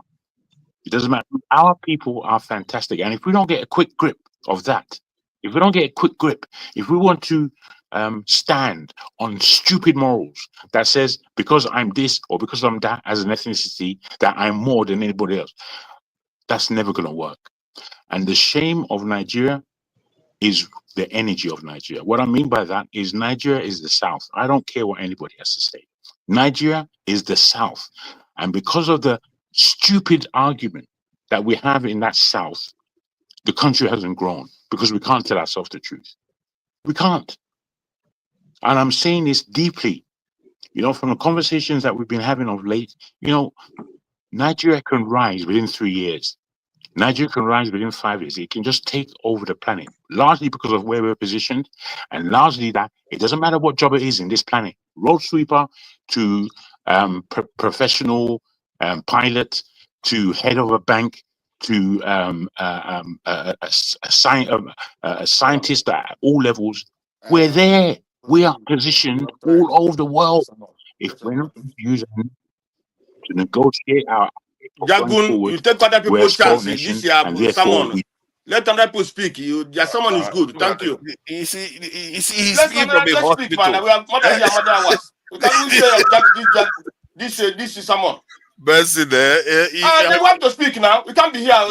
He's speaking from a hospital. He's giving someone. He's giving Eastern someone. That's what he's doing. He's giving Eastern someone. Yeah, okay. You see, Jago, please round up because the person is very someone. He has something to say. It's not that rounding up. As I said before, okay. Whoever, I don't even know who that is speaking. Forefather, if you can just mute him for a second. I understand you're not able to listen very well, which is the problem of Nigeria in itself. Other people have spoken. Forefather gave them space. He also interrogated them as to what they were saying. I've been listening for the whole time. You understand? Now, it's either you can't hear what I'm saying or you are ignoramus beyond. I'm trying to let us know, all of us, that I've been listening to the show for the whole time. And negotiation is what I'm underlining. I'm saying that we who have the kind of mature mindset to take on this, we have to come to the fore. We have to come to the fore because everybody's opinion, most of them don't matter. What matters is what's going to take us forward. So I end there. Thank you so much, guys. Thank you. We appreciate you for coming in, even when you don't have to, really. And given where you are, I really appreciate you. And say hi to our Nigerian sisters and brothers that are helping, and all the good nurses and well-wishers that are helping too. So as you can see, a lot of the panel, this in the bad belly chat people, they're also wishing you well. All these bad belly chat people, Guy Wanlele is there saying you should get well soon. And Fumi O, I can't believe Fumi O is wishing somebody well. That one never wishes anybody well. She never did for me, for sure. And Oscar Black, I really want. Yeah, go ahead. You're saying something. I'm so sorry to appear like this. I really did not want to. Okay, don't worry. Her Majesty has done the job for you. All right. I think it's Dexter's turn. I just have to let him know that people are wishing him to get better. I think it's Dexter actually, not this thing Tony. Django is returning back to finish his session, so let him finish what he. What happened? Okay, I think somebody's. What's going on? He's not allowing him in. Let me sort that out. Let's see. What's going on? He's not letting him on. Are we 10 already? How did Jago leave? Okay, Jago is still there. Okay. He was still there. He was still there. All right, so let's get Jago back on the middle. All right, Jago, please round up.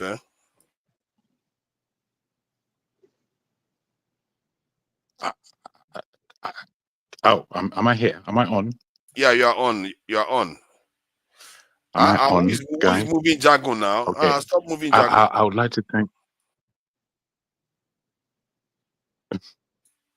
I keep putting you in the middle and you keep going off. Okay, please go ahead. It might be my side. It might be my side where I'm in the hospital. Maybe the connection is not as strong. If you can hear me at all. All right, go ahead. Can I be heard? Yes, loud and clear.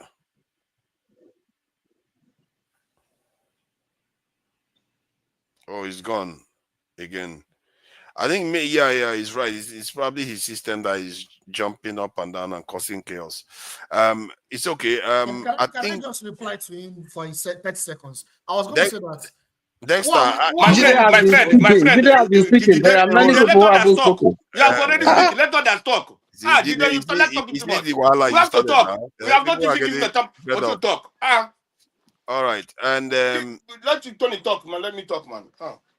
Yeah, don't worry. I think You Dexter can't be only one next. person talking. Only one person every time I want to talk, and he's talking. Don't you talk? We don't even understand. Okay. Dexter, let Dexter come.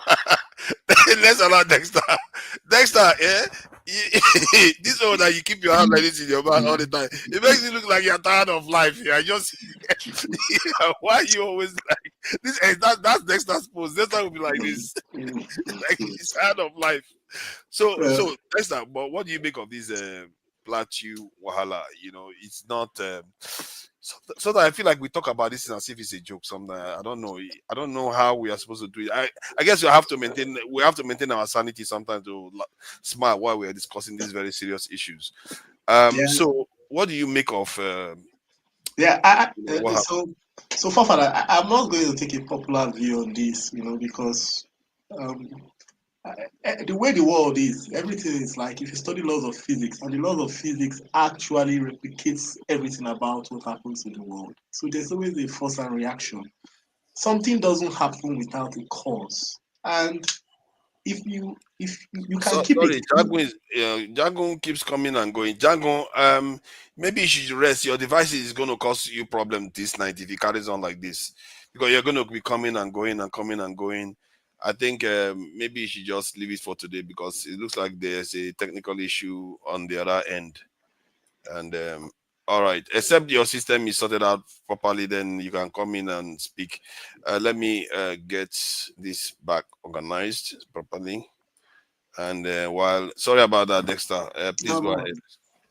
Yeah, so the way the world works is that for every action, there's always equal and opposite force that acted upon it. And you can keep a cat as a pet, but you can't keep a lion.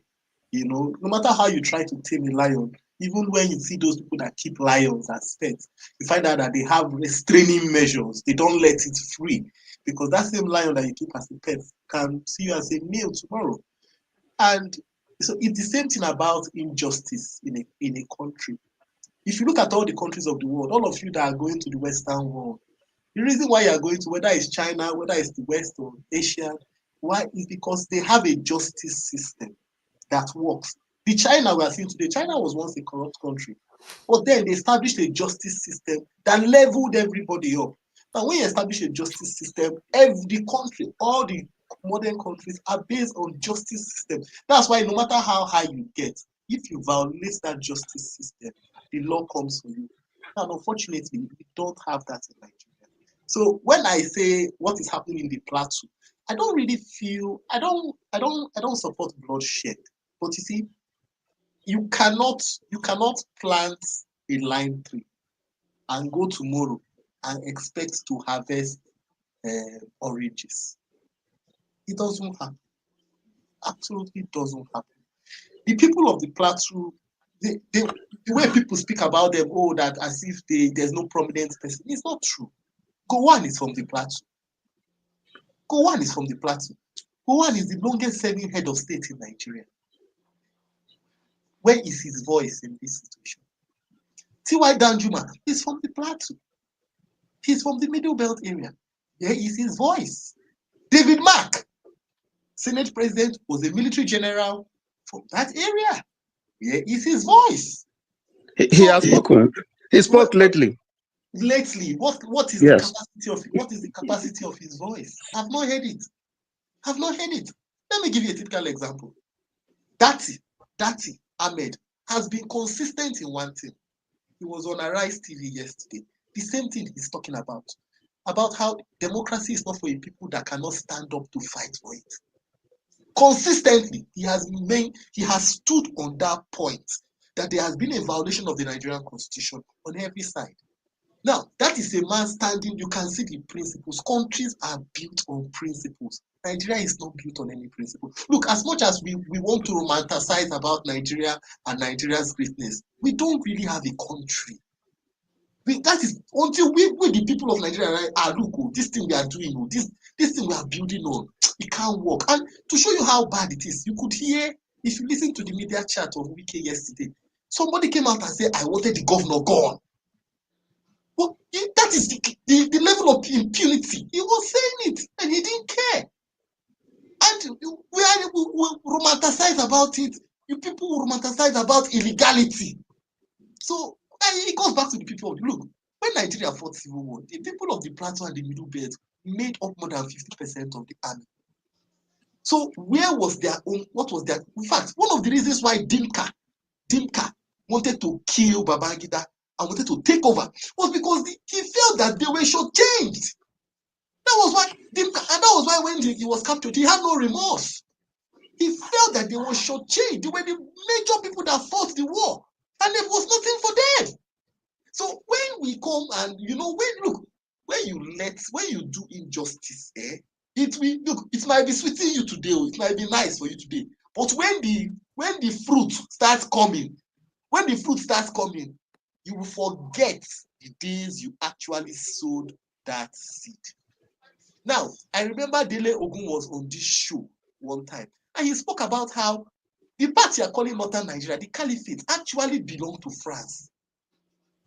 Originally, actually, it was the French that were supposed to have that region.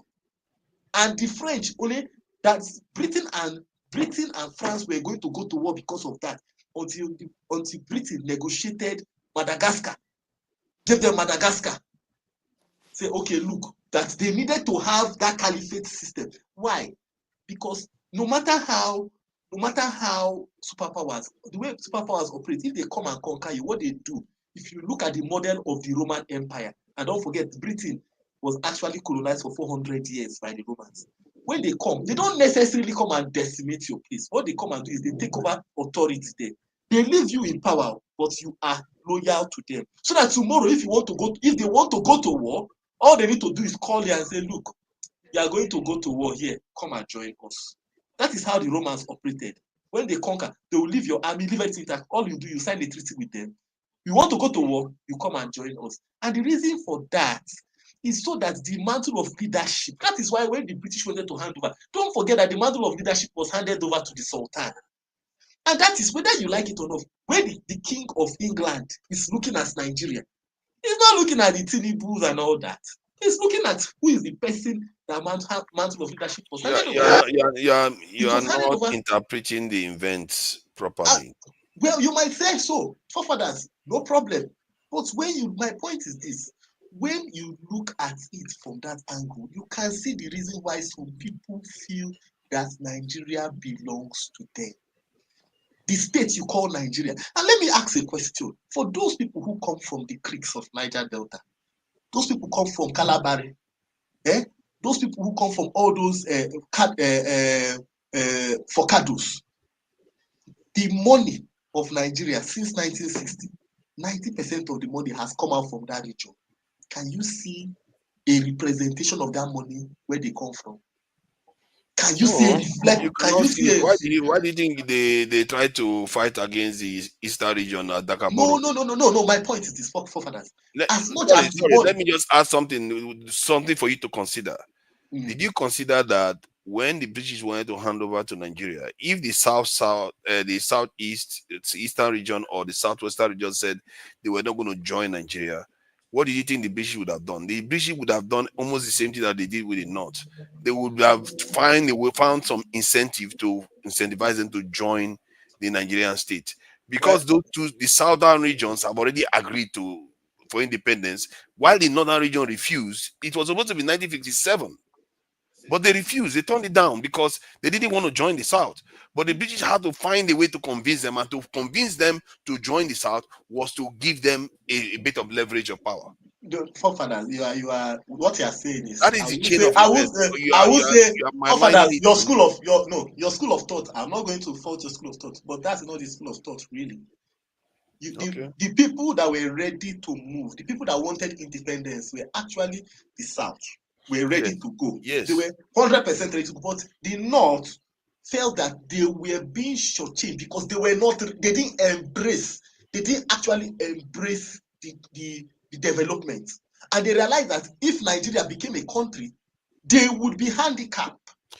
And that's why the white people have to give them something to hold on to. Well, but you might say, but no, forefathers, now you are beginning to see how it makes sense in that direction. It doesn't make sense. So how can you tell me that? How does it make sense, forefathers?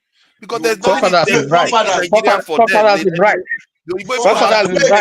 There's nothing in Nigeria for them. Forefathers, how does it make sense that there's a historical basis for what forefathers is saying? What forefathers said is very right. Dexter, what you said earlier was right. I'm not saying what forefathers what you said earlier was right. I'm not saying forefathers. Can you allow him finish his thoughts, please? Wait, forefathers, let me say, look, so I want to ask you the logic. Forefathers, you are the teacher of a class, okay? And the students are about to go on a field trip. And then you say that the person that is least competent, because he is the least competent, it is now justifiable for you to make him the leader of the field trip.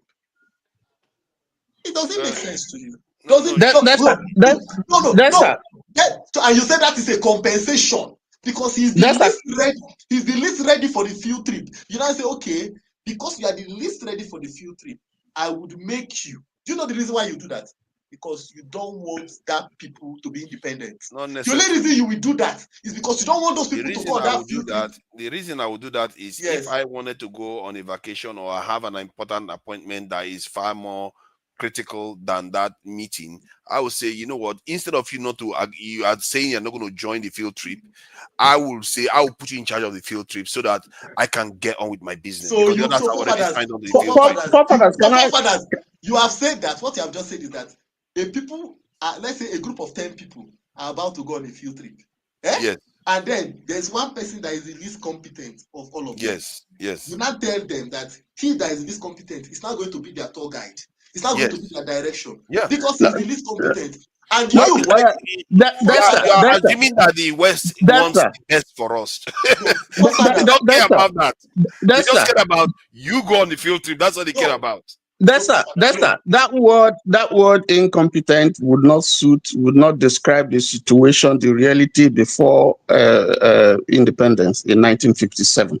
What happened was that the South was far ahead academically more than the North, and the North felt that even in the civil service, if you grant Nigeria independence, in almost all facets of life, the North will be backward. So that was even one of the reasons why they have to establish Bariwa College, because you now do a 4-year crash program and then you are out. And two, the British forefathers is right in what he's saying, because the British had to advise the North not to leave, and then they should quickly put their people in the military, because they foresaw that in future the military was going to hold a position in Nigeria where they're going to dictate their affairs. So if forefathers is saying that they virtually handed over the power to the North, is right, because apart from that, even in the manipulation of the population, the East used to be the Eastern region used to be the most populated part of Nigeria until you had this manipulation. So forefathers is right in saying that the British, exactly the same thing they did in Sudan, between the north and the south of Sudan, which is causing the problem that you have today in the Sudan. So Tony, let me say, you have said a lot, but what you have done is correct. I'm not saying what I say is not true, but you have to look at, when you analyze situations like this, you have to look at what is unsaid. If you can interpret what is unsaid, then you will understand why all these things you are saying is right. The reason is that there needs to be control. The Western world still needed control. I agree. You see, the South resisted the British. And so for them, these are not the people that you want to put in it, because you can't control them. Now, the North had a system where they they just, whatever the MS is, it's they take hook, line, and sinker. So they respected that system and felt that would be beneficial to the principles of indirect rule, exploitation that they wanted to do in Nigeria. But but that was not even the entire North, because if you see part of the problem that we're having today, I'm sorry, I'm taking your time. So that we should be aware. There's another show coming up, the women's show for the hour. Part of the problem, part of the challenge that we have today is that the advance of Islam was halted in the middle Middle West, in the Middle Belt, and also in Kanem Borno, the Shehu of Borno, El Kanemi, stood against the onslaught of Islam in that region. The Middle Belt too. You have Junkons, you have Kwararafas, and so on, who were very, very militant, who stood and fought, against the thieves and so on and so forth. So what is happening now is we're seeing the abiding anger of Islam, because it has failed to conquer those areas. It has not relented in its policy to Islamize, the entire place. So this conflict that you're having all the time is partly due to, that process, that incident. Let me just leave you to. I'm sorry, I interjected, but let me just leave you. Thank you. I think since we are going to be rounding up, let's try to shorten it, because before they come after me. So in rounding up, what I would say is that I think we should first focus on having a country, because really we don't really have a country. We are just a people. That is what Nigeria is actually a geographical location, a people that are there. And there's no, because if you go to the north, the ideology is different. If you go to the south, the ideology is different. Very recently, very dark man. Is it different in America too? No. America, see, if tomorrow there is something, if there's something that is critical, Americans will forget about all these Trump and like what? If tomorrow there is a national security threat in America, you think it will not be the same in Nigeria? No, Nigeria doesn't have national security threat. You're an invaded country. We are talking about international security threat. If national, local, it don't international. You are invaded. Nigeria is an invaded space already. What are you talking about? Nigeria is invaded. Not the way we are talking about. Forefathers, if there was a group that goes to a school in America today and captures 300 children, forget it. Nobody is going to be talking about those are Nigerians. Forefathers, if anybody goes and captures 300 children today, the terrorist group, and say we are a terrorist group. Okay, now let's put it this way: if Egyptians came to Nigeria, captured Nigerians, then you find out whether Nigerians are Nigerians. You are talking about Egyptians. People came from the Sahel and are causing mayhem. They are talking about Dexter, I agree. There are a lot of things Dexter says, but you see, the truth is, I think Nigerians were looking for the high. I don't know. I'm looking for the right word. We want to talk big. We're looking for the most scientific reasons for things, while the basic, simplistic issues are the causes of our problems. This issue of truth telling, this issue of this is not right, let's not do it, let's stop it. And people are telling us that it is correct for the governor with the president of Nigeria to remove a governor. Why? Because predominantly, and I'm sorry to say it, because the president is from their ethnic group. I see a lot of people who are backing it and saying it's correct to do. Now, thank you for that, Chim. We don't have a lot of time, and so that they are going to come for me. They are going to come for me. I have barely 5 minutes, and a lot of people haven't said anything. I will end by saying that one of the reasons why Nigeria is where it is, especially with the British, this is that after Britain gave India its independence, they swore that no other place in the world will get that independence, and they are allowed to go the way India went. That's sort of why all this rubbish they interfere with who will become president, and go and check it everywhere else. India was the last place to break away on its own and accomplish what they wanted. Yeah, and in India, one of the examples, because you mentioned that, let me just add to this. One of the last thing India caused was that when I think it was Canada that gave India nuclear power in terms of power radio. They said from there, India went and built their nuclear weapons. And I'm like, so we are going to create IEA to make sure all these countries don't get anything again. India seems to have caused a lot of problems, but it's okay anyway. Dexter, apologies. So that we can try to get through everybody, because I'm sure Benson is not going to be happy with me today. He's not already happy. Yeah. So, and Oga Ike hasn't even said anything. Tony, please welcome. Thank you for joining us. What do you make of this issue? It's not going to be long. Yeah, greetings everybody. I'm just going to speak on one or two things because there's no time. First of all, I just want to speak about there's an advisory, travel advisory by the U.S. State Department, and that placed some countries according to the level of threats that from level 1 to level 4, advising Americans where to travel and where not to travel. The fourth is 1 to 4. The fourth is countries that you shouldn't go. The third one is countries that you should reconsider, visiting. And that's where Nigeria is put on category 3. Which means that they are aware that the situation in Nigeria is very bad. So, in spite of all that we might say, or the government might be saying that things are improving and things are, they know that there's real problem in our country. Now, when Jide spoke, he was emphasizing more on foreign intervention, foreign influence as part of our problem. Yeah, to a large extent, it's true. For instance, if you take when Nigeria, during Jonathan, when Nigeria was trying to buy Tucano planes from America to fight Boko Haram, ordinarily it should take 1 week or months for it to arrive, because of the urgency. It took 7 years. And this is not what you see when countries in Europe are purchasing and so on and so forth. So just using that as an example. Exactly. This point is a very powerful one, because Israel is getting it left and right all the time. Yes. Do you know how many flights are going to Israel every day? Yes. Wow. So just to use that to support what Jide is saying, yes, there's a level of, if you look at what's happening in Zamfara, helicopters are coming, taking off and taking stuff and so on and so forth. And we know these facts. Government knows. The question is, what is the government doing? What are the authorities doing to check this? They know they're benefiting from it. Some of them, hand in gloves, so it's not that we don't know the challenge. We know what the challenge is. We know the truth. And just like Jagun said, for as long as we keep on lying to ourselves and not ready to confront the facts, the problems as they are, Scripture says that without vision, the people perish. I don't think we're sharing a common vision that will help advance the cause of our country. And I think that's the problem. But there is a good news that I want to share, and I will end with that.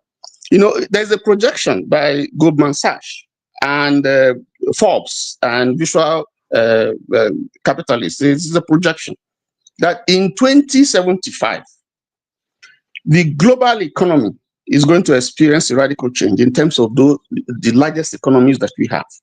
And this is the way they categorize that, and that gives me some hope. Maybe we won't be here then. I don't know the magic. I don't know how they came about that. But it tends to suggest that there's hope, because there's something they are seeing that we're not seeing. First, the projection in 2075, that the largest economy is going to be China, GDP $57 trillion. Second is going to be India, $52.5 trillion. Third is going to be USA, so it's going to come down $51.5 trillion. Then fourth is Indonesia with $13.7 trillion. And this one makes me a little bit happy. The fifth is Nigeria with $13.1 trillion. And then six, you have Pakistan, 12.3, Egypt, 10.4, Brazil, 8.7, Germany, 8.1, and the UK, 7.6. And if you look at from the first to the eighth, these are Asian countries, apart from the US, these are Asian countries and Africa.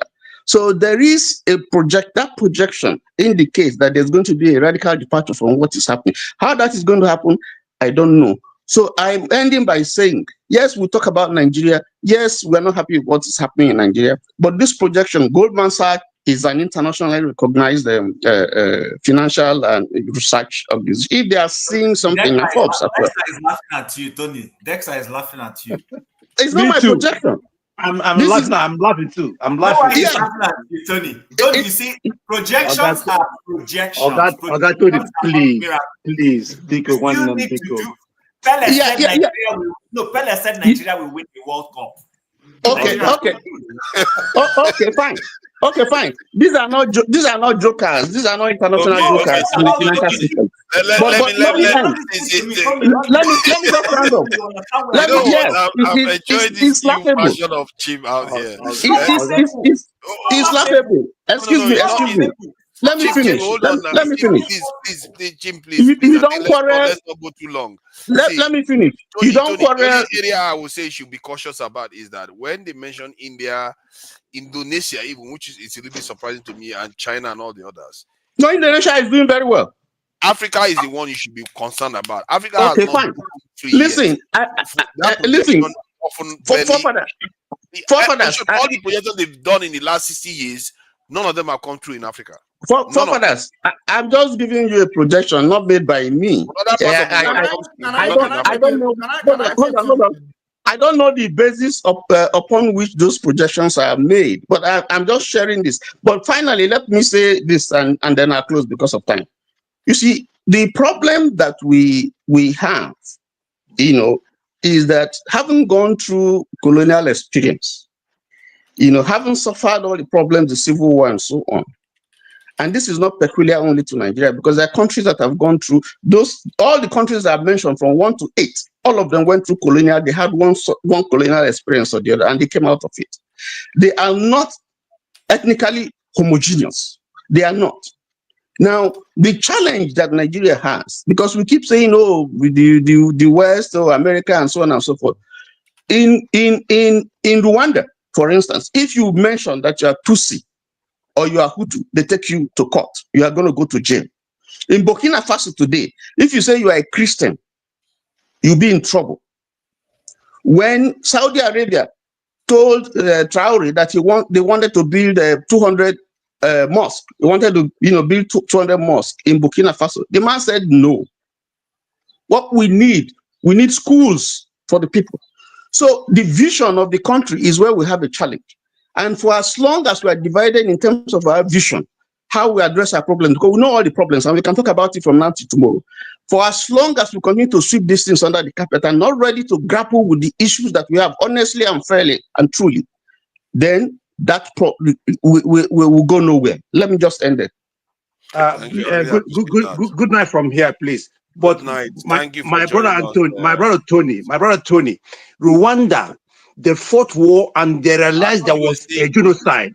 They know that there was a genocide. Nigeria never accepted the genocide they did against their own people. So you don't come here and compare Nigeria with Rwanda. Rwanda recognized their fault and they made a mistake and apologized to each other. Nigeria has never apologized to So what are we talking about? What are we talking about Rwanda? What are we talking about Rwanda? Rwanda has apologized. Nigeria does recognize it. When I was young, they were telling the story when I was young. Why are you saying they don't recognize it? My email is on the chat section. Okay, thank you, my brother. What are we talking about? We are afraid to stop this. Richard, no, I can't do this. Richard, you can't be saying falsehood, outright falsehoods. Why are you saying that Nigeria has not recognized that there was a genocide in Nigeria? We grew up learning this story. Are you the one that recognized it? Are you the one that Yes, recognize it? I recognize it because I learned it. So You learned it that how? is the truth of the situation. Anything that comes to East, How did I learn the it? people Now? are telling If the they truth. didn't recognize it, how did I learn it? The government itself knows that they have not even apologized, not even recognized that No, because why is it not like this? we have to. They have never apologized, and they shall never be They peace have never until they apologized. They have not even apologize. recognized that they're genocide. And you They say, what are shall you talking never be about? peace. They must apologize. That other Nigeria will never go anywhere. They must apologize. If Nigeria doesn't go anywhere, you don't go anywhere. I don't know why you are causing Yes, yourself. let's be there. Let's be there. Original Joanne. Anybody who hurts me on the ground hurt himself. So you are Tony, you're talking about Rwanda. You are causing our children. You are causing our. What are you talking about? I said that Rwanda recognized. Excuse me. You say I'm comparing. Did I compare anything? I'm saying that the people who have gone through trouble recognize that they've gone through trouble, and they decided to take steps to ensure that that thing doesn't happen. Why? What are you talking about? What is it you are talking about? You say I'm comparing. Forefather for the group. Yes, you were saying. You said they have recognized. Yes. That's a genocide, eh? Yes, of course. We grew up learning it in Nigeria. Where? Which school? Which school did you? Which book and which other thing that even up to today? They are telling them they have not recognized that there was a genocide in Nigeria. The one and all, they have not even recognized it. You are the one recognizing. Is there any youth you asked today about the civil war in Nigeria? The one has apologized several times. I know that for sure. He has not. He has not apologized. Gowan has apologized. Gowan has not apologized. Gowan has not apologized. I'm an Igbo person, I can tell you. Gowan has apologized. He even came to my town to apologize. So don't say that. He came to my town. It's a lie. But I mean, Tony, you're lying. That's not correct. Tony, that's not correct. How can you say I'm lying? Tony, you're lying. Tony, you're my he attended. No, you're lying. You can't be lying. I come from a place that saw genocide. I come from Asaba. And the one came down to Asaba to apologize. Even Motala did that. So what are you telling me? Let us not be lying here in the platform. There are people who know the truth. Personally, he came there to, personally, not on behalf of Nigeria. He came there, he came there to apologize for himself. You said that the one has not apologized. I'm correcting you that he has apologized. On behalf of Nigeria. The Americans had civil war. I don't remember the Americans apologizing to the people that they defeated in the America. And America is a superpower today. The English had the civil war. I don't remember them apologizing. I don't know why you have to say because of this event. You are a grown man. You should be worrying about how your children and your children's children are going to do well. Instead of you just say, oh, if they don't apologize to me because of your own vanity, you want to condemn your children to destitute. What is that? Forefathers, it's not about apology. Nigeria has not moved on from the civil war. Whether we like it. No, that is a different matter altogether. That is forefathers. America did not need to apologize. Apologies will not do anything. He won't bring back people that have been destroyed. Why would you say that? You are saying nothing will work in this country until they apologize to me. Forefathers. Yes.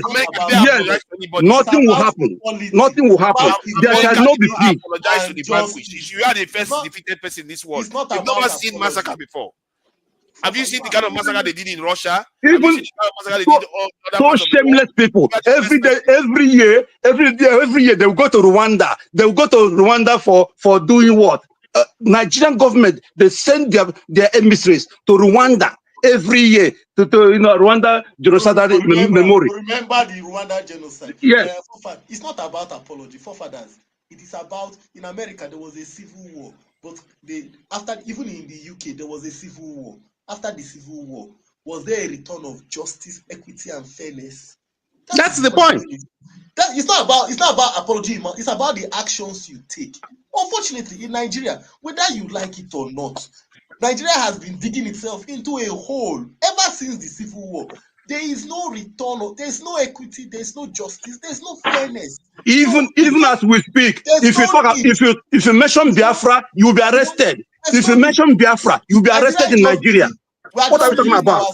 We are digging ourselves. The reason why I don't know why you are making it look like. The reason why there's I don't understand the way you are coming You across. don't. You won't understand because you're indifferent. You won't understand. An agenda because first you come on.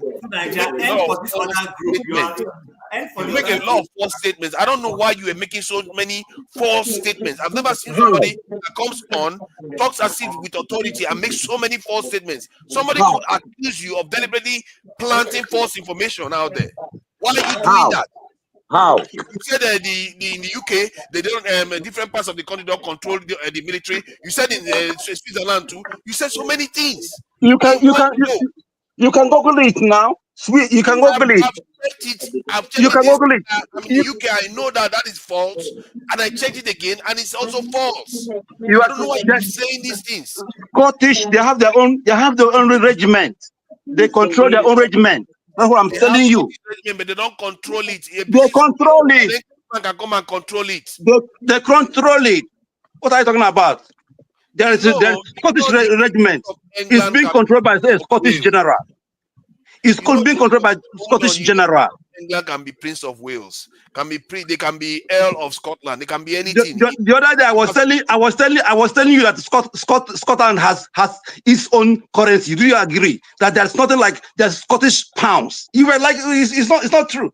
But Google it. Have Scottish pounds, but it is valid in the UK. Yeah, but it has nothing to do with the royal King Charles. It does. It has no King Charles in the head. How can you be saying this is another falsehood again? Excuse no. Google it. Let me tell you, Scottish pound. Let's end this. Then Scottish pound has no King Charles head.